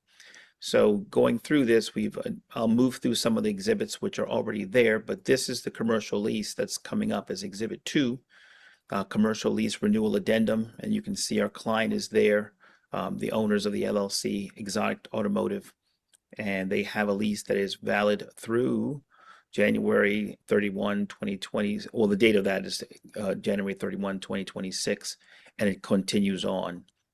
So this was what we didn't have for the extension of the lease. And the renewal term, it goes right to January 31, 2031.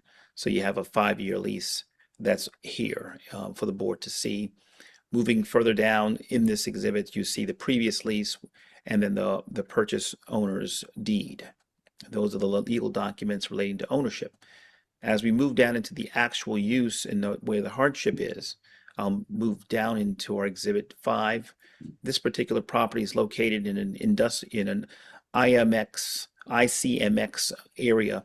The actual property is located in the middle of the block in that dark purple region circled there in red. And the entire block has industrial use for vehicles. There's at least 4 different repair shops up and down this very same side of the road. So it's in keeping with the character of the property to do automotive repair and the kinds of things that my client wants to do and is currently doing there. So again, this is the overhead view of the picture. You can see neighbors on the one side. They've got cars in the back. They repair cars. Our client's property actually enters here under this white roof that you see is white metal roof here, and it moves into the back. Here in the back is where and I apologize, this red box should be tilted the other way, but the property where the paint booth will be right behind. That's one column here. The owner has these sides here, which our tenant is not renting. So that's what you see from the aerial view of the picture of the Gold Street. And as we move down, these are the pictures from across the street. These are just, again, this is the neighborhood character. Right in front of the building, in front of the use, is just the rear of a strip mall, basically. So there's no residential tenants or properties that are even on this entire street or even in front of it. And as we move down into Exhibit 6, again, this is the pictures of what the site looks like. Our clients enter here. Clients come in here to talk about their car repairs. And we've got some pictures of, this is the sidewalk. The sidewalk is always kept clear for the most part. After drop off, they move the cars inside. And so they don't congest the sidewalks there. And this is a picture of the interior of the garage. When you open up the garage door, this is midway. You can see there's cars on lifts on either side, and they work on about 3 or 4 cars at a time. And this picture, interestingly, stretches the vehicles, as I've learned, this device here. And it moves into where the referral comes, and it's this empty paint booth. What they intended to do when they leased the place, this was already there. They didn't build this; it was already there on the platform, not in use. And so my client wants to begin to do auto painting in this particular space, and this is where the referral is. So cars would come in needing repair after accidents. They would be stretched out here on this device, and then brought in here for painting so they can be, insurance companies can pay and people can get back on the road. And this is what those guys have been doing, and as a business, their entire professional career. So let me make this smaller so we can see the plans as it lays out. So this is, again, the layout of it. Let me go even smaller so that you can see that. All right, here we go. So it's basically a straight through situation. Here's Gold Street along the front here. Cars would enter, they get repaired on these lifts that are inside, and through the back portion, which there's only a partial, it's exposed to the open, there's only a partial ceiling here, it's open, but there will be the paint booth. So what they're looking for in this particular zoning application is to do the paint booth with it's got an existing paint booth occupying a square footage in the space, and continue to do their automotive repair in the front. And that is what the application is for. And going to the other, let's get smaller again to continue down. So we had a meeting with the zoning, with the RCOs relating to this. This was our letter to the neighbors. I'll just move quickly through some of this part. The neighbors got the letter plus the refusal, all these addresses, certificate of mailing, and so on. And let's see, further down. Let me go further down, to the bottom. This is our posting, our new posting of this particular continued hearing, Exhibit 12. This is the posting for this hearing on the front of the building at the front door. and the new tax certificate good through July 15th. So this really is a legalization of what has already been happening at this particular site as far as automotive repair and the addition of paint, a paint booth and painting of vehicles in the rear of the building. So we would open this up to questions after I bring my client on to adopt testimony Sure, why relating don't to you bring this. your client on? And if Mr. John Johnson is on the call, if he could be advanced to panelist.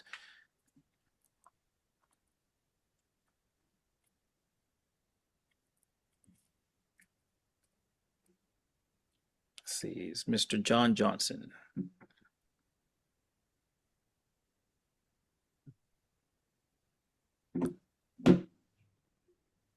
I don't think, I'm not sure if he's, We see Mr. Johnson in the audience. He's in the audience. I'm attempting Thank you. to promote him to panelist. Thank you.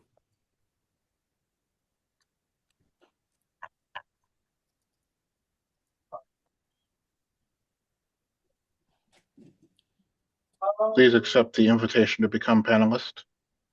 I think I made a mistake. I picked the wrong one. Okay.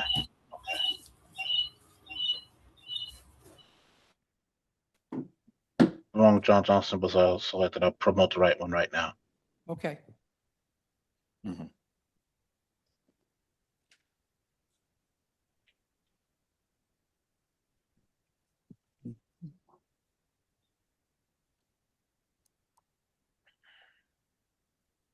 They'll be back in shortly. Sure.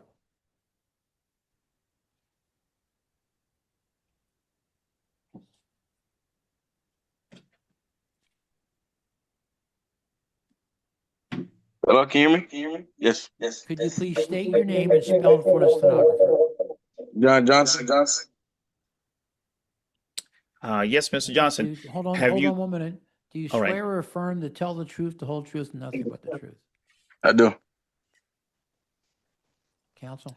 Okay, good afternoon, Mr. Johnson. Have you been listening to my testimony on behalf of Yes. Exotic Automotive? And Yes. is it true and correct as to your hearing? Yes. And is there anything you would like to add that I did not mention relating to the 3317 Gold Street usage? No. Only thing is the thing you said, the machine that says stretches out is a frame machine. That's all. Everything else is correct. A framing machine. Okay. Hey, that's not my forte. That's not my forte, brother. You're right, and I'm wrong there. I couldn't tell you. That's all. Everything else is fine. All right. Questions from the board, but just don't ask Sherman anything about putting it on. Okay, so what steps have you taken in terms of getting this paint booth established? Because, I mean, there has to be fire readings and there are different other Yeah, I was told. that are gonna have I was told to. I'm sorry, ma'am. Sorry. I was told to stop everything. Don't do anything until this. Do you guys approve to at least to move forward with getting that done? But I need to get like a fire. I forget the name of it. Like a fire extinguishers and they got certain specific fire extinguishers they got installed in there, and I was and the booth working on itself getting. has to have a fire rating. Exactly. So I was working on getting that done, but I couldn't do anything. So they told me to stop completely. Don't do anything else until you guys have give me okay to move forward with doing that. And how many cars do you think you might be painting, say, in a day or in a few Probably days? one a day. You can't really do too many. Sometimes if you're not painting the whole vehicle, you could paint like bumpers, like maybe like 2-3 bumpers at a time. If it's the same color, if it's not the same color, obviously you can't paint multiple different colors because it's not good. But with the overspray and stuff, basically. So maybe let's say one vehicle a day, because after you paint it, you have to let it dry. You have to bake in there for it to dry properly. So you won't be able to paint more than one vehicle a day in that paint booth. And how long has the rest of the business been operating? I mean, have you been doing just vehicle repair and maintenance, and by that, I'm thinking Yeah, oil just vehicle repair changes, and maintenance. I just wanted to get into inspections, things like that. exact inspection. We're licensed. We're a licensed inspection for Pennsylvania, and so we've been doing inspections. We've been doing repair and maintenance, engine, transmission, and we don't do tires because we have an issue waiting for PICO to authorize us for three-phase because we have three-phase coming in the building for the compressor. And but we do have. I'm working on that as well, but I haven't gotten three-phase coming into the building yet. And then the paint aspect of it. I have a frame machine, so what we do when we like get the car ready for painting, right now we're sending it out to a different shop to get that done. So I'm trying to get that done in-house. That's what I'm trying to get it approved to be able to work on getting that to the proper code to pass for me to be doing the paint in here. And then you do have provisions for disposing of used oil and other fluids, correct? Right, yes, ma'am. All right. So you have a service that does it. You do that a couple times a week, or how? Yes, how we does do that it at least work? twice a month. They come out and they pick up the used oil. They pick up the used oil and they take it. So we have them scheduled twice a month to come here and pick that up. And then as we have containers, special containers, like when we take the oil out of the vehicle, we have special containers that we have to dispose it in it. And then when the guy come, he then has a truck for a used oil tank. They suck it out. They put like a thing inside of it, and then it sucks out all the used oil and it carries it away. All right. Thank you. Other questions from the board? Yeah, what's your hours of operation?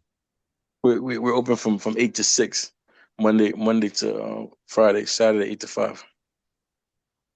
Not open on Sunday? No, close on Sundays. Okay. And how many cars are you able to store inside, and do you store cars outside? Inside, we always store a good amount of cars inside, but unless like there's an overflow, like the vehicles that come in and we're not able to get to it yet, or like when we get backed up on work that we're already working on. Maybe outside we probably store like maybe like 1, 2, 3, 5 cars, maybe 6 outside, if there's too many. And how long do they stay outside? Are they just on the street? How are they? The cars that's on the street is like the car that's on the street is like vehicles maybe that has finished and the customers don't want to pick it up, and basically they have a plate or maybe 1 or 2 cars maybe that we have from an accident maybe that's waiting to come in, no more than 2-3 days. Okay. All right. Thank you. All right. Other questions? Questions from our attorney? Yes, I just wanted to clarify, on the lease, it says number 1, so does that mean it's unit number 1? Correct. Did you say correct? Yes, unit number 1. All right, thank you. Questions or comments from the virtual audience? Yes, Chair. I have a hand up from someone else with the name John Johnson. I don't know if this you want to let them speak. No, I'm sorry. That was me from the computer, and I couldn't get the sound in, so I couldn't get the sound in, so I thought I was able to get the sound from the computer, but I'm on my phone now. Okay. Okay, no problem. Okay. Any other hands?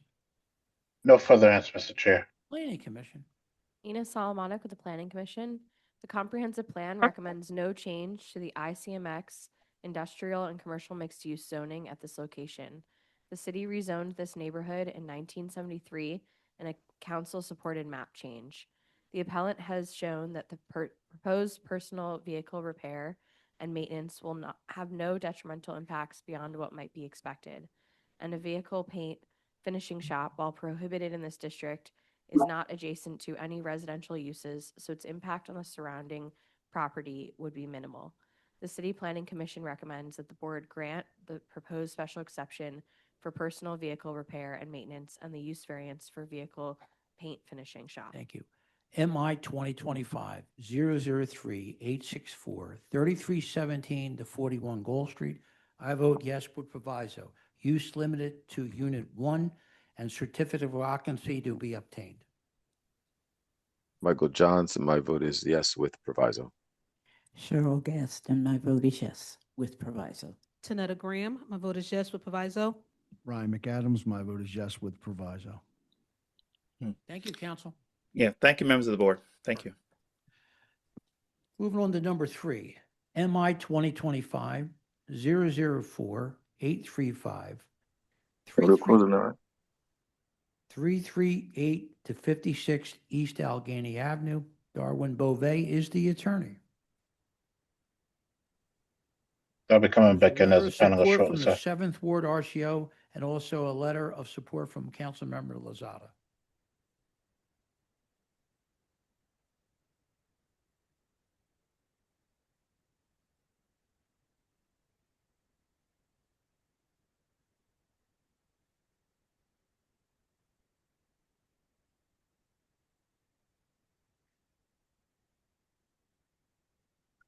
Good afternoon. Good afternoon, council. How are you, sir? Good, good, good. Always good to see everyone. Sorry, could you please state your name and spell for the stenographer? Yes, Darwin Beauvais. Darwin, D-A-R-W-I-N, Beauvais, B as in boy, E-A-U-V as in victory, A-I-S as in Sam. You swear or affirm to tell the truth, the whole truth, and nothing but the truth? I swear. Could you identify your client in relationship to the property? Yes, if we could have her moved up as panelist, Miss Cassandra Peeler. She's the pre-construction manager for AutoZone. Okay. And our vice chair has a few questions for you, sir. No. Good afternoon. Yes. Have you submitted your documents and exhibits 5 days in advance of this hearing? Yes, And do you waive the reading of the referral and stipulate to its accuracy? I do. All right, thank you. You can share your screen to proceed with your case. Okay. Now this is the hard part.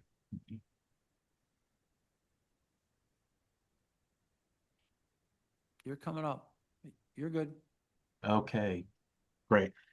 Mr. Chairman, members of the board, again, my name is Darwin Beauvais. I'm from the law firm of Obermeyer, Redmond, Maxwell, and Hippel, appearing on behalf of my client, AutoZone, the owner or equitable owner of 338 East Allegheny Avenue, which is in the Upper Kensington section of the city. As I mentioned before, we have Cassandra Peeler, the pre-construction manager for AutoZone, who will be here to answer any questions. And she's ready to be sworn in when that time comes.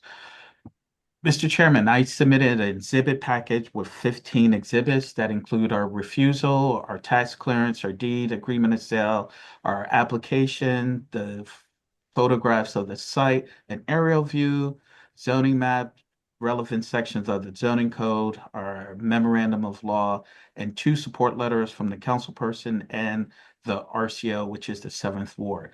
Also included our certificate of mailings and additional photos of the property, surrounding neighborhoods, and photos of our posting. Now, Mr. Chairman, as you can see from our first refusal, I can just click on this correctly. We are looking at a referral. And so strike everything I said. This is a referral. And mainly because it sits in an ICMX industrial commercial mixed use zoning, which contemplates both commercial and retail uses. Our property is approximately 31,000 square foot parcel. And you can see from our exhibits F6, it is a former Rite Aid. And go to 7. As you can see, here's Allegheny up top, side street Rose Hill, the other side street C Street. Parking lot for the former Rite Aid parking lot and the structure right here. And here are additional photos at Exhibit 14. This is during the winter time.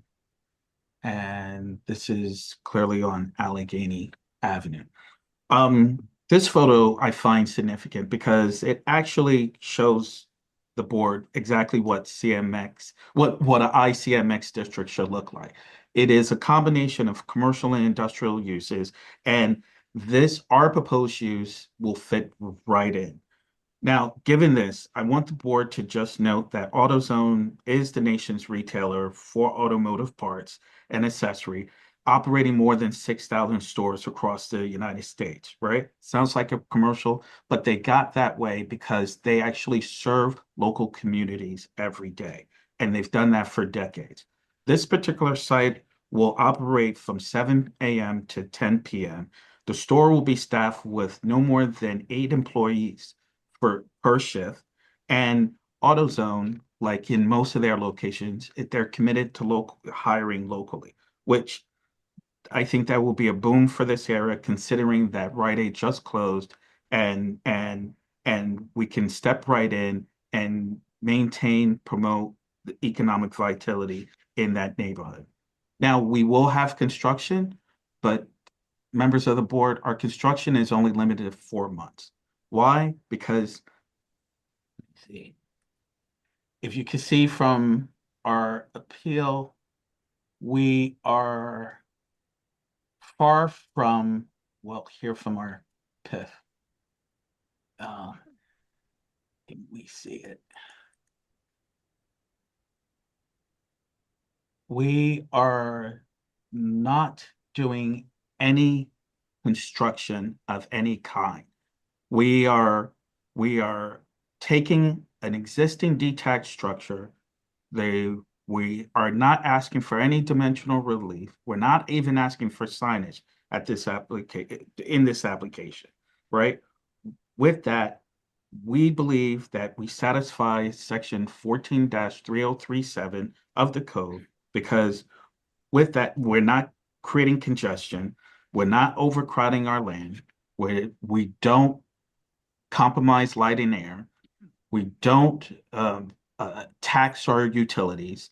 We're adjacent to conforming uses because we're on this commercial corridor, right? You know, the building is in existence, so there are no fire or safety issues. And honestly, we submit that we comply and maintain a good relationship with the comprehensive plan. So in short, we submit that we have no negative impact with our application.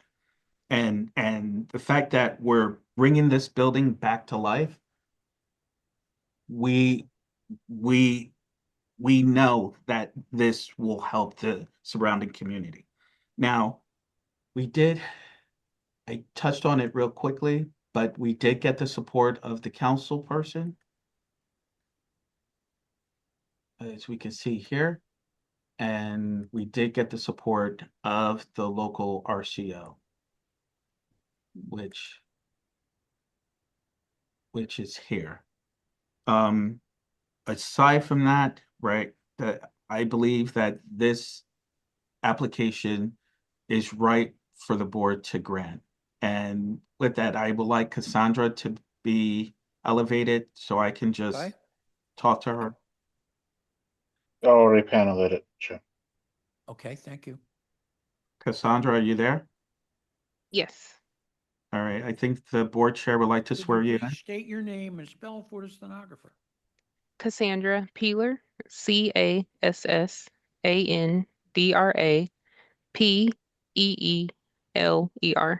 Do you swear or affirm to tell the truth, the whole truth, and nothing but the truth? Yes. Could you turn on your video, please?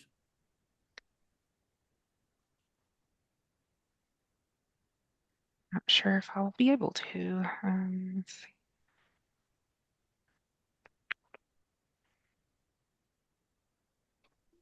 I assure you, Mr. Chairman, Okay, you hear her better voice, that's looking. fine. Go ahead. Start your No, presentation. I was going to say, I assure you, Mr. Chairman, that she's better looking than me. So, I don't think I'll comment on that. Ms. Peeler, did you hear everything I stated to the board today? Yes, I did. And would you adopt that as your testimony if you were to appear before the board, if you were asked those same questions, if you were asked questions today about the project? Yes. All All right. Is there anything you would like to add? No, there's not. All right, members of the board, that concludes my presentation. We open ourselves up for questions. Thank you. Questions from the board? Are you planning any upgrades to the landscaping around the parking? I believe we will have to because of in order to get the final CO. So, but we don't have a landscaping plan yet. The way AutoZone would like to do this, we're under agreement. We get the use, we close, then we build. Okay. Other questions? Yes, so you're not doing vehicle repair or anything. This is just, you're selling the parts and things like that. That Like is- people that need a is correct. windshield wiper blade, or they need, or new windshield wiper blades, or they need, whatever it is. Where and they you need cans of install it. oil. Or Right. where they need windshield wiper fluid or car mats. Gotcha. Okay. Mhm. And then, but they buy these and then they have them, they install them someplace else if there's something that needs to be installed. So Yes. you're not doing any of that. No. Okay. Nor do we And- encourage it, and we shoo people away when that happens. Okay. All right. So, okay. And then, is this in an area where there's some sort of parking for people so that when they come, they can park and go in? We do have significant parking. If I can go back to 7, Mhm. this is our aerial. Here is Allegheny Avenue. Okay. In order to enter, you enter straight into a parking lot. Okay. All right. Okay. And the average customer time, if you will, is 20 minutes. So there's no reason for all day parking. There's no reason for anybody to hang out there. You come in, you buy your product, you may ask a couple of questions, you may have to wait in line, then you leave. Mhm. All right. Thank you. Mhm. I have a quick question. So just, I'm assuming most of the customers are drive up, but in case there are like, walk-in customers or for pedestrians, are there, I think they call them ballards in the front of the store to prevent anyone from getting hit by a car walking up to the store? No, we don't have bollards. Let me just go to other photographs. Or just, I guess, any plan Uh, for pedestrian safety? Yeah, I think this will come in place. They have them. Yes, They there have are. they have them. Oh, over You there. have I thought bollards you straight meant, across the front. Yeah. I thought you meant at the street. Oh. Oh, no, I'm talking about the No. front of the store. Okay, Yeah, thank yeah, you. at the building itself, yes, we have that. Other questions? Comments from our attorney?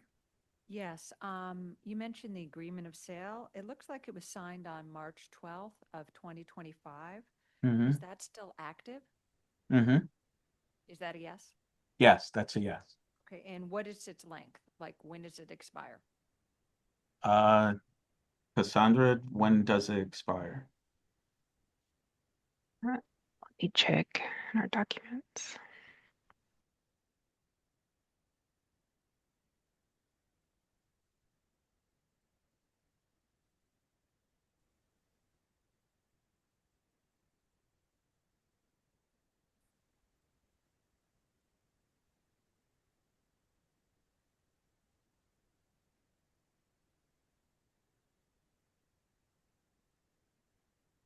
So now while we're waiting now, so I imagine that you'll be putting up AutoZone signs. So that'll come in as a separate package. Okay.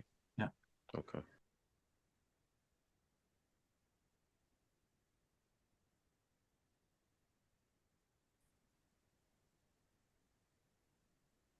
So we have approval periods for it, and this will be a purchase for us, but it just goes until we get the approvals. it'd be extended.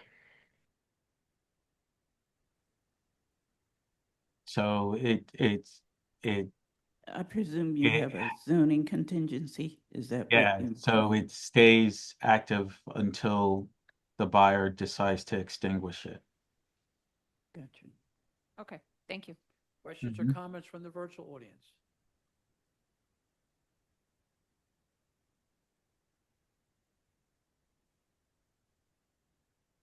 You see a hand?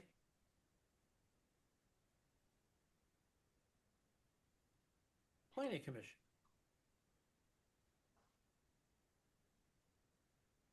Ina Salamanca with the Planning Commission. In 2018, the zoning map was amended from industrial I2 to ICMX industrial commercial mixed use at this location in accord with recommendations from the comprehensive plan and with the support of the community. The proposed use will not cause detrimental impacts to the neighborhood beyond what might normally be expected. The City Planning Commission recommends that the zoning board grant the special exception. MI 2025-004-835, 338 to 56 East Allegheny Avenue. I vote yes. Michael Johns, my vote is yes. Cheryl Gaston, my vote is yes. Tanetta Graham, my vote is yes. Ryan McAdams, my vote is yes. Thank you, Mr. Chairman, you. members of the board. Number I 6. will be excused. MI 2026-000-847-378 East Upsall Street. Alan Nachumson is the attorney.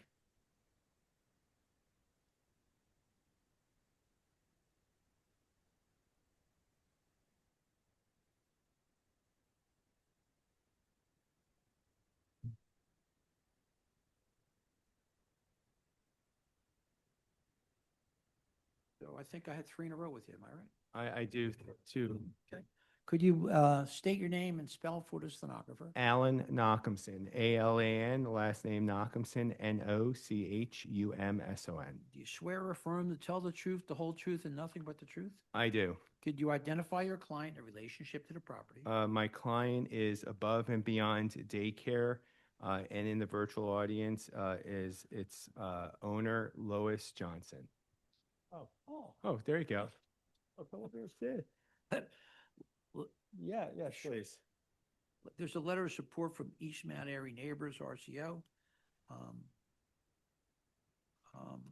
Our vice chair has a few questions for you. Hi, good afternoon. Have you submitted your documents and exhibits 5 days in advance of this hearing? Yes, I have. And do you waive the reading of the referral and stipulate to its accuracy? I do. All right, thank you. You can share your screen, proceed. Right, thank you.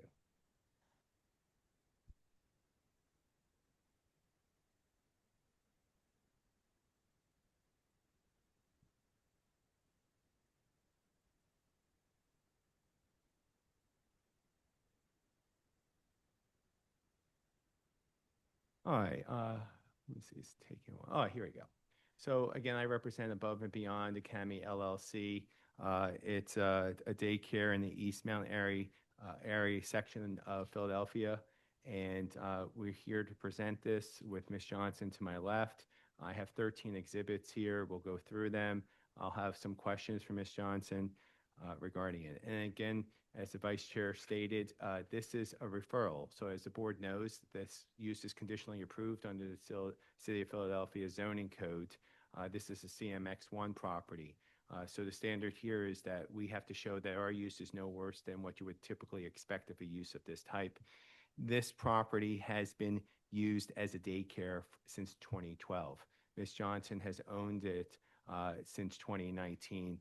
What she's looking to do, as you can see from the notice of referral, is to expand the child care center use to the second and third floors. Currently, it's on the first floor. She's been very successful there, and there's a demand in the neighborhood for here.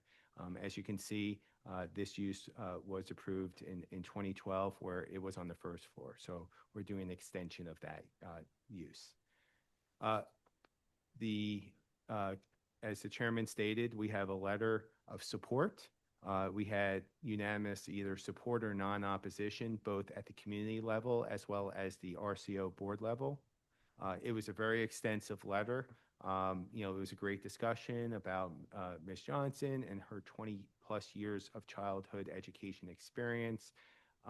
There were some discussions about, making sure we keep the trash, properly dealt with, which is always an issue with any commercial property, but this is a commercial property, a CMX1 property. So we have no issue if there was a proviso, trash to be stored outside, there is room for that. And just making sure some other things about making sure we have extermination services once a month. And just making sure that we, especially with the increased use, to tighten up the drop off and pickup plan with the parents, which will be done on Chew Street. This is a corner property. So, but a great summary of the meeting that Mr. Goldberg handled on our behalf.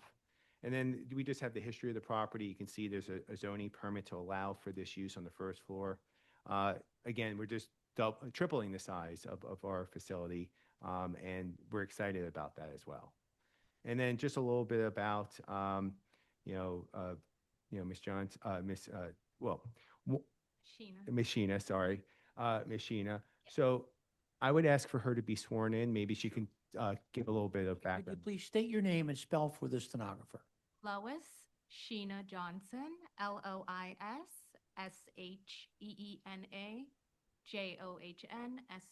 Do you swear or affirm to tell the truth, the whole truth, and nothing but the truth? Counsel? All right, Ms. Sheena, why don't you tell the board a little bit about your educational background first? Why don't you get the mic just a little bit closer? I'm sorry. Can you, is that better? Not at all. That's Okay. great. That's great. So I have been in the education field, particularly early childhood. It's going on 22 years. I do have a bachelor's in education from Temple University, and then I attained my master's degree online. And I've worked in the classroom as a preschool teacher for about 8 years, and then I transitioned into administration, becoming a director.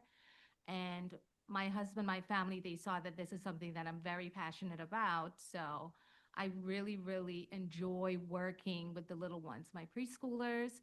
So I stepped out, and this is where my passion is. I really, really love what I do. I make it my duty to be at my facility every day. I'm not the type of owner that stays at home. I am in the classroom. I'm changing kids. I'm supervising. I'm taking care of them, feeding them. I'm very, very hands-on. So this is something I'm really, really passionate about. And there is a dying need for childcare. I have a lot of families that are supporting me. A lot of people who show up every day, and I don't have the capacity. Right now, I'm only licensed for 14 on the first floor.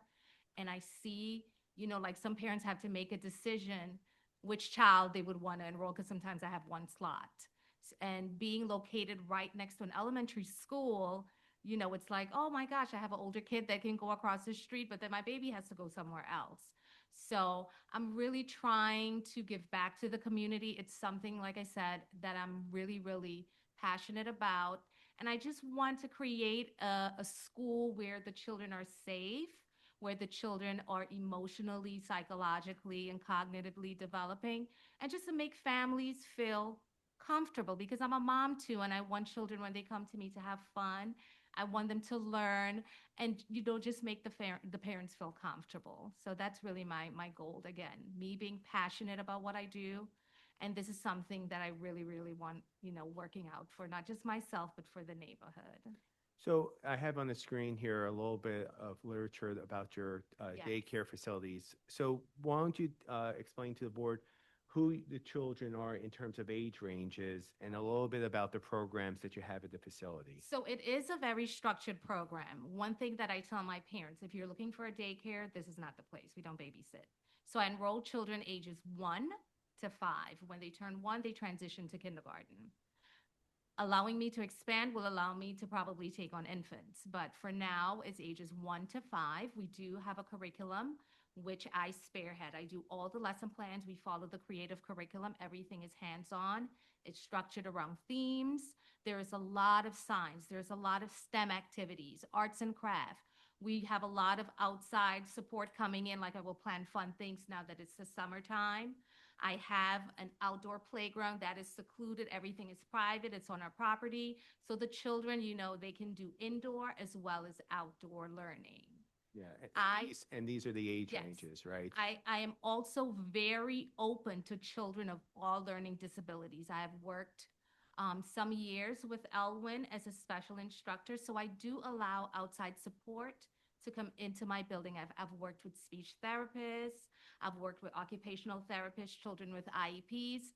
I just really want to see every child thrive. So this is something, again, that a lot of people love my center about because I accept every child, everyone is welcomed. So in that neighborhood, that there's a need for that. Yeah, and it's without saying, and the board knows this too, I think I presented a daycare, childcare facility last week. You're regulated by the state. Yes. So there is constant inspections by the state, Yes. which would go beyond any type of zoning permit that hopefully would be issued by the city of Philadelphia. And I can always toot my horn, and it is public information. I've never gotten a citation. So I stay on top of my paperwork. I'm very organized. I communicate with my families every day.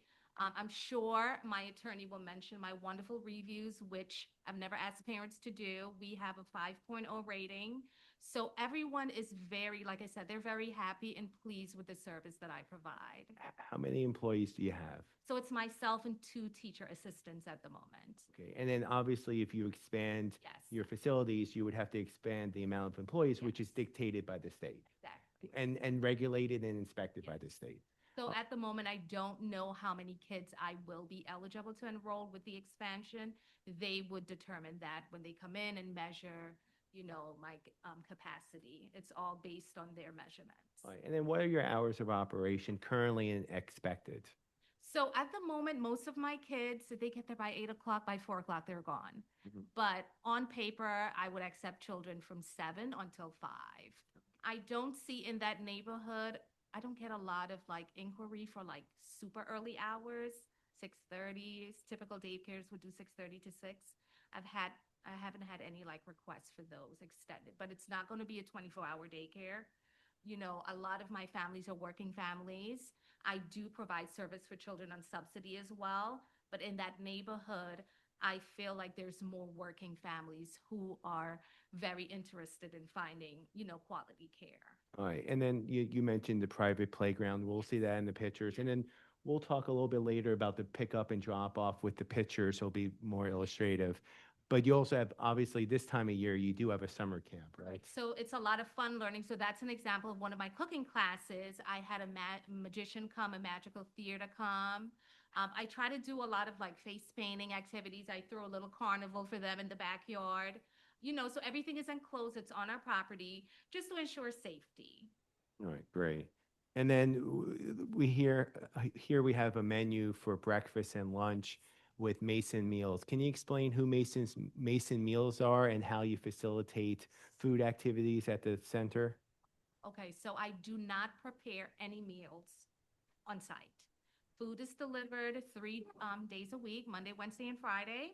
Mason Meal is an outside, sponsor, and they bring healthy meals every day for the children. Everything is prepared at their facility, and they just deliver it to us. I just do light heat ups. I have a commercial microwave. If I have to heat up something, that's all that I do, and give them milk. But everything is prepared and packaged by them and delivered to us. And when we go over the floor plans, we'll show where that kitchenette area is. All right. And then we talked about the reviews. These are reviews that we, picked up online recently, and you have 5 stars, 15 reviews over the 7 years you've been in business.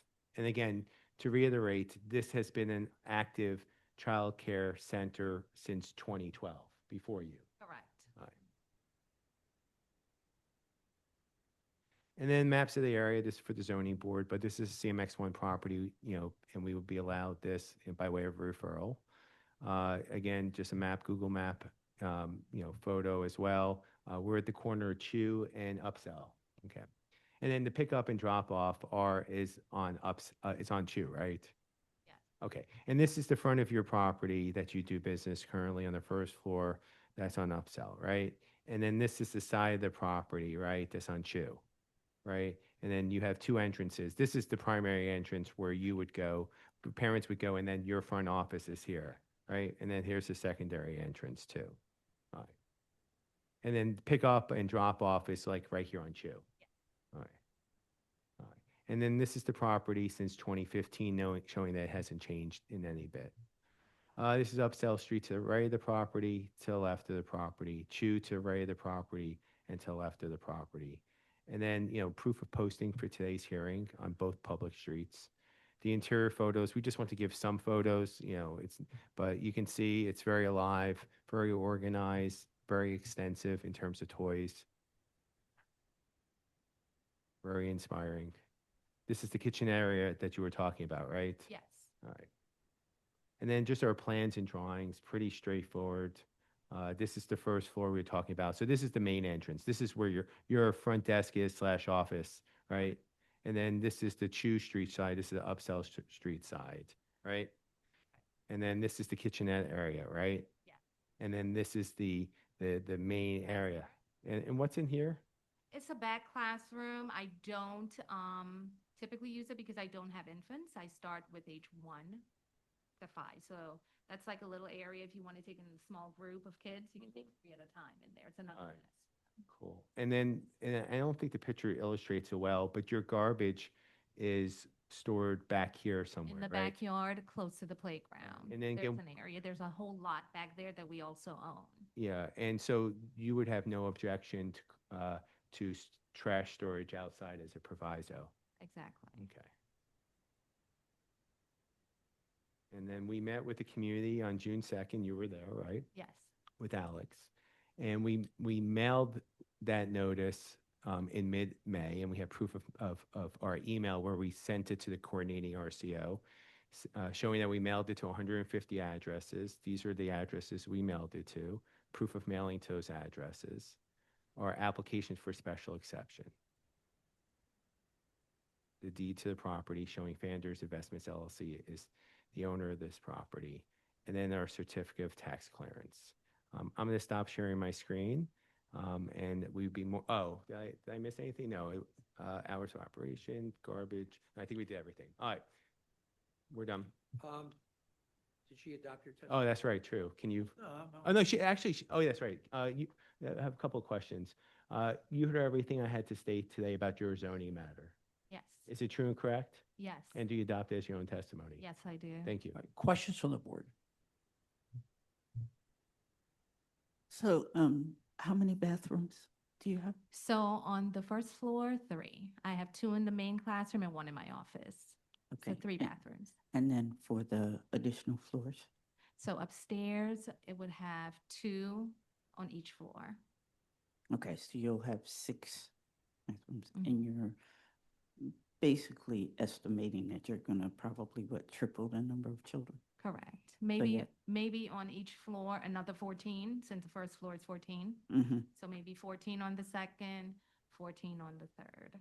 All right, and then there'll be then 2 bathrooms per Correct. floor to accommodate those. And then you said you have children from like 1 to 5? Yes. Correct? So currently, there wouldn't be any issue about stairs, but there are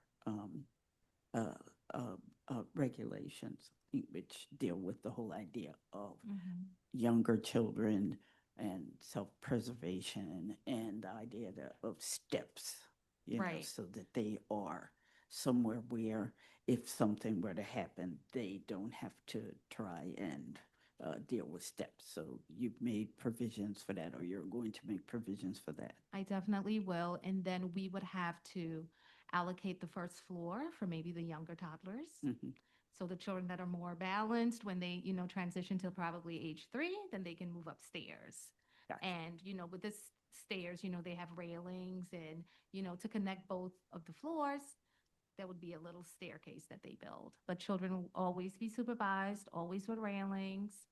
Make sure that is properly padded for them to be able to get from floor to floor. But again, keeping the smaller kids on the first level would be Right. ideal. And then there's the fire issues, which are you need 2 means of ingress Yes, and. and I think that's all included. in that Ingress and plan. egress, there's the smoke detection system, So the whole building currently has all of that because of the apartments. Okay. Everything is already established on all 3 right, levels. And I do have to have that maintained and every every year, and it has to be submitted. So they monitor that. And you have. Panic bars on exit doors so that they can, you Yes. can get out without having to use knobs or handles or Got it. whatever. You Mhm. have all of that. So I don't have that yet, Emergency. but upstairs, But you're gonna need it. yes. And emergency lighting. Yes, and we have that. All through. Yes. Okay, Mhm. all right. The other thing, I guess, you said you have two other teachers who are with you. Yes. So, with more kids, you're gonna have Have to more. put more staff. All right, And right now with 14 children, one teacher has 5, the other has 5, and one has 4. Because of the ratio, when you have 1-year-old, right. it's 1 to 5. Got So when it increases, then I have to hire more teaching staff. All right, Mhm. thank you. You're welcome. Other questions? The third floor is this will be the whole building, correct? That's Yes. right. Okay. All right. Questions from our attorney? No questions at this time. Questions or comments from the virtual audience? No hands at this time, Chair. Community Commission? Ina Solomonic with the Planning Commission. In 2019, the zoning map was amended from residential multifamily RM1 to commercial mixed use CMX1 at this location in accord with recommendations from the comprehensive plan and with the support of the community. The proposed use is consistent with documented prior use of this property. Expanding the use will not cause detrimental impacts to the neighborhood beyond what might normally be expected. The City Planning Commission recommends that the zoning board grant the special exception. MI 2026 000847 378 East Upsall Street. I vote yes with proviso. Trash to be stored outside. Michael Johns, my vote is yes with proviso. Cheryl Gaston, my vote is yes with proviso. Tanetta Graham, my vote is yes with proviso. Ryan McAdams, my vote is yes with proviso. Thank you. Thank you so much. All right. So as soon as we clear the thing, we'll start your Yeah. second one, right? So MI 2026 000857 3921 Crescent Street. Alan Nachimson is the attorney. Mr. Nachimson, you've already been sworn. If you would, just state your name for the record. Alan Nachimson. Could you identify your client, the relationship to the property? Mike Bonomo, the owner. And our vice chair has a few questions. Thank you. Good afternoon. Have you submitted your documents and exhibits 5 days in advance of this hearing? Yes, we have. And do you waive the reading of the refusals and stipulate to their accuracy? We do. All right, thank you. You can share your screen and proceed.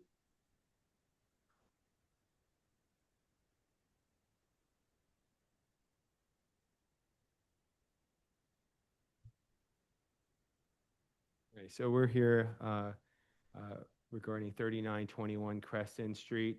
It's a rather large lot that is a corner property on the corner of Crescent and Seville.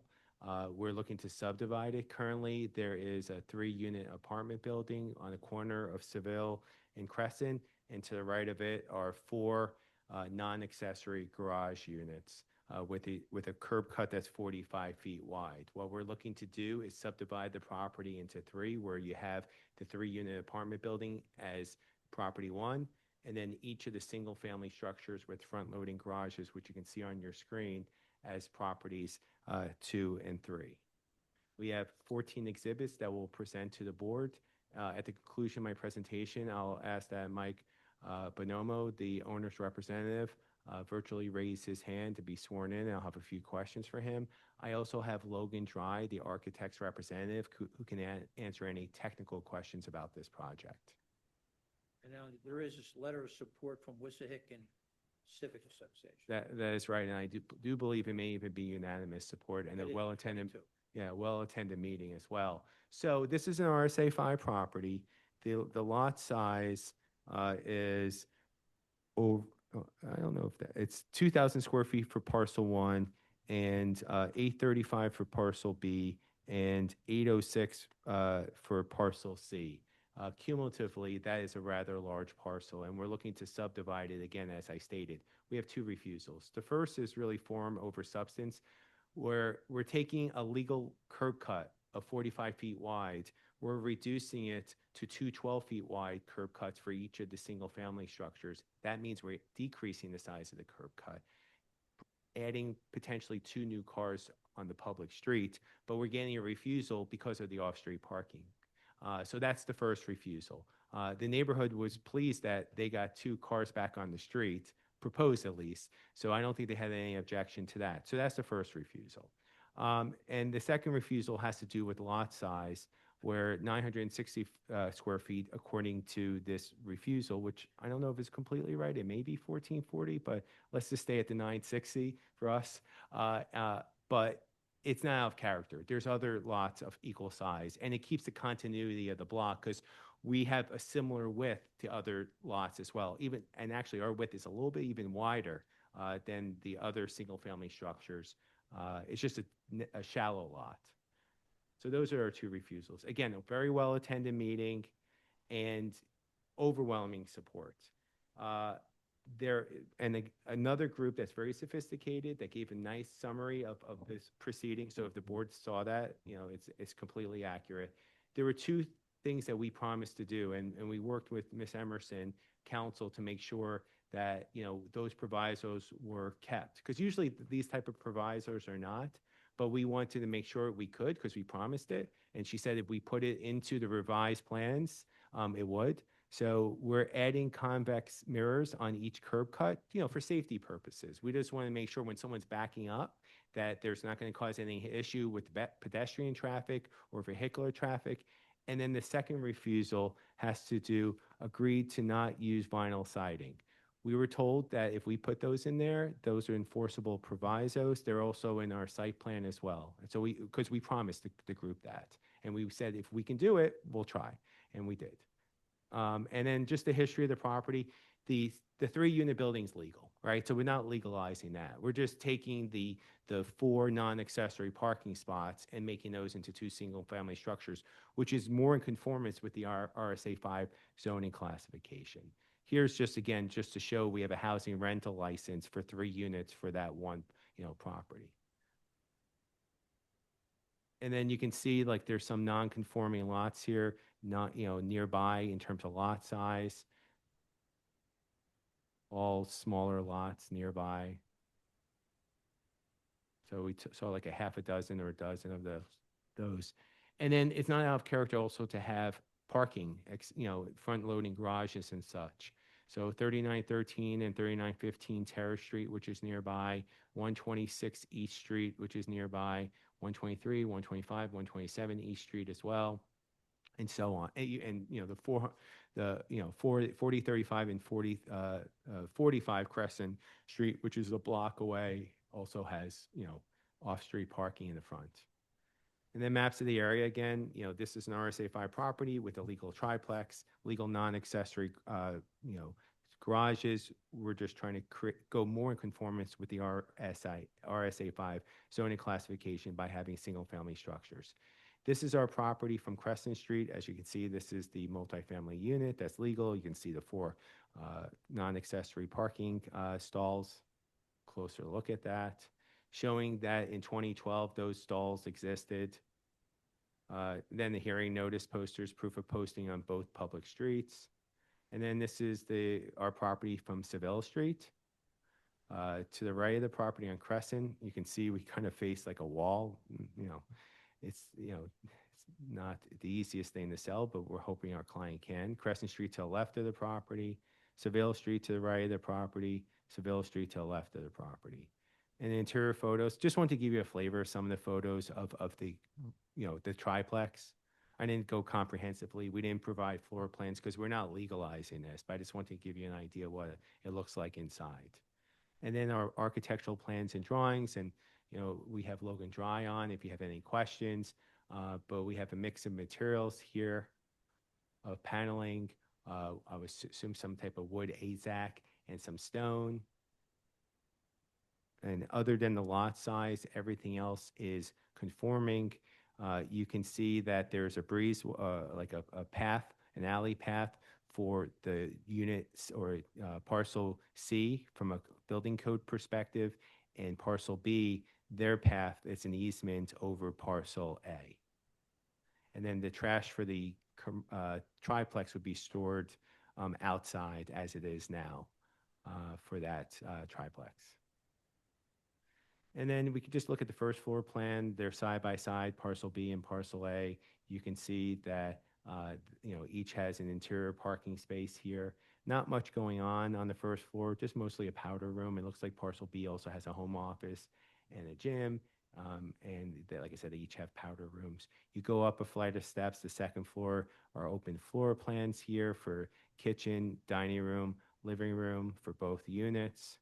You go up a flight of steps to the third floor. There's 2 bedrooms and a bathroom. And let's see, unless I expand that out, that may be the laundry facility for both. And then if you go up a flight of steps, that's the master suite. And then they also have a roof deck for each. And then this is also the survey which shows that, the proposed subdivision of this parcel. We met with the community on April 16th. It was a very well-attended meeting, and they're very passionate and sophisticated. And, based on our representations regarding those 2 provisos, they were overwhelmingly in support of the project. We mailed that notice to 90 properties, proof of mailing to those properties, our application for zoning variance, along with the notice of refusal and project information form. It's owned in the name of Michael Bonomo Jr. And finally, our certificate of tax clearance. That said, I would ask that Michael virtually raise his hand. Right behind you. Oh, everyone today, I'm not even paying attention. Sorry, I came in like exactly when I was supposed to, and I started working. Do me a favor, hold the mic close to you, make sure it's on. Please state your name and spell it for the stenographer. Michael Bonomo, Michael Bonomo. Do you swear or affirm to tell the truth, the whole truth, and nothing but the truth? Yes. Counsel? Michael, you heard everything I had to state about your zoning matter today. Yes. Is it true and correct? It's true and correct. And do you adopt as your own testimony? Yes. Specifically, do you agree to those 2 provisos regarding the mirrors for parking as well as no vinyl siding on the side of your buildings? Yes. Thank you.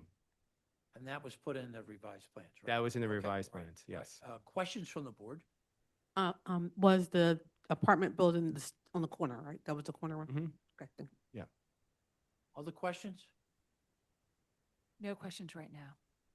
Okay. Questions or comments from the virtual audience or the audience? Could you please let this gentleman sit where you are?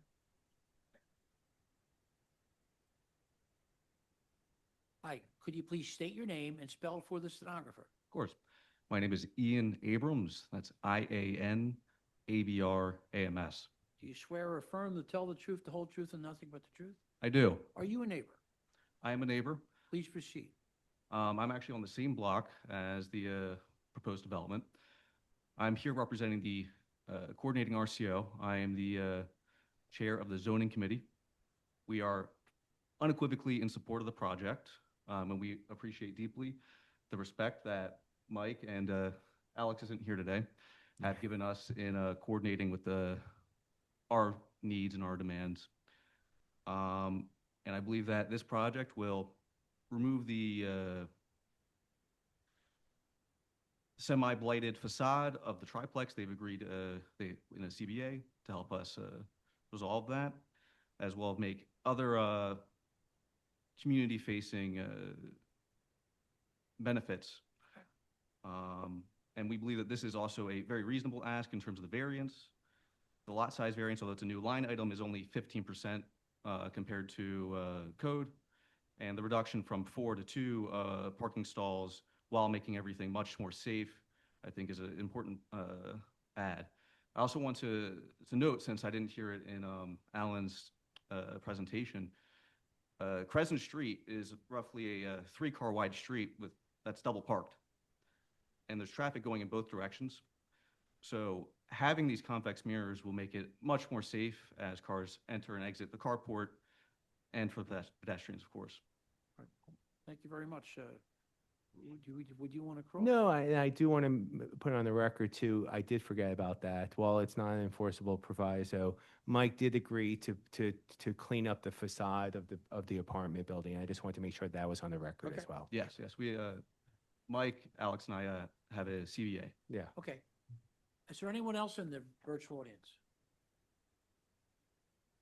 See any further hands, Mr. Chair? By the way, thank you for coming down. You spent a lot of time here. We appreciate it. Planning Commission. Thank you, Chair. Very nice meeting you. Nina Solomonic with the Planning Commission. The comprehensive plan recommends no change to the existing RSA 5 residential single-family zoning. The appellant has not shown that the property cannot possibly be used in strict conformity with the zoning code and that a variance is necessary. The City Planning Commission recommends that the board deny the variance. Quickly, Mr. Chair and members of the board, the first variance regarding parking, we're actually decreasing the amount of the proposed variance by decreasing the size of the curb cut from 45 feet wide to 24 feet wide. As the representative of the coordinating RCO stated, that was appreciated that we gave 2 public parking spots back to the street, as well as made it safer for that Crescent Street. And then the second refusal regarding the lot size, we're in conformity with surrounding properties and it would be out of character to have a lot that size for one single family structure. Thank you. So MI 2026 000-857 3921 Crescent Street. I vote yes with proviso. Per refusal dated 2/6/26 and revised plans 1 page stamped by ZBA on June 17, 2026. Michael Johns, my vote is yes with provisos. Cheryl Gaston, my vote is yes with proviso. Tanetta Graham, my vote is yes with proviso. Ryan McAdams, my vote is yes with provisos. Thank you. All right, we're ready for your last one, right? Yep. Okay, so MI 2026 000-862 3456 Rose Hill Street. Alan Nachumson is the attorney. Mr. Nachumson, just for the record, state your name. Alan Nachumson. And Mr. Nachumson, could you identify your client in relationship to this property? Julio Gonzalez. Or Vice Chair? Oh, has- I just want to make sure. I know. My Vice Chair has a few questions. Thank you. Good afternoon again. Have you submitted your documents and exhibits 5 days in advance of this hearing? Yes, we have. And did you waive the reading of the refusals and stipulate to their accuracy? We do. Okay, thank you. You can share your screen and proceed. And Rose Hill, you have a letter of support from the 7th Ward RCO. Yeah, and while it's not reflected there, Mr. Goldberg did tell me that I would say there were probably 15 to 20 people in in-person meeting in support of this project. Thank you. All right. I know how this board feels about, projects where someone is asking for forgiveness rather than permission, but we do have one of these situations, so I want to be upfront about We're it. not like that, but go ahead. But no, I understand why. But, I wanted to make sure that this, building structure was structurally safe. So we made our client get a structural engineering report to make sure, because I know that we'll have to go through that process, hopefully. Right. If this board feels so inclined to grant the zoning variance, we have a whole building code, inspection process. So just wanted to let you know that I know how the board feels about it. I told my client about it, and we hope that the board grants this variance request. We have 13 exhibits here. After my presentation, I would ask that Julio virtually raise his hand and be sworn in about it, and then I'll have a few questions for him. So this is an RSA 5 property. All we're looking to do is put a single family structure here. If this was, if we did it, the right way, we would still be here for some respects. But this is single family and it's on a single family block. We have 2 refusals. We have full lot coverage, not out of character, by the way. We found other instances of RSA 5 properties that are full lot coverage, but it's basically, we have 2 refusals, one about the rear yard depth and one about occupied area, but not out of character, safe. And the community really is in support of this. The neighbor to the left, who would be most directly impacted, is in support of it. And we would ask the board's indulgence to allow this to happen. Again, very brief letter, but again, my understanding from Mr. Goldberg is that there were 15 to 20 people all in support of this project. And then these are, well, maybe it's not 15. Well, these are the people who signed in. Well, maybe it's 15. And then we also did a petition. Again, you'll see on the bottom of that petition, 3454 Rose Hill Street. So again, I always tell my clients, focus on the affected area, but most importantly, focus on the people who are most directly impacted. And that's what he did there in terms of getting a petition together. So it's pretty extensive. And then here's an engineering report which states that the structure is safe, structurally sound, and stable. And it's a full trust structural assessment report that we shared with the board. And then not out of character to have nearby properties with full lot coverage. So we want to show that as well. And then maps of the area, this is an RSA 5 property. And again, we're on a single family street. And then photographs of the property. My client's son lives here. Interesting architecture, I'll grant that. But it's a 2-story structure and it's more of an industrial look. While we have a garage here, a roll-up gate, we're not asking for off-street parking. He has no intention to do that. I actually have a picture that was recently taken by my client because we told him, you know, if you're not asking for off-street parking, you're going to need to fill in the curb cut, and he did. And I have a picture to that effect as well. So, and you know, proof of posting. This is Rose Hill to the right of the property. As you can see, he kept it 2 stories, a little higher 2 stories, but this is a 2-story block. This is Rose Hill Street to the left of the property. And the community just wanted this property filled in. It's been like, up until Julio purchased it, it's been an eyesore for the community, not well maintained. This is just the covered patio on the 2nd floor. And this is just the 2nd floor. It's an open floor plan, living room, dining room, and just 1 bedroom. And then this is the garage area. So yeah, it's a little bit of like, hey, I'll put a couch in here, I'll store some materials, but there's no car being parked in there. And then these are our plans and drawings. What? He just built this whole thing himself. He did build this whole thing. Right, so no, He had no idea. okay. Yeah, trust me. So you had an engineering report to Yeah. make sure it's not going to fall down. That's right. Well, because I wanted the board to feel comfortable, because we still have to go through the building, So I said, knowing, dealing with some of these in the past, I think it's imperative that we show the board. So we got here because L&I came afterwards? I didn't look at, honestly, I haven't looked at the Atlas, so I don't know if there's a violation notice. No, I can look at Atlas, yeah. But again, very simple floor plans here that we self-created, so they're not to specs and dimensions, but like, you see that was the balcony, the living room, the kitchen, and the bedroom and the bathroom. And then this is our meeting notice for June 10th. We mailed it to 101 addresses, proof of mailing to those addresses. Our application for zoning variance, along with the notice of refusal and the project information form, the deed to the property showing that Julio owns it, purchased it in 2025, and the certificate of tax clearance. With that said, 2025, he bought the vacant lot, he bought the vacant lot. and then he built since. the He was last- quick. He was quick. So, yeah, I don't think he's, I don't think this was intentionally done. A whole house, I'm sorry. I know.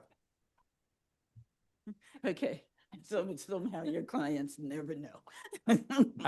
You know what? I wouldn't recommend it to my client ever. Why don't you finish? your- Yes, that's it. I'm done. I just need Julio to, Bring him on? yeah, let's get Julio on. And I'm going to take a look while he gets on to take a look at Atlas. Just curious as how we got to this. Gotta be on. Let's see.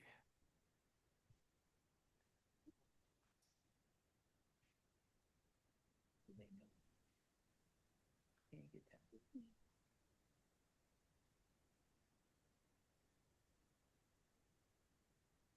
Alan, when you build a house like this, the city doesn't know that you have a house, they don't tax you? Again, I leave it up to the city, but, Sure, just but you know what? The OPA is doing a countywide reassessment of every single property this year. Okay, thank you. Julio?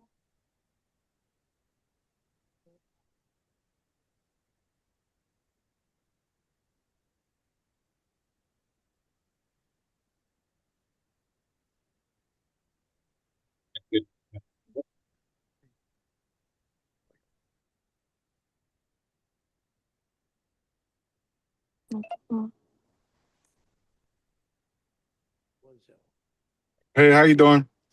Hi, could you please state your name and spell it for us tonight? My name is Julio Gonzalez.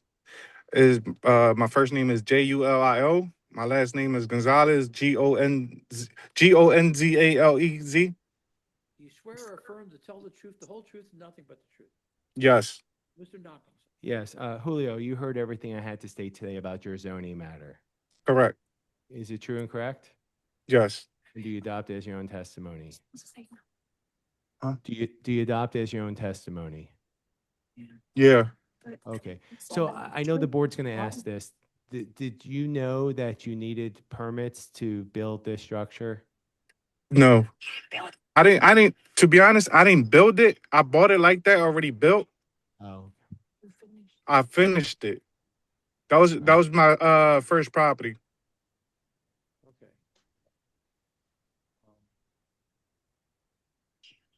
Let's see, so you tell me what it looked like when you bought it. It was already, let's see. Was there electric in the building yet? Yes. You didn't put the electric in, the electric was there? I finished the electric. And the plumbing, the same way you finished plumbing? Yes. Yes. Finished the heating and air conditioning? Yes. Okay, all right. Questions from the board? Chairman, can you get closer to the mic when you Sure. speak? Questions from the board?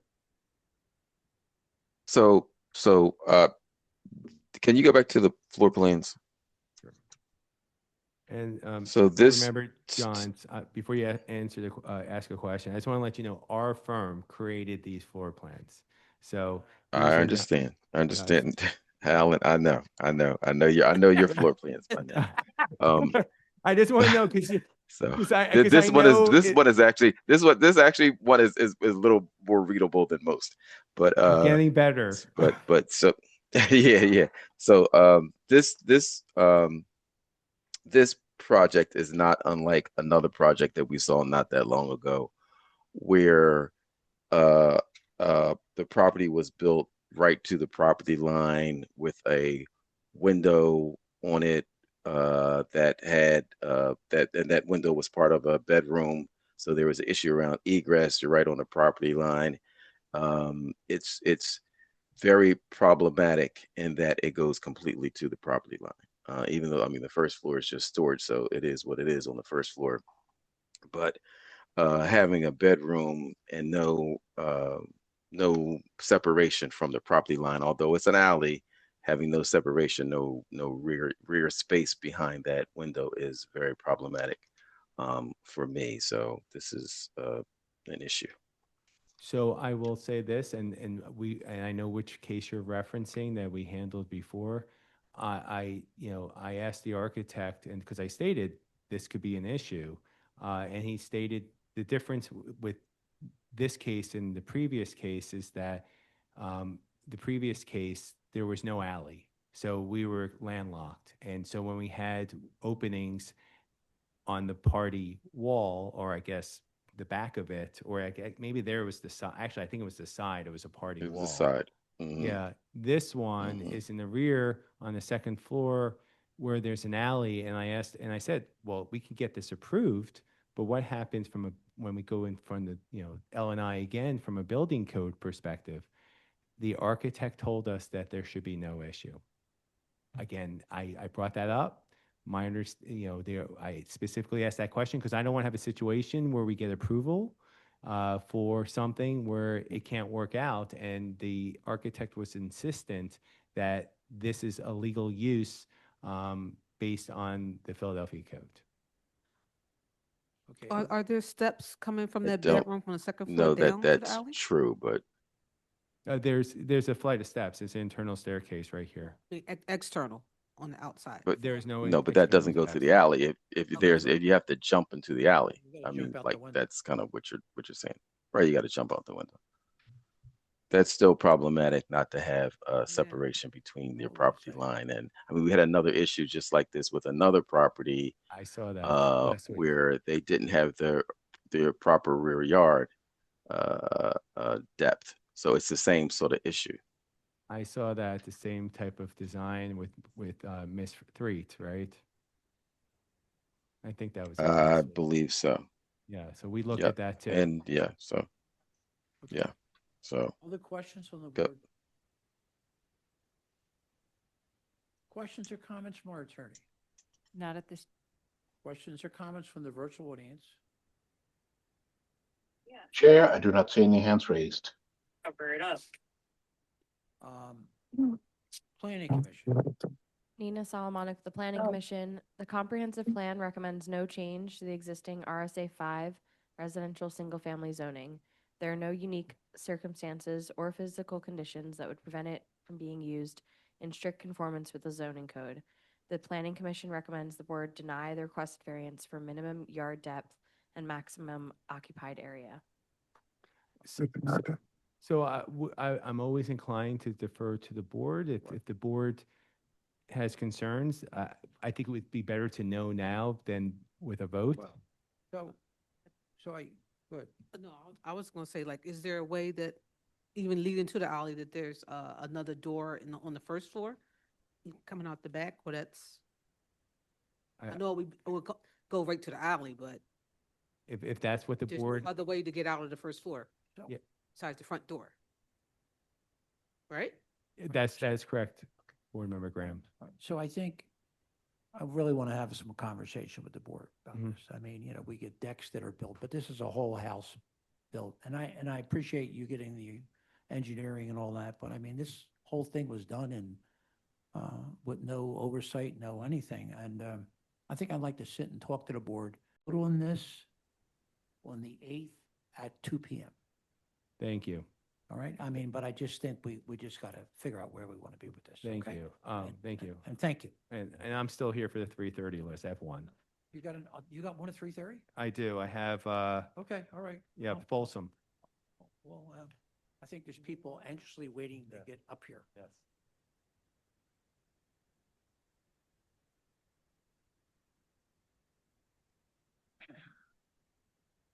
Number 9, MI 2026-000865, 3500 to 40, Powelton Avenue. Andrea Solomon is the attorney.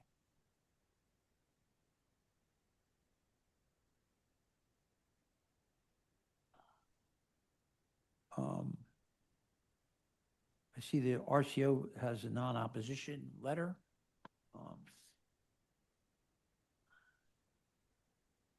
Good afternoon. I'm hi, just Councilwoman. joining as panelist. Okay. Why don't you just state your name right now and spell it, and we'll get started as soon as you get in. Good afternoon, Andrea Solomon, Claire Harrison, Harvey Brandsburg, ANDREA SALOMON. Do you swear or affirm to tell the truth, the whole truth, and nothing but the truth? I do.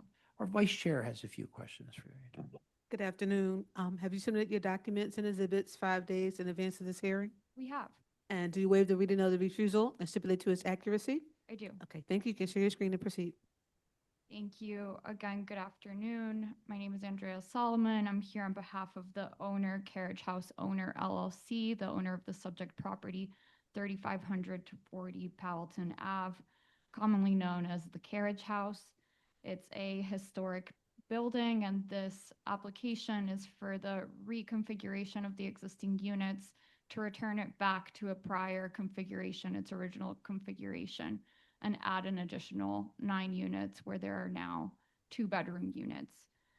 As Chairman Bergman stated, we have a letter of non-opposition with the RCO. We met with them back in March. This is a property that the community is very proud of, as are the owners. They're proud to be stewards of this historic property. And we've worked with them on property maintenance and addressed any concerns that they've brought on of maintaining this historic property. Here's an aerial image of the carriage house. It fronts 35th Palatine Ave and 36th that street. It's zoned RM1, and we received the refusal due to the lot area. It already is non-conforming. It currently has 165 units, and we're split, again, taking down, in a prior reconfiguration, the partition walls were put up, were taken down to make 2-bedroom units, and we're reconfiguring it, returning it back to its original configuration. The units have the existing plumbing, electric for kitchens and bathrooms. They're all 2-bedroom, 2 baths. Some photos of the subject property. A lot of the units have already been renovated, and this is what the renovated units now look like. The project architect is with us here as well, Calvin Benoit, and we're happy to go through the floor plans if the board wishes to show the reconfiguration back to the 1-bedrooms and studios from the 2 bedrooms. How many units right now before you do that? 165 Right. And where do you want to be? at 174. Okay. So again, there's 9 2-bedroom units that we're splitting back to where they were. So yes, we're happy to go through the floor plans. Here are the zoning archives showing that at one point it had a higher number of units, 172, 178. We're only reconfiguring 9 of them to get to the 174. And with that, we're happy to, I'll ask that Dove and the ownership team be sworn in so that they can adopt my testimony. Who's? Okay. Dove Goldschmidt is here with me Joe, get today from close to the- ownership. Make sure that, and if you would pull close to you. Okay, my name is Dove Goldschmidt. Right. Could you spell it, please, for the stenographer? DOVGOLDSCHMIDT. Do you swear or affirm to tell the truth, the whole truth, nothing but the truth? Yes. Counsel? Dove, can you just briefly state your relationship to the Carriage House owner LLC? So I'm one of the owners on behalf of Chevron Properties. We own this property. We bought it in November of 2024. It's a historic property. We've invested a significant amount of capital to renovate the units. It was really a property that was slowly falling into despair. We completely renovated the amenity space in the front of the building on the 3600 street side, and we're excited about this project. And then when we came in to do the renovations, a number of these 2-bedroom units had the original stubs when we demoed them, and it made more sense to have them. There was a kind of a weird layout for 2 bedrooms, and it felt much more natural to have them as 1-bedrooms. So we wanted to go that route. And you saw my presentation. Is it true and accurate to your knowledge? Yes, And do you adopt it as your own testimony? I adopted. Thank you. Do you think you should do the floor plans and at least say where you're making the change? Sure, absolutely. So I'll ask Calvin also be sworn in so that he can walk. Why don't he come up?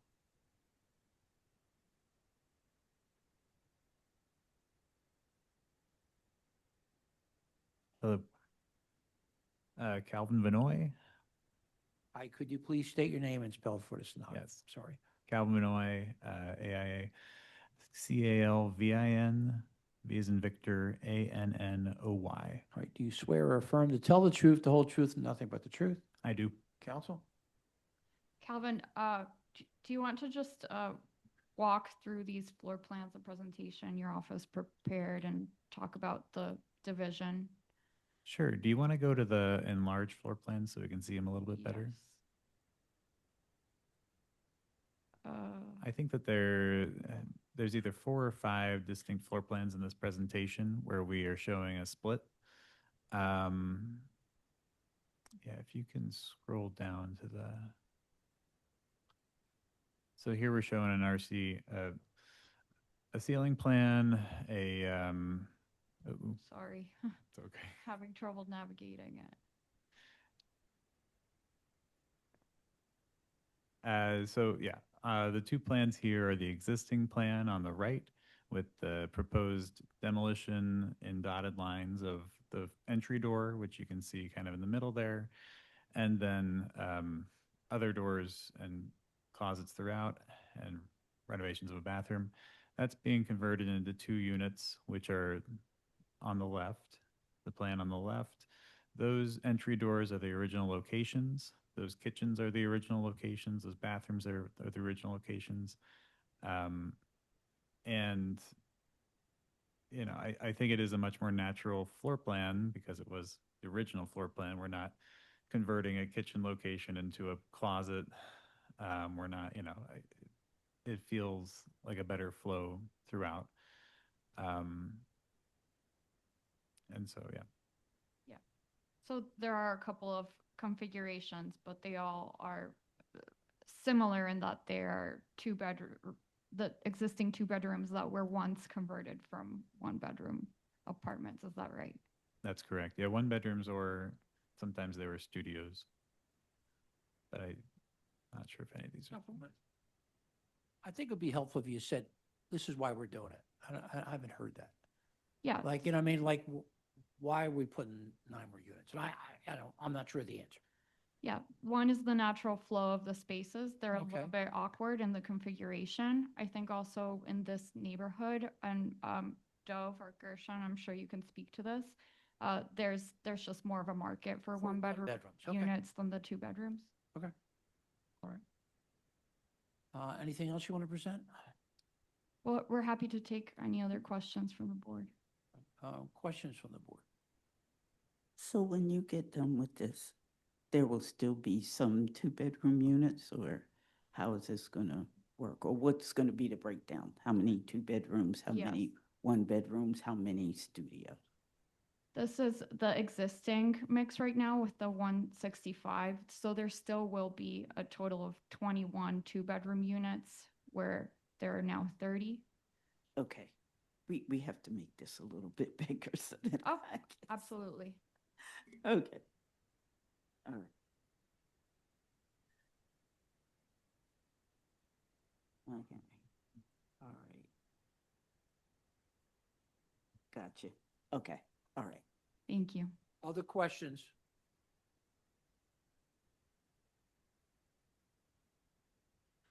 No questions at this time. We didn't get a chance to ask your question yet, right? Questions or comments from the virtual audience? Chair, I do not see any hands raised. Planning Commission. Ina Solomonic with the Planning Commission. The comprehensive plan recommends no change to the existing RM1 residential multifamily zoning. The proposed use is consistent with the documented prior approvals at this property. The City Planning Commission recommends that the zoning board grant the variance for 174 units. MI 2026-000-865, 3500 to 40 Pownton Avenue. I vote yes. Michael Johns, my vote is yes. Cheryl Gaston, my vote is yes. Tanetta Graham, my vote is yes. Ryan McAdams, my vote is yes. Thank Thank you you. very much. Thank you. Have a great afternoon. Take a break. Yeah, we're to take a 5-minute break.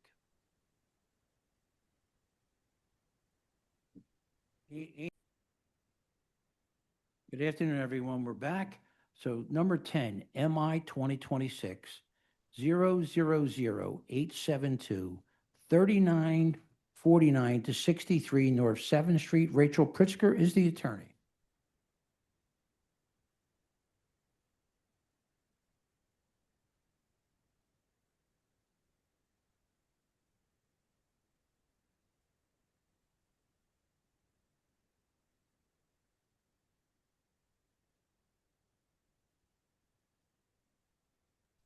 I'll be coming back in this panel shortly, Mr. Chair. Thank you.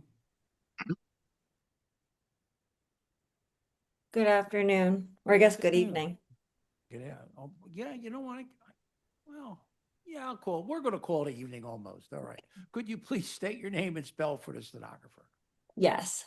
Rachel, Rachael, Pritzker, Pritzker. Do you swear or affirm to tell the truth, the whole truth, nothing but the truth? Yes. Counsel, could you identify your client in relationship to the property? Yes, my client is the property owner. It's the Pennsylvania Conference Association of Seventh-day Adventists, Inc. And our vice chair has a few questions. Good Sure. evening. Have you submitted your documents and exhibits 5 days in advance of this hearing? Yes. And do you waive the reading of the refusal and stipulate to its accuracy? Yes. Thank you. You can share your screen and proceed. Thank you. And I see Esperanza gave you a letter of support and also non-opposition from Councilwoman Lozada. Yes. Can you see my screen? Yeah, we see it now. Yeah, now we see it. Great. Okay, so this is 3949 to 63 North 7th Street. This is the refusal. The proposal here is for multifamily household living on in an existing structure with previously existing uses. As previously approved, there is a large active church on the property and surface parking as well. The property is zoned CMX2. So the only use refusal we have is for not providing ground floor commercial on the ground floor of one of the existing structures that have the 5 units in. It's the application for appeal.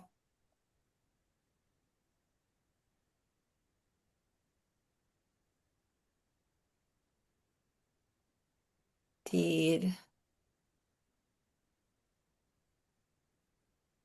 So this is the zoning map. As you can see, the property is here. It's a large CMX2 property on the corner. Bit of a faraway aerial. North Marshall Street, West Luzerne Street, and North 7th Street. And if I zoom in, more easily see, oops, the aerial. So there's an existing church here, which is an active church. It's active with the Philadelphia Hispanic One SDA Church. And then this is a service parking lot. And then this is the building that we're talking about here. It's an existing building that has been previously used by the church for different, multiple clergy and staff to live in. It's been vacant for a while, but it always has had residential, multi-person use. I wouldn't say it was multifamily until it's been built out, but it was never like a single family home or a commercial mixed use property. But that's the building we're talking about. And then all other uses, the parking lot and the active church, are staying the same. Zoning posters.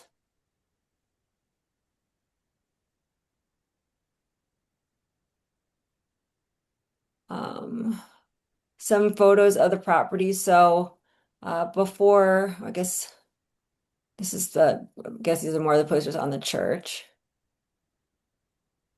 And so this is the structure that we're talking about. As you can see, just by looking at it, it'd be pretty difficult to put commercial on the ground floor here. It has existed, as I said, as a residential property. It was in use by the church many years ago, and then it sat vacant for a while. And so the relief that we're asking for and the hardship that we have is that the CMX2 base zoning requires ground floor commercial. And so given it's sort of an intermediary building on the corner lot next to mostly residential, it's just not suitable for commercial. The amount of construction you'd have to do, and then to try to operate a commercial entity within the church property, just sort of add a character and would be unique. So the thought of the church was to reuse this property, convert it to 5 multifamily dwellings, and be able to use this to support the operations of the church, generate revenue for the church, and to bring the property up to sort of a viable condition. These are just some of the exterior photos of the building. And then I'll show you the the interior. You'll see it was fully renovated prior to my involvement with the church. And they didn't realize that they had to go get zoning permits. And so there's no violations or anything on the property, but just in order to get rental license and to handle this, correctly, obviously we're bringing it through the process. It's vacant as well. There's nobody living in it. They did a sort of very nice renovation of the space. And Rachel, the renovation is for 5 units? Yes, Okay. it's for 5 units.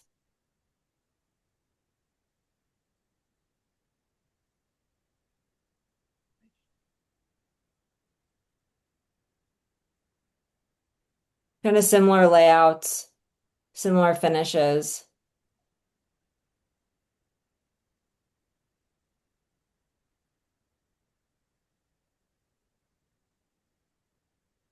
For all 5 units.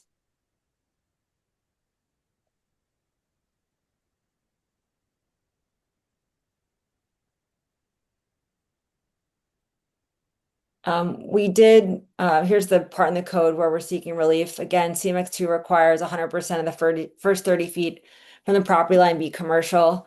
Obviously, we believe that presents a hardship and would be quite difficult to achieve. We did meet with, as mentioned, Esperanza, and they gave us a letter of support for our application. We sent out all the proper mailing. Again, here's the letter of support from Esperanza. We also, at the RCO's request, got a petition of support. There was like maybe 5 or 6 people at the meeting, 4 or 5 people at the meeting. So they had, asked us to get a petition of support just to make sure that the directly adjacent near neighbors were, aware of it, and, were in support of it as well. So we did provide them with this petition, but also included it in our packet.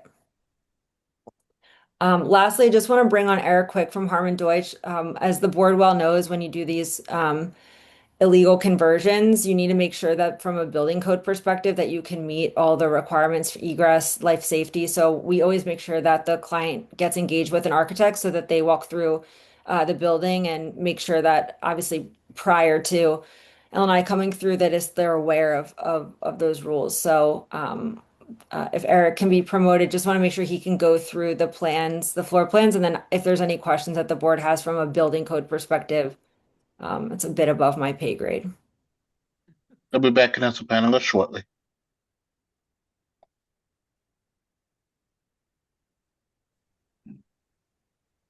Rachel, how long have they had a church there? They've had a church there so long that I had to get a title report to pull the deed. We literally did not have it in the archives. So, Hillary tried to help us, but if I look at the deed, they got a variance, I think, for like the parking back, and I want to say it was like 08. I have to look on the refusal. But this has been there quite a long time. You just look at the refusal. They got, 18, I guess they got parking. And then the deed. I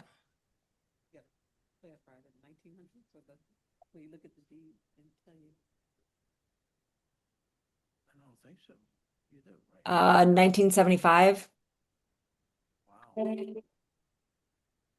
So the 7th, I think that's some 17th of October, 1975. Yeah, and for a while there, you didn't have to have a zoning, but just like you don't have to have a zoning permit for your single family dwelling, you didn't have to have zoning permits for churches for Yeah. a while until they made the change, which was a few years ago. Makes sense. So if Eric can just go through, sorry, I'm just gonna bring up the Eric, plan. could you please state your name and spell for the stenographer? Yes, it's Eric Quick, ERICQUICK, here representing Harmon Deutsch Oler Do Architecture. you swear or affirm to tell the truth, the whole truth, and nothing but the truth? I do. Counsel? Eric, if you can just go through this, what I have on the screen, the plans and site context, and then just want to discuss egress and any of the life safety considerations as well. Sure, no problem. So this first page is just a site context page. Upper left-hand corner, you'll see the site denoted in blue. There's three subsequent images that show the building in question, outlined in white. You can see it's zone CMX, 2, as Rachel put it. And you can go to the next page. So these are the floor plans. There's a utility-only basement. The first floor has 2 units. The front unit, number 1, is a 1-bed. It's about 256 square feet. The rear unit, 456. yeah, I'm sorry, 456. Okay. The rear unit is in blue. It's number 2. It's 518 square feet, and that is a studio. At the upper floor or the second floor, there are another 2 units, Unit 3 and Unit 4. Unit 3 is also a studio, 438 square feet, and unit number 4 is 384 square feet. And then there is a third floor unit, which is a 1-bedroom unit, and that's 417 square feet. Our office was retained. We surveyed the building. We did a building code review. Once we secure the zoning permit, we would then need to secure a building permit for this, and the building would be upgraded with a sprinkler system, a monitored fire alarm. This meets all the requirements for egress windows, the travel distance for a single means egress building. And it has a fire escape, even though that is not required by the code. So that's an additional level of protection. Thank you, Eric. You're welcome. Nothing further from us chairman and board members if anyone has questions or if I need to go back through anything. All right, questions from the board. You refer to some of these as 1-bedrooms, but I don't see doors on the bedrooms. Is that just an oversight or? No, they don't have doors to the rooms themselves, but they do have a dedicated bedroom space. We can call them studios if you want to, but it has a dedicated bedroom. Okay, a bedroom space, but doesn't have a door. Can't be a bedroom without a door that locks. Okay, then they're all studios. Right. Yep. Are there any other questions? Well, you're gonna need, well, there's the whole question about the stairs and the fire rating for the stairs as well as the sprinkler system. So that's another consideration here. And I guess that is my other question. I mean, did we do anything to try and deal with the whole issue of accessibility? No, this building is not required to be accessible. Okay. And the existing building is out of grade, so that would be difficult to do. All right. And what was it used for before? Like, what did the church do with it before they made it into this apartment building in effect? So my understanding, and I think Eric Bruston from your team had looked at, my understanding was they had I don't know if it's clergy. I'm Jewish, sorry, I don't know the right terminology. The clergy or a pastor or a a Like minister. what do they call it? Rectory. I can't think of it now. Yeah, a rectory. Rectory. Exactly. So there were, Rectory. yes, so there were multiple individuals from the church that were living in the building, and then there was like one remaining individual who was living there who moved out, and so it was vacant for a while. Is what the client had shared with us and shared with the RCO when they asked the same question, and then it was vacant for a while, and they had a hard time trying to figure out how to generate any sort of income or use it in a viable manner, given sort of the lack of need from anybody from the church to like live there anymore. So I think it was vacant, and Raphael, who's on from the church, can correct me if I'm wrong, for a year or so, maybe more than that. And then they started doing this construction. So it was used as a rectory for the church staff. Yeah. Okay. All And right. Well, that and the makes sense. and All the right. basement. Okay. Okay. And the basement is just for storage. And what about trash? How's trash handled? believe the trash is either in the rear yard or handled within each unit. But yes, the basement is storage only in utilities. There's no residential living in the basement.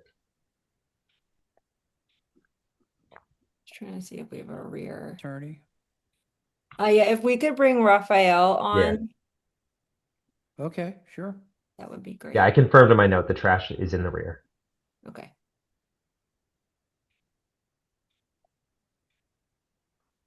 Counsel, what is the name of the other individual?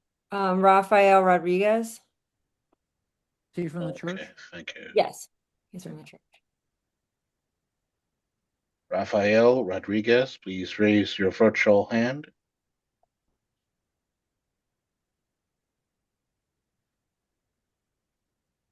Thank you. See him, Jace? Yes, I've seen him. Okay, They'll be coming back in as a panelist sure, shortly. thank you.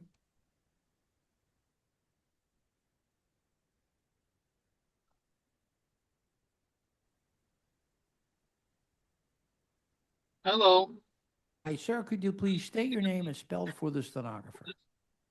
my name is Rafael Rodriguez. I spell it as Rafael Rodriguez. Do you swear or affirm to tell the truth, the whole truth, and nothing but the truth? I do. Counsel? Rafael, have you heard my testimony today? Do you believe it to be true and accurate, and do you adopt it as your own? I do. Thank you.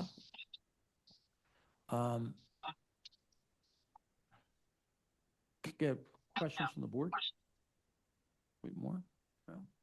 Questions from our attorney? No questions at this time, Mr. Questions or Chairman. comments from the virtual audience? I do not see any hands raised, Mr. Chair. Planning Commission. Ina Solomonic with the Planning Commission. The comprehensive plan recommends no change to the existing commercial mixed-use CMX2 zoning. The proposed use will fit in with the existing neighborhood context and repurpose an existing building. The City Planning Commission recommends that the zoning board grant the variance for 5 dwelling units. MI 2026-000-872, 3949 to 63 North 7th Street. I vote yes with proviso. Certificate of occupancy to be obtained. Michael Johns, my vote is yes. With proviso. Right? Yeah. Mike? Mike? Mike, with proviso. Yeah, I thought I said that with proviso. Sorry about that. It's okay, it's okay. It's getting late, Mike. Cheryl Yeah, right. Gaston.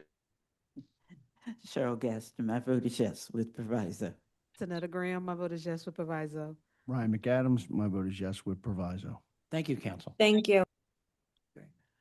Number 12, MI 2026-001-144, 424 Rector Street.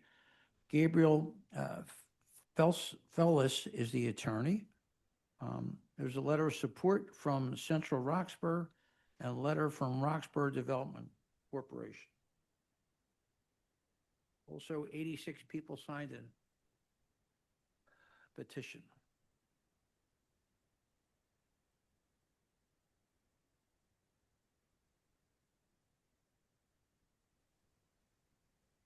Coming back in as a panelist now, sir.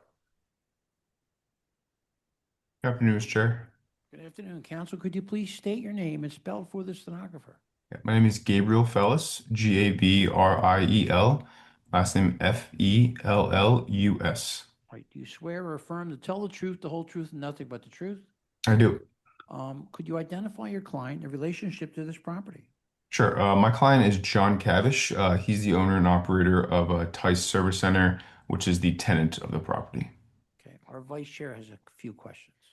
Good evening. Have you submitted your documents and exhibits 5 days in advance of this hearing? Yes, And do you waive the reading of the refusal and stipulate to its accuracy? I do. Okay, thank you. You can share your screen and begin. Can you guys see that title page? Yes. Great. Thank you, Chair. So we're here today seeking approval for use of the property for personal vehicle repair and maintenance. So just a bit of context, this property's been continuously operated as a mechanic and auto body shop at this location for over 60 years. My client himself has worked in the shop for over 40 years before taking over as the operator last January. Before then, the property owner was John Tice. He was the main operator of the shop until he passed away, unfortunately. My client then took over and started a new entity, which is now the current tenant. The application is not proposing any exterior alterations or construction. We just be legalizing the non-conforming use of the property that's been in the same condition since at least the 60s. So this here is the refusal issued by L&I for the use for personal vehicle repair and maintenance, which is prohibited in the RSA 5 zoning district. These are the existing floor plans and dimensions of the garage with the drive-in here. So here we have some photos of the exterior of the shop from the street and inside of the garage as well. Again, it's been mostly in the same condition since we believe around 1963.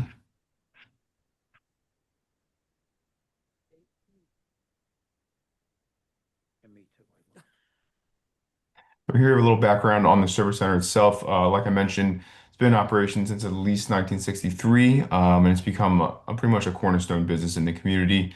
I'm going to get to some of our community engagement in a little bit, but it's very clear that the shop and John, by extension, have become a really trusted staple and pillar in the neighborhood. Here we have some aerial views of the property in relation to other properties.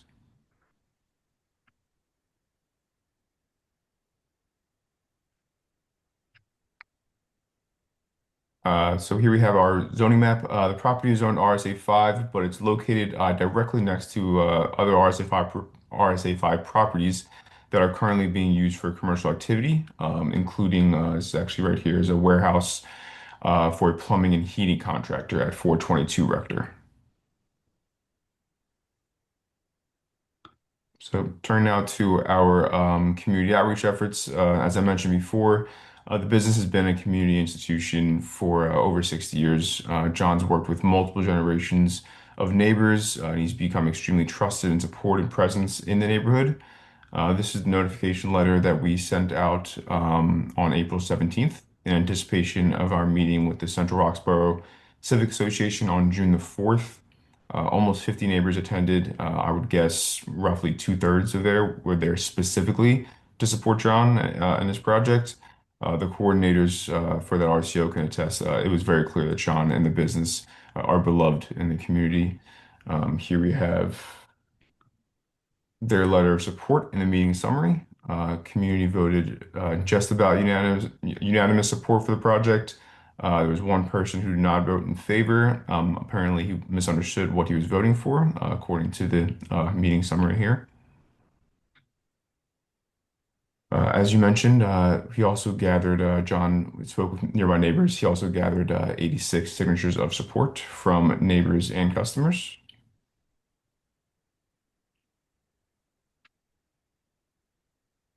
So here we have the commercial lease entered into by my client on behalf of the tenant entity and the property owner. Again, John worked in the shop for over 40 years, and then after the previous owner passed, his widow entered the lease with John to continue to have him operating the shop.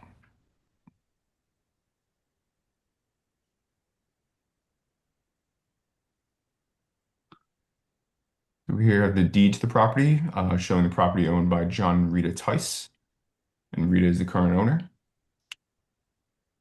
Here we have our application for appeal and project information form.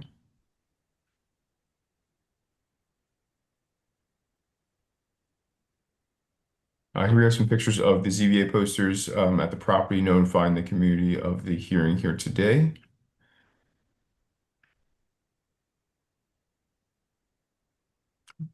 We have our statement of real estate tax compliance. And these are the certificates of mailing for the RCO meeting notification letters that we sent out on April 17th.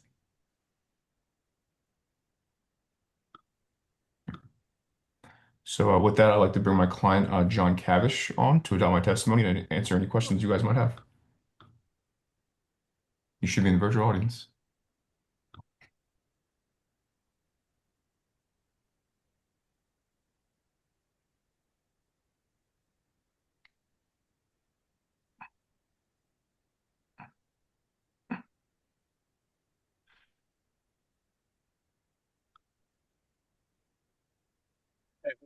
you're in the virtual audience, please raise your hand. It might be either John Cavish or Donna Cavish, for what it's worth.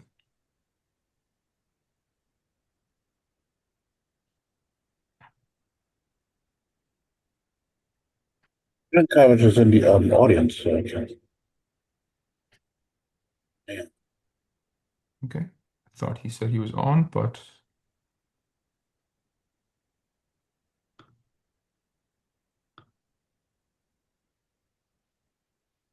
Do we see him? I see him there actually. Okay. John, yeah, he's listed as John Cavish, Kavash.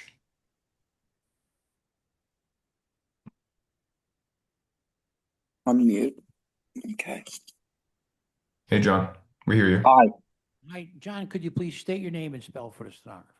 it's John, John, Kavash, Kavash. Do you swear or affirm to tell the truth, the whole truth, nothing but the truth? I do. John, could you turn your video on possibly? We've been trying to do that. Okay, and all right. Counsel, go ahead. Sure. John, have you heard my testimony here today? Yes, I did. And was it true and correct to the best of your knowledge? Yes, it was. And would you adopt it as if it were your own? Yes. Great. Any questions? We'd be happy to Questions answer. from the board?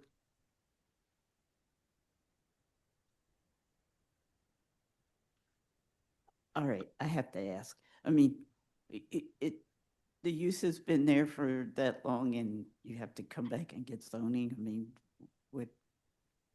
I guess I don't understand why we're here. I mean, the zoning shouldn't, well, zoning is supposed to run with the land, so the fact that the prior owner died and somebody else takes it. So apparently when John was trying to get his business license for this new entity, he ran into some trouble with the zoning. All right, okay, okay. Thank you. Sure. And all the, there's no tires stored on the outside, are they? No, All tires are stored in interior? correct. And there's no, the sidewalks are clear? Correct. All right, thank you. You're welcome. Questions from our attorney? No questions at this time, Mr. Chairman. Questions or comments from the virtual audience? Yeah, I do not see any hands raised.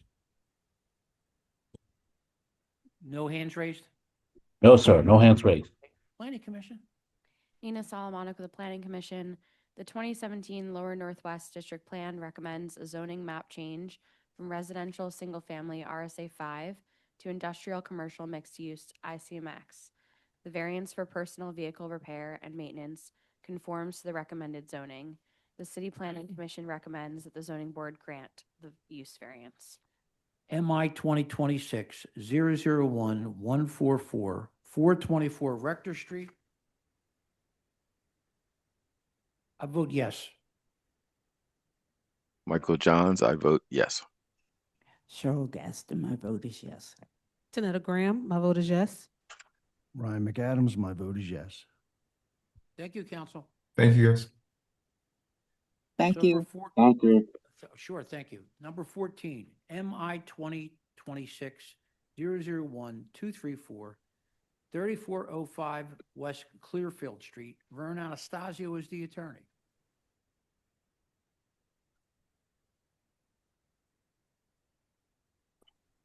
They'll be coming back in as a panelist short, Mr. Chair.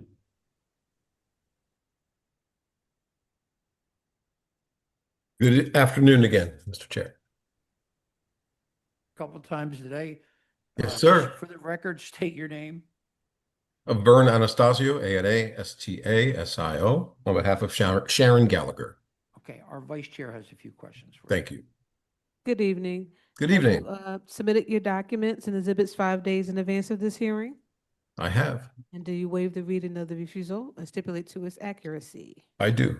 All right, thank you. You can begin your Thank you. Mr. Chair, you should have an email from the RCO in full support of this appeal. This is a double property here, as you can see. And my client is well known in the community. She has other multifamily dwellings that serve veterans, particularly elderly veterans. And that's what she'd like to do here. The application was originally for a five-family dwelling. We're looking for four families. The first floor unit in the front here, she is contemplating using it as a community room area for the veterans to gather. Perhaps also storage of some indoor trash area as well. But this is the property in question. She does have plans to, of course, renovate the exterior. I'm going to show you some briefly just the interior of the property as it currently exists.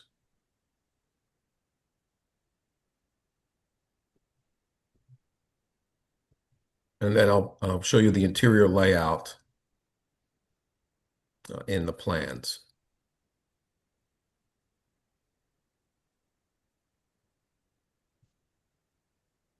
She manages these properties. She works with caseworkers and social workers to help these veterans.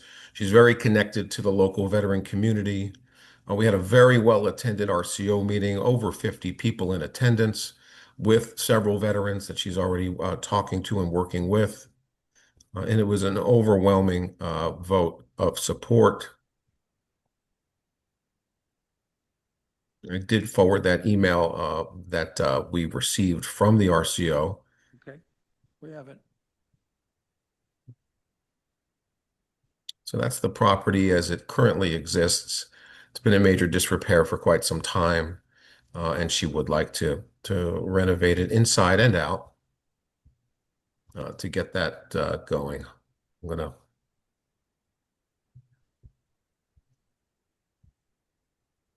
Here's the refusal that was generated back in February. Again, I'm sorry, we were looking for a five-family dwelling. At this point, we're down to four.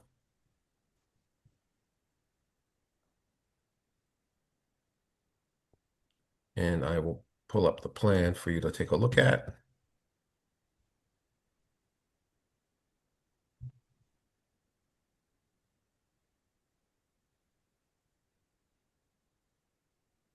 Here's the first floor unit. I'll blow this up. Here's the first floor. Here are the two doors that are represented on the photos.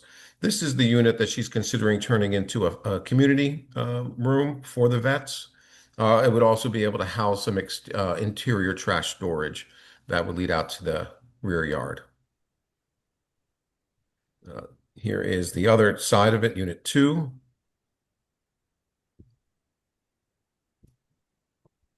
And we have the second floor, which would be Unit 3.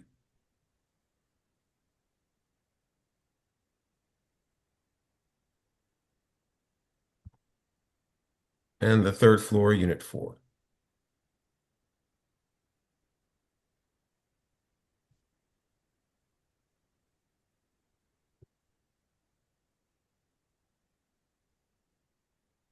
This is the consolidation plan. This is some additional exterior photos and the block itself. We've already gone through those photos. I have a 104 exhibit packet that I'm moving into evidence. In addition to the deed, here's the email of support from the RCO. And of course, we have the appeal documents as well.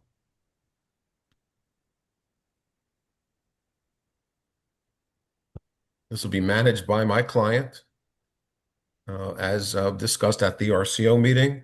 She will be, of course, utilizing, again, working with the VA and other local veterans groups to bring in these folks and to offer them services, not inside, but of course, outpatient sort of, exterior assistance as needed. There will be assessments done and vetted. And Ms. Gallagher is in the audience. I ask her to raise her virtual hand so she can adopt my presentation. Okay.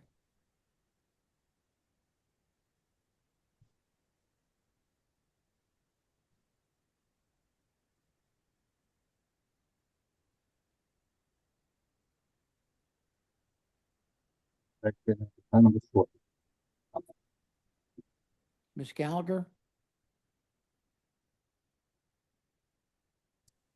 Yes, Hi, could you please state your name and spell it for the stenographer?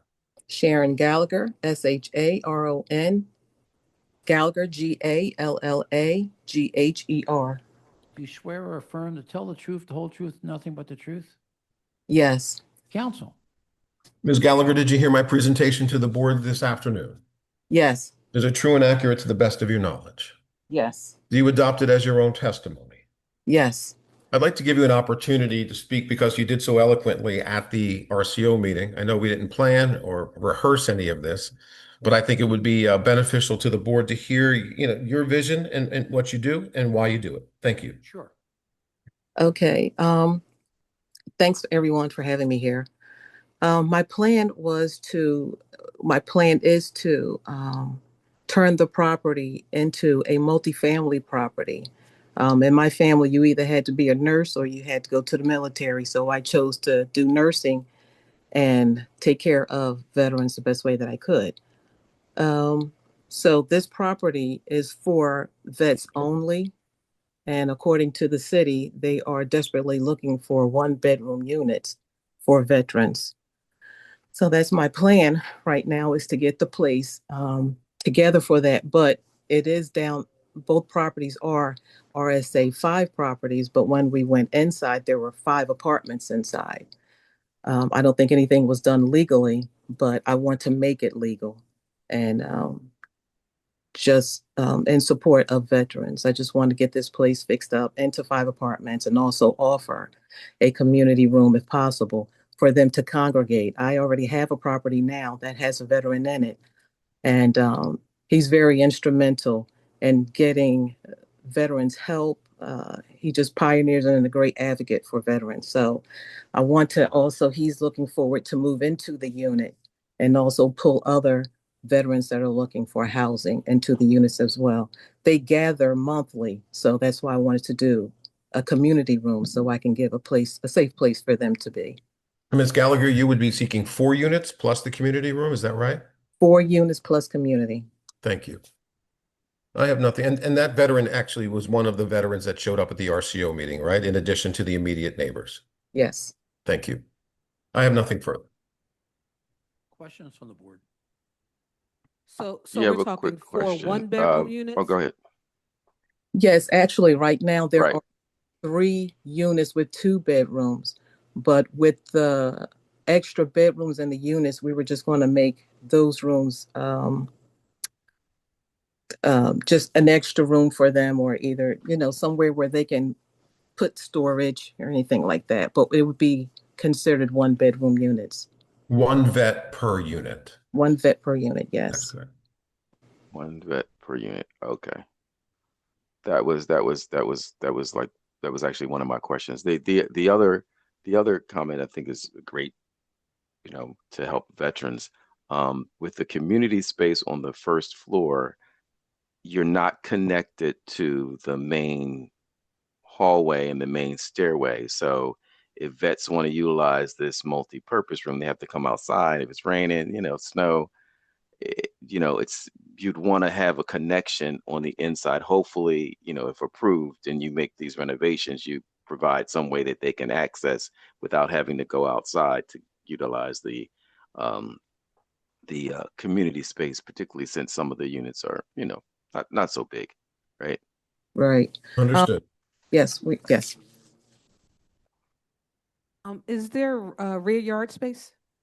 There's a lot of yard space. There's 2 properties and the yard is pretty huge. And is the plan to let them have access to the rear yard as well? Yes, actually, each unit in the back of the house, they have Second floor has 2 decks.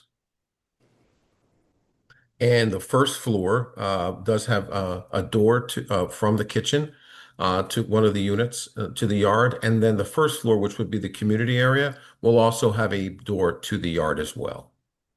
and the other unit too on the other side has access to a deck. Yep, right here. Yeah, thank you. Yep. Other questions?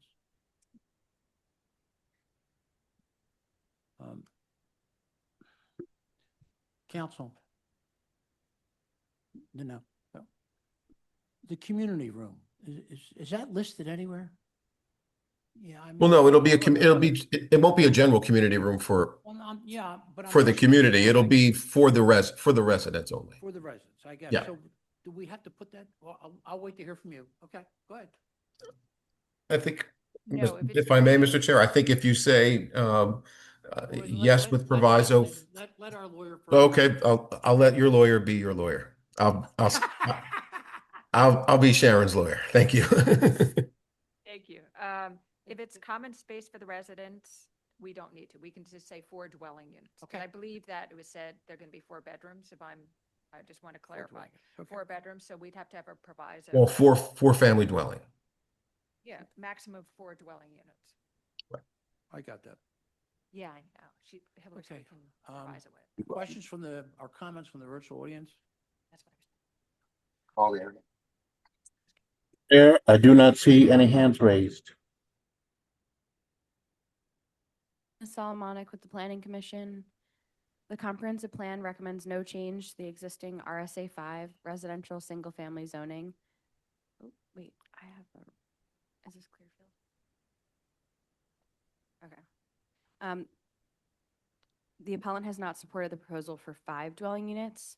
The City Planning Commission recommends that the zoning board grant the variance with a maximum of 4 residential dwelling units. So MI 2026-001-234, 3405 West Clearfield. I vote yes with proviso. Maximum 4 dwelling units, certificate of occupancy to be obtained. Michael Johns, my vote is a yes. You just cuddle.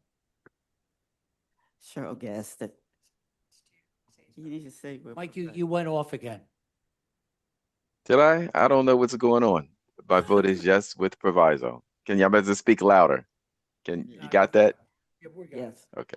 All right. Cheryl Gaston, my vote is yes with proviso. Tanetta Graham, my vote is yes with proviso. Ryan McAdams, my vote is yes with proviso. And Vern, thank you. And Vern, I like that. I'll let your lawyer be your lawyer. I like that. Right? Why not? That was. Have a good, see you next week. Thank you. He's not going to see us next week. You're not going to see us next week, but that's okay. Is there anyone in the audience whose 2 o'clock case has not been called?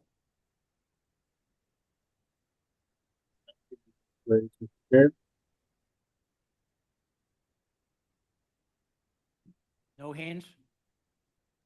No, Mr. Chair. All right, we'll go here, and there's nobody in the audience here. All right. Good afternoon, everyone. My name is Bill Bergman, and I will be chairing this hearing of the Zoning Board of Adjustment. With me is our Vice Chair, Tanetta Graham. Present, Mr. Chairman. Board Secretary Cheryl L. Gaston. Present, Mr. Chairman. Board Member Michael Johns. Present, Mr. Chairman. And Board Member Ryan McAdams. Present, Mr. Chairman. Also here is our attorney, Lynn Reuter Huber. She's just shaking her hands. I gotta get that right. Ian Haggerty, our director. And our board advisor, Lakeisha Dandy. This hearing is being recorded and will be posted on the ZBA website. By participating, you agree to be recorded. This is an in-person meeting with remote participation. Whether in person or on Zoom, if you are called to speak, please state your name and spell it, and then wait to be sworn in. Once you've been sworn in, please state your name each time before testifying. To enter your appearance, indicate the property address on the Zoom webinar, speak with a staff member, call the ZBA office by the close of business tomorrow at 215-686-2429 and provide them with your name, your email, and the address of the property in question. Remote participation. Raise your virtual hand when directed so that we can call on you to speak. When you speak, please get close to the mic so that all people can hear you, including the court reporter. When you are called, please click the Join as a Panelist button. If you are joining by phone, press *9 to raise your hand and *6 to unmute. Let's go to our list, see our schedule for this afternoon.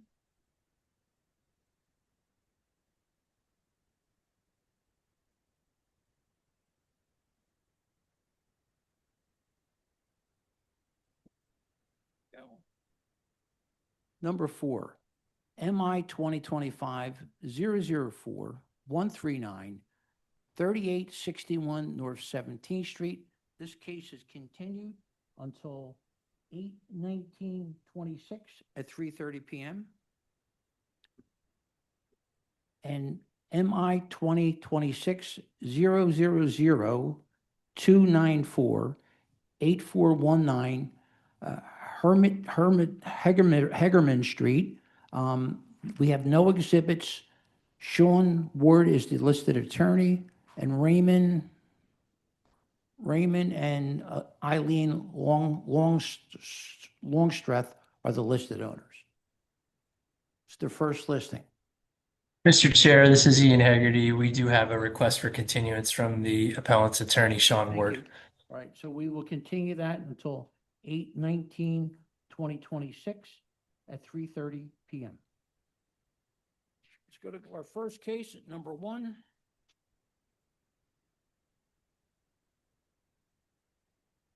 MI 2025-004-126, 220 North 50th Street. Benito Martinez is the equitable owner. Mr. Martinez.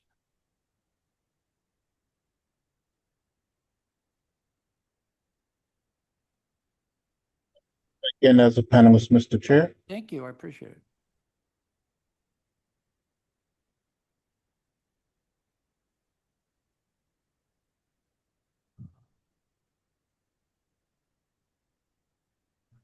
Hello, Hi, sir. Could you please state your name and spell for the stenographer? my name is Benito Martinez, Benito Martinez, Martinez. Right. Do you swear or affirm to tell the truth, the whole truth, and nothing but the truth? Yes, I do. Could you please turn your video on? I turned it on. I don't know why it's not. Do you have a camera with you? I mean, your computer? Oh, yeah, you know what? My camera's down. That's what it is. Okay. All right. Okay. Our vice chair has just a few questions for you. Okay. Good evening. Have you submitted your documents and exhibits 5 days in advance of this hearing? Yes, I did. Okay. And so I'm going to summarize the application that you put in, and I'm going to also summarize your refusal and ask if you would agree, okay? Yes. Okay. So your application is you want to have 2-family household living and an existing structure. You agree with Yes. that? Okay. And you were refused because 2-family living is prohibited in the RSA 3 district.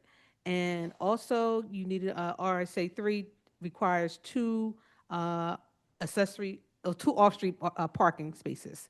So that was your refusal. Do you agree with that? Yes. Okay. All right. So thank you. You can proceed with your case. Okie doke.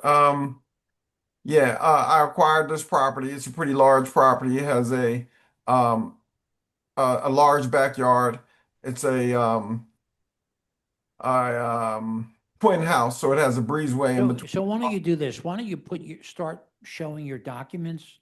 Okay. Because then when you start talking about the house, we can see what it looks like, okay? All right. Let's see. Wait, I have to go back, right? I have to share the screen. All right. You should open your documents and there should be a green button at the bottom that says share screen. Green button. Where? Okay. All right, share. Boop button. All righty. You're coming up now, sir. All right. All right, so you're going to have to tap on each individual one when you show it. Okay. All right. Let's see. So you're talking about the Mm, large house. Why don't you try to show a picture of the large house? All right, go back. Okay. Um, Take your time. okay.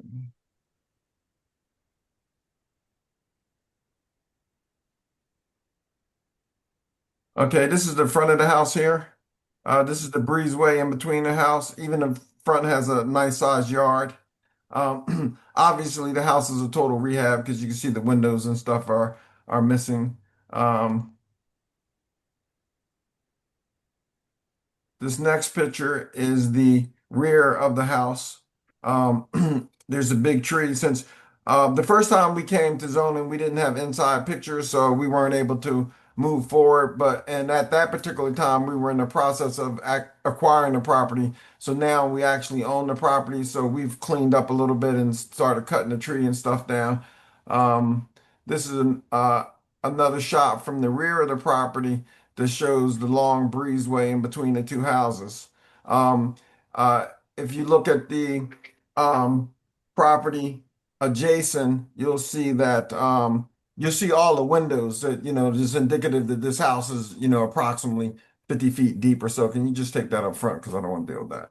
I'm gonna show some drawings, existing drawings of the house.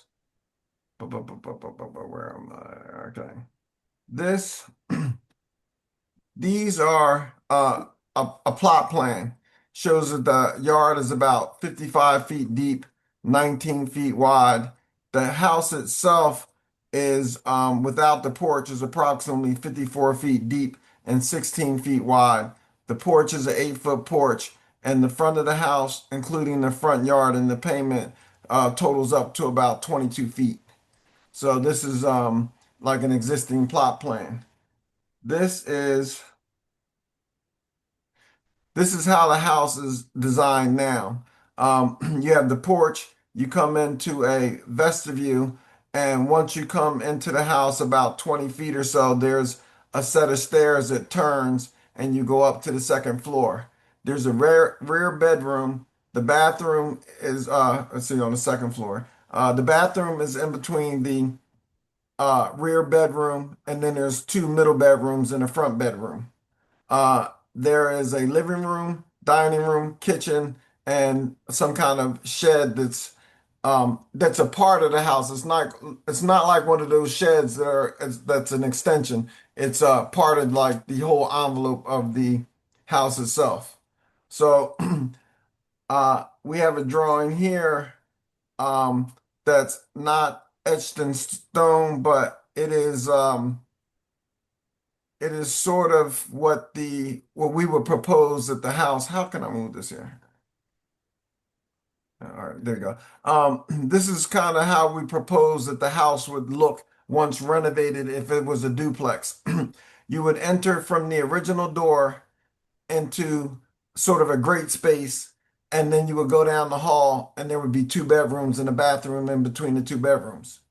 The basement would be a part of that first floor apartment, and they would have access to the yard. The second floor apartment would have to be cut into the facade of the porch, and the stairs would kind of be moved, and you would go up the stairs, and they would have sort of like a great space with a kitchen and the same gallery hallway, and with the bedroom and a bedroom and a bathroom in between the two, and in between the 2 bedrooms. So if anybody has any questions, I'll answer whatever questions that anyone may have. Is that your whole presentation, sir? Your whole presentation? Yeah, I think so. I can say that You went to the but you went to the RCO meeting, right? Yeah, I did go to You the got unanimous support. Yeah, we got unanimous support, and I am a builder, and I've built numerous. So here's the first question. How many multiple family households in that block? There are about 3. Okay. Questions from the board? Said there are 3 on the block. Yes. Do you know the addresses? No, I don't know the exact address. Oh, you don't know the addresses? Because the vast majority of the block is for sure single family. I know the next block is multifamily, but that block is single family. Yes, most of the houses are single family. Right. Other questions from the board? Yes, so the second floor, where would they store their trash? Where would they store their trash? They would store their trash on the outside of the house, and there's in between the houses there's a breezeway, and that breezeway has a gate so that people can't just access through the house. But there's plenty of room right there for trash cans and storage of trash until trash day if somebody just wants to come out and and that's basically what what most of the neighbors do. They store it in that same location. Other questions? And your adjacent neighbors, the one on either side, do you have letters from them or letters of support? I don't have direct letters of support, but we did do the mailing as we were supposed to, and they were knowledgeable about the meeting, and came to the meeting, and had their say. Okay. So there was support. Was there any opposition, any comments? No, most everybody. I'm just surprised because this whole block is single family. So I'm surprised there was no opposition. Or was there any comments? No, at the RCO meetings, there was nobody's. I've done this before, and this is not my first RCO meeting, so I understand what you say. People. One set of people will be, if you say you're going to do Section 8, then they'll be opposed to Section 8. Then another set of people will say, if the rents are too high, then you're pushing people out, and so there's a whole thing to but in this particular case it was very positive, and there was just nobody to say that that they didn't want it, or even had really harsh questions at the RCO meeting. So my question is, why do you need 2 units here? What is the hardship? Why is it that you can't use the property as zoned as a single family dwelling? What is the hardship itself? It's just that the fact that they're the size of the house, and it does lend itself for more use and better use. All right. Thank you. Any other questions? Questions from our attorney? Yes, you said you purchased the house. When did you purchase it? We went to settlement, I believe June the 6th. You mean June the 6th, like couple weeks ago? Couple of weeks ago, yes. Okay. Okay. We might want to hold that till we get the actual deed. We can close the record. We can vote. On that. Okay, because I couldn't find it on. Okay. Yeah, I thought that's what I was thinking when you guys requested the tax clearance, and I was thinking that it might be a little hard to verify that I was the owner because of the short amount of time, and it does take time for a deed to be filed. All right. So questions or comments from the virtual audience? Planning Commission. Nina Salamanca, the Planning Commission. The comprehensive plan recommends no change to the RSA 3 residential single-family attached zoning at this location. There is no unique condition or circumstance of this property that would prevent it from being used in conformance with the zoning code. Therefore, the City Planning Commission recommends that the board deny the proposed variance for 2-family dwelling and associated residential parking requirements. We will take this to executive session. We will also obtain the deed, or, if you have it, please send it to us as soon as you can. And we look to vote on this on July 8th at 2 p.m. Okay? Mr. Chair, I'm sorry to interrupt. This is Ian Hegarty. I believe we did have one participant in the audience that had their hand raised to speak. Okay, sure. Let them come on. Lewski. I'll go ahead and let them speak now, sir.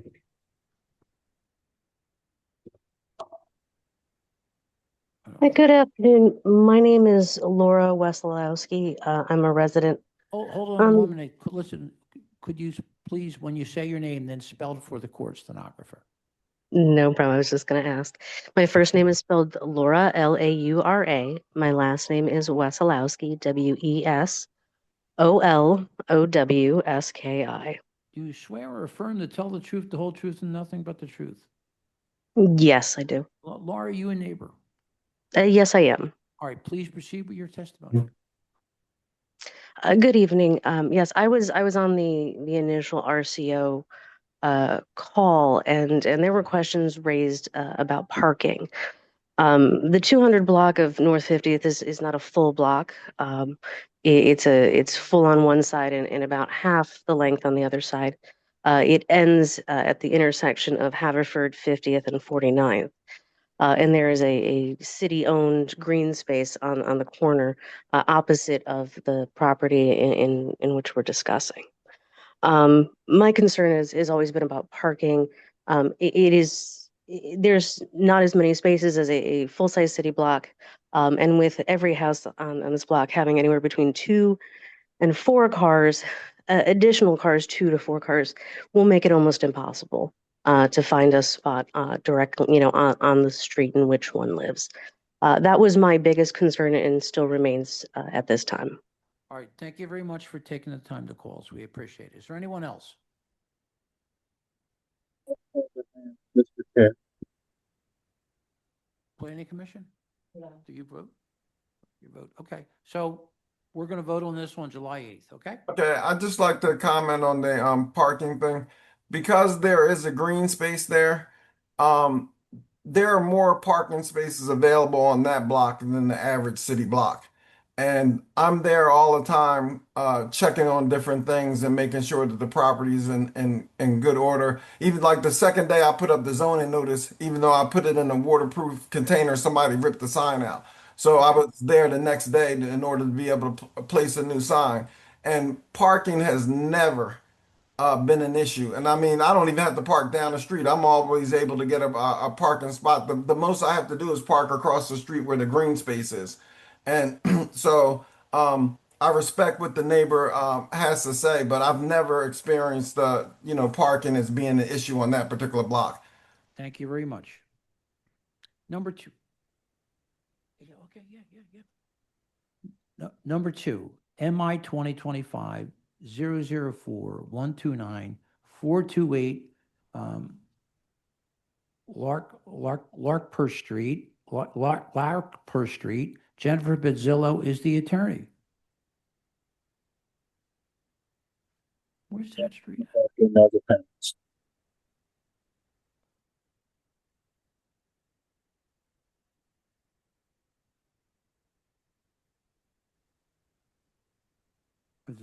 Good evening. Good evening. Could you please state your name and spell it for the stenographer? Sure. It is Jennifer Bizzillo, B as in boy, A as in apple, Z as in zebra, Y, D as in David, L as in Larry, O as in Oscar. Do you swear or affirm to tell the truth, the whole truth, and nothing but the truth? I do. Could you identify your client, their relationship to this property? Yes. My client is Samat Raimov, and he is the owner of the property. Right. I see a letter from support from Somerton. There was a close vote of 25-1. Yes. Our vice chair has a few questions. Good evening. Have you submitted your documents and exhibits 5 days in advance of this hearing? Yes.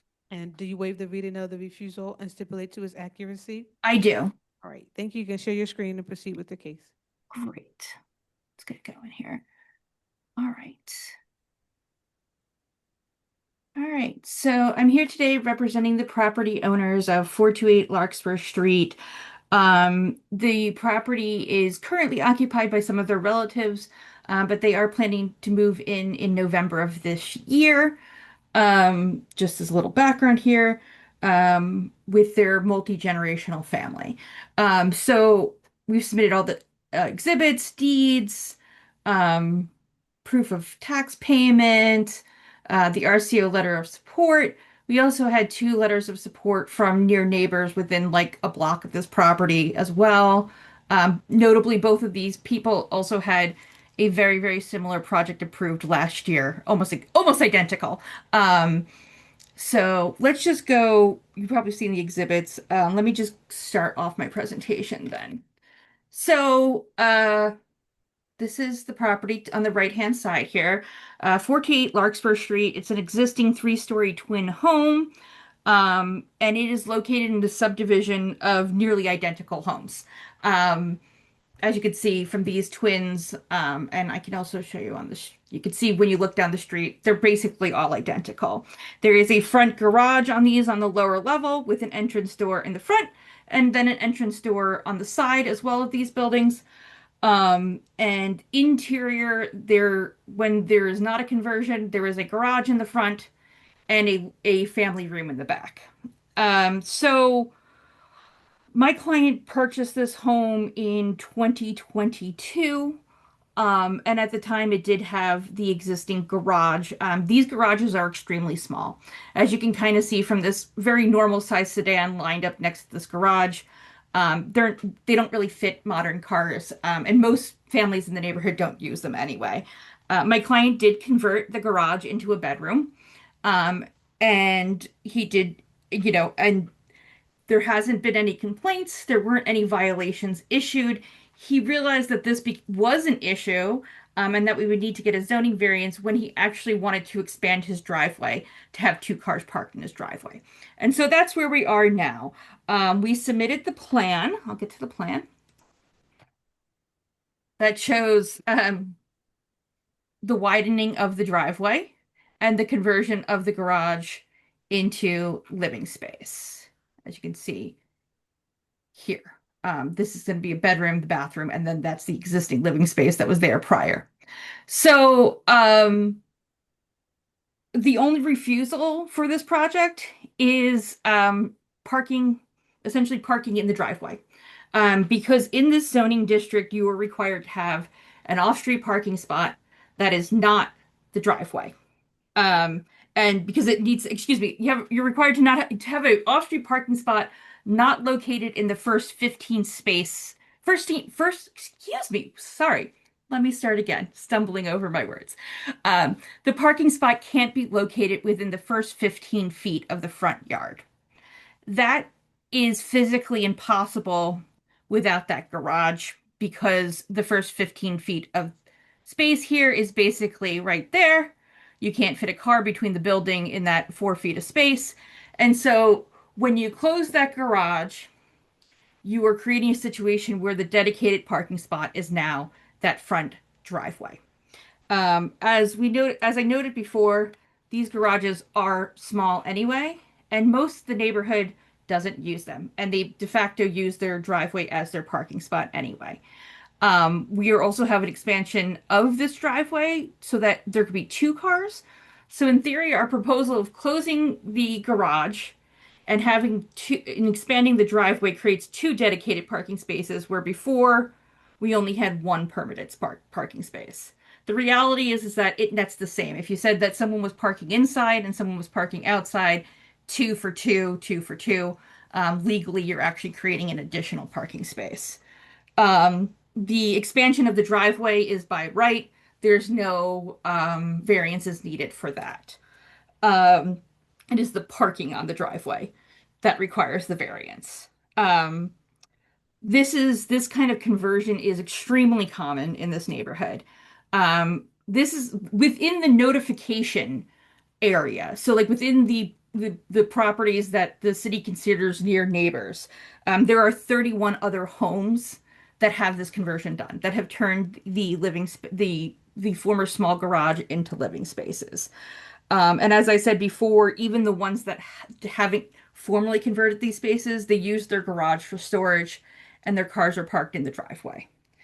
The house is a single family home and will continue to be used as a single family home. The reason for the additional space, as I mentioned before, is that this is a multi-generational home, and trying to create a little bit of privacy on that lower level for the eldest generation, have a place for them to sleep, watch TV, go to the bathroom, etc.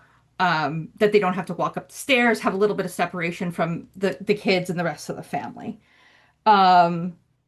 They do maintain access to all parts of the home. There's nothing that separates these two to be separate units. There's a central staircase that leads up the middle. Let me show you that. So you can see the bathroom. There's the staircase that goes up the middle. There's a small bedroom and a bathroom. And this is the rear living space as like a living room with access to the backyard as well. So it is one coherent building. We will be going back and getting permits, getting a CO for the building. So anything that wasn't in compliance that was done not to code would be brought up to code. And it really is just so that there's no additional changes really proposed to the outside of the building other than expanding that driveway to allow for 2 parking. Yeah, so we went to the Somerton Civic on April 14th. Let me just show you that. And oops, sorry, that's the wrong exhibit. And it was a well-attended meeting. I know the vote was 25-1. There was even more people there. And really what the general impression we got was just, hey, like, this is what we think it is. It's not anything else. You know, they acknowledge it's a very common thing to be done in the neighborhood. And so the vote was in support. And again, I personally represented 2 other neighbors within a block of this property last year who were granted the same variance. So it's very common. Just in summary, the hardship here is that really there's no other place to put cars. The garages are pretty unusable. And there's not a place to park them that's not in the first 15 feet. It's very much in character with the neighborhood. It's not going to harm anyone because it's in character with the neighborhood. It's not going to increase congestion. It's probably actually going to take another car off the street. It'll allow this family to comfortably live in this home and enjoy it and provide 2 off-street parking spots. So Jen, just one question from me. Yeah. Did you put a kitchen in there? There is a sink and a refrigerator in there. And if that is not allowed, when they go through code review, they will be removed. Okay, thank you. Questions from the board? Yeah, I have a real quick question. no So I know it's common, as you mentioned, to enclose the garage. Is it common to have the 2 parking spaces, have people extended their driveway to have 2 parking spaces? Is that a common? It is. So let me go to the photos. It's common when they can. So let me just get back to the main photos. This is on a curve. So there's a little more space here than there are with some other properties. So let me just get to here. So if you can see here, let's actually go to the side photo. You can see here that there is a large area between this twin set and the next twin set. And so it's pretty common when on these homes, when there's more area here, just to add a little bit extra space to allow for that second car to park. So it's not going, let's go to the plan here. Hold on one second. So let's keep it right here on this photo. You see with the, I think it's like a brick interface right there on the front. Yep. So you're saying they're gonna move that over? It's there's a All the little way to the retaining house? wall here that's going to move over along with the side of the house, and that's So going to the allow steps will be moved too, right? the steps are going to be moved too. Yeah. Okay, all right, that's what okay, thank you. Any other questions? Questions from our attorney, not Hillary, Lynn? No questions at this time. Questions or comments from the virtual audience? Yeah, I do not see any hands raised. Planning Commission. Nina Solomonic with the Planning Commission. The comprehensive plan recommends no change to the RSA 2 residential single-family attached zoning at this location. There is no unique condition or circumstance of this property that would prevent it from being used in conformance with the zoning code. Therefore, the City Planning Commission recommends that the board deny the proposed variance for surface parking in the required front yard setback. So MI 2025-00. Oh, wait, we didn't actually have her client come on and Yeah. testify. He's working on logging in right now. I think he might be in now. All right, let's see if he's there. Yeah, is he there? Do you think he's If here? not, we can have the lawyer, but I don't think we did that yet. It's Samat Rahimov.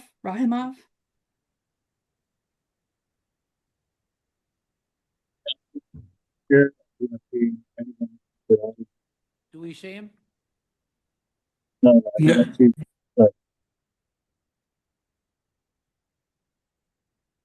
Chair, there's no one by that name in the virtual Okay, audience. thank you.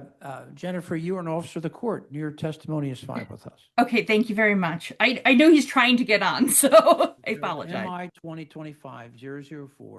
2025-004-129-428 Larkspur Street. I vote yes. Michael Johns, my vote is yes. Tanetta Graham, my vote is yes. Ryan McAdams, my vote is yes. Thank you, Jennifer. Thank you so much. Have a good night. Alan?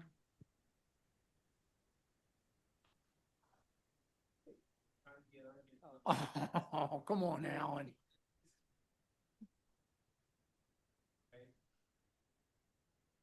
So the next case will be MI 2025-004-134, 3813 Folsom Street. Alan Nachumson is the attorney.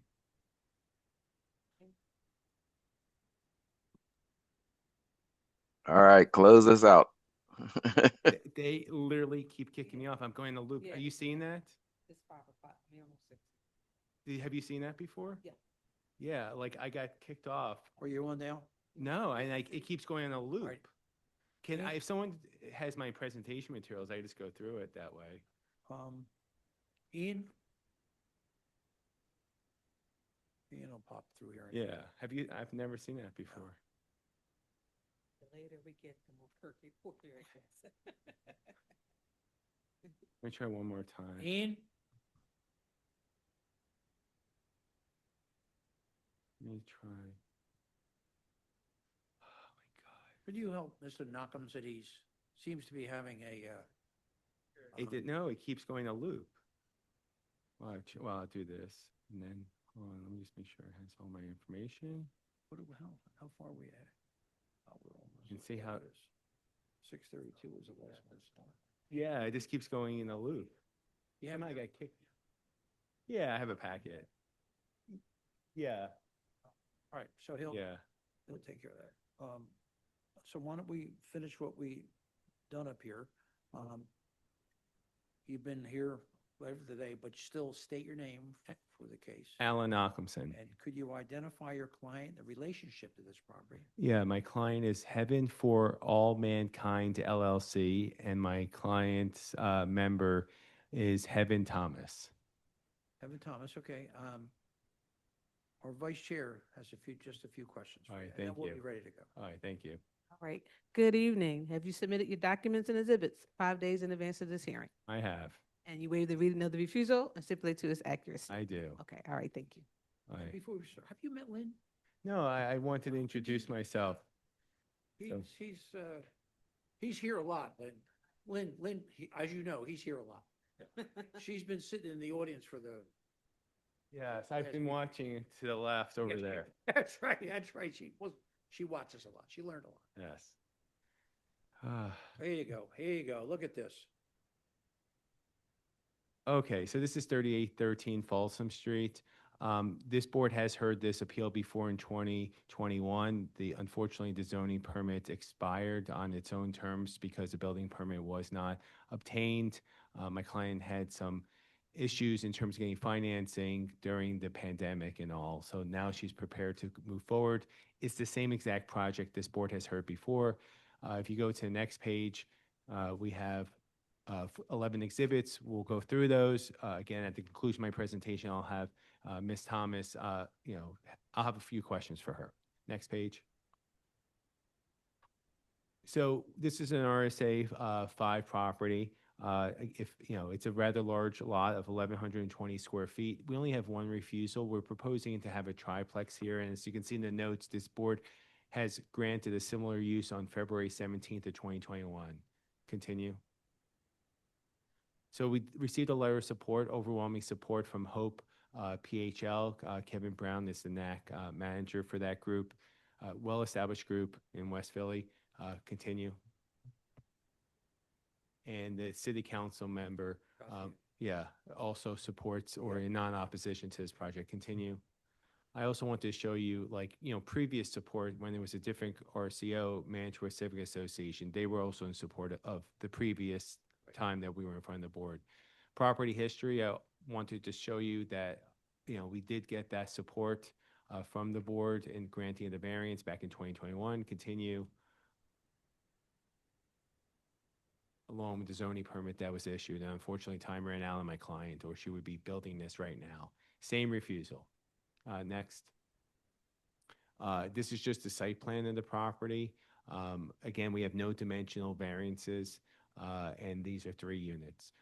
Particular attention on the site plan. If you look at the left-hand side, there's an exterior staircase that leads directly out from the lower level. So it's an exterior staircase. So, because we're very mindful, these are exact same plans as previously approved, but there is living down the basement, but my client put an exterior staircase in there. Now, I will say this, while I did not object to the refusal, I do think there may be an issue with the refusal, because given that exterior staircase, there could be an issue in terms of the rear yard setback or the occupied area.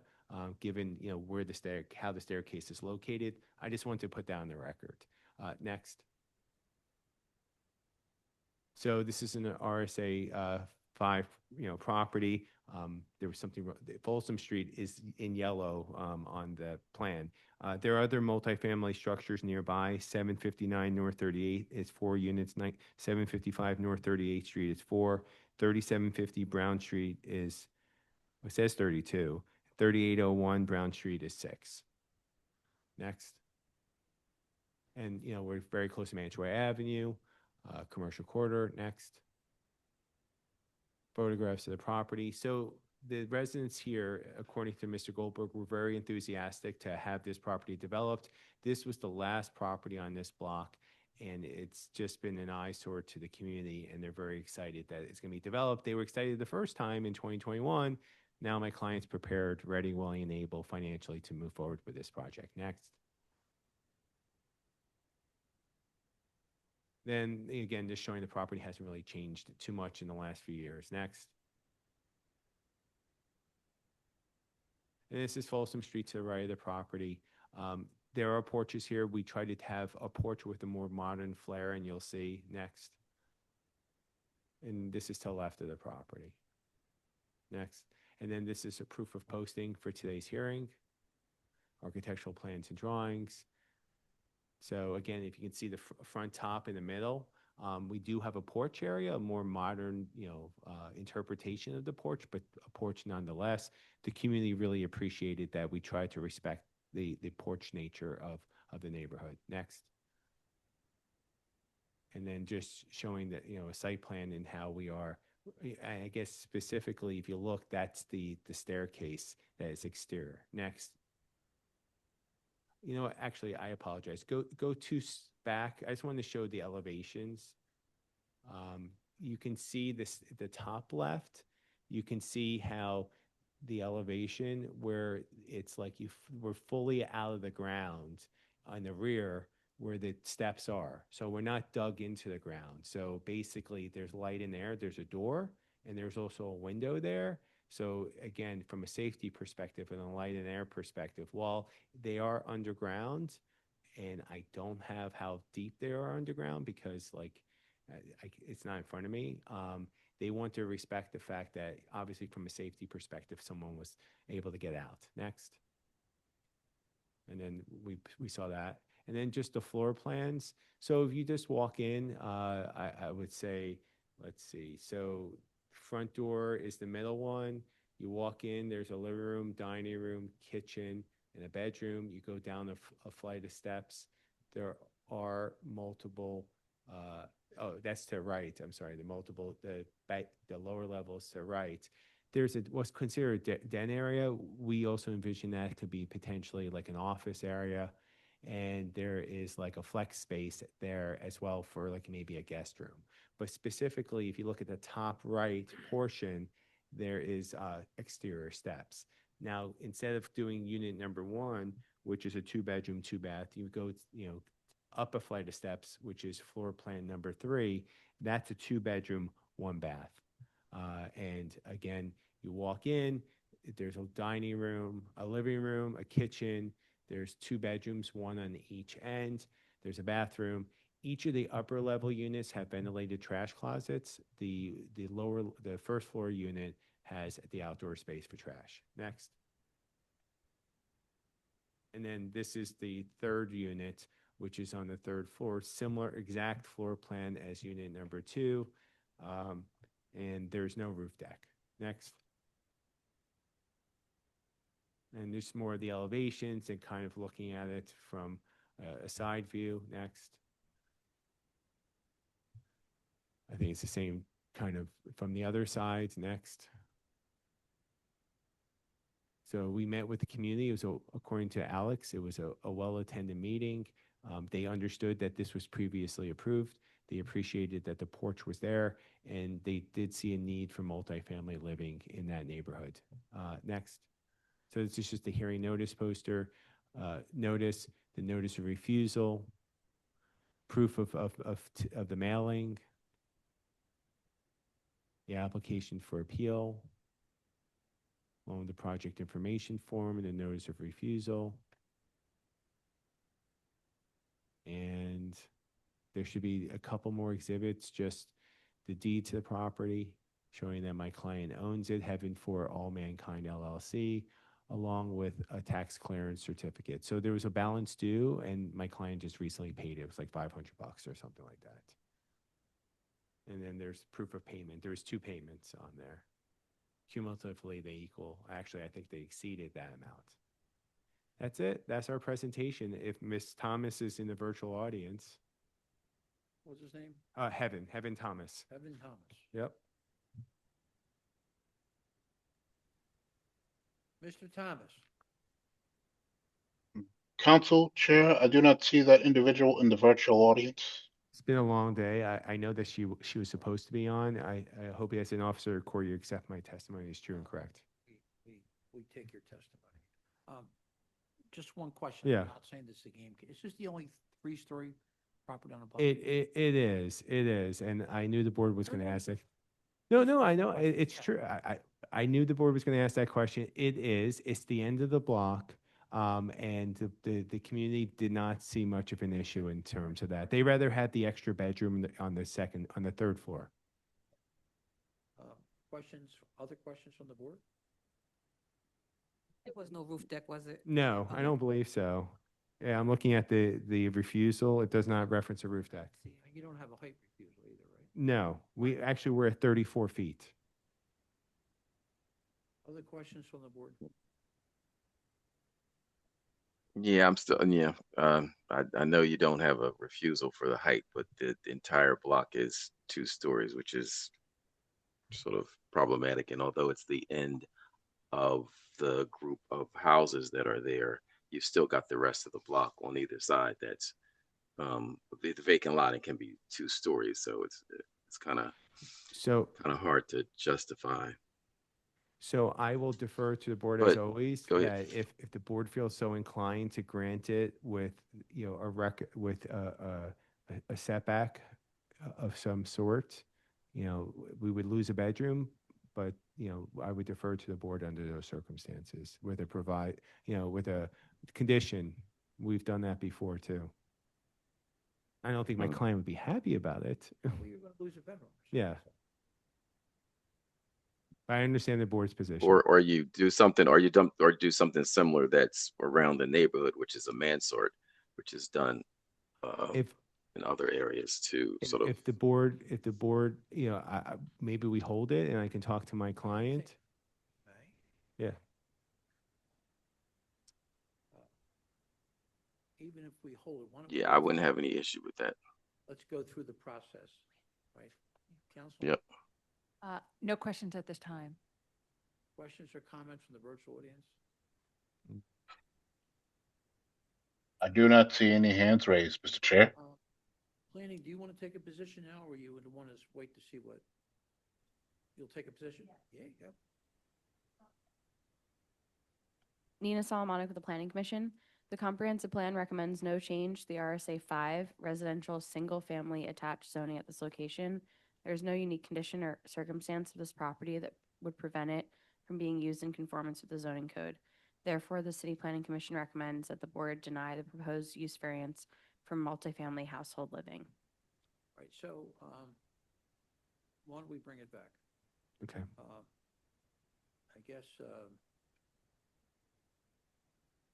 I guess we'll have to make it a, resumptive hearing, right? That's right. And, how about the, like, resumptive cards going here? Ian, give me a date for a resumptive hearing, if you would.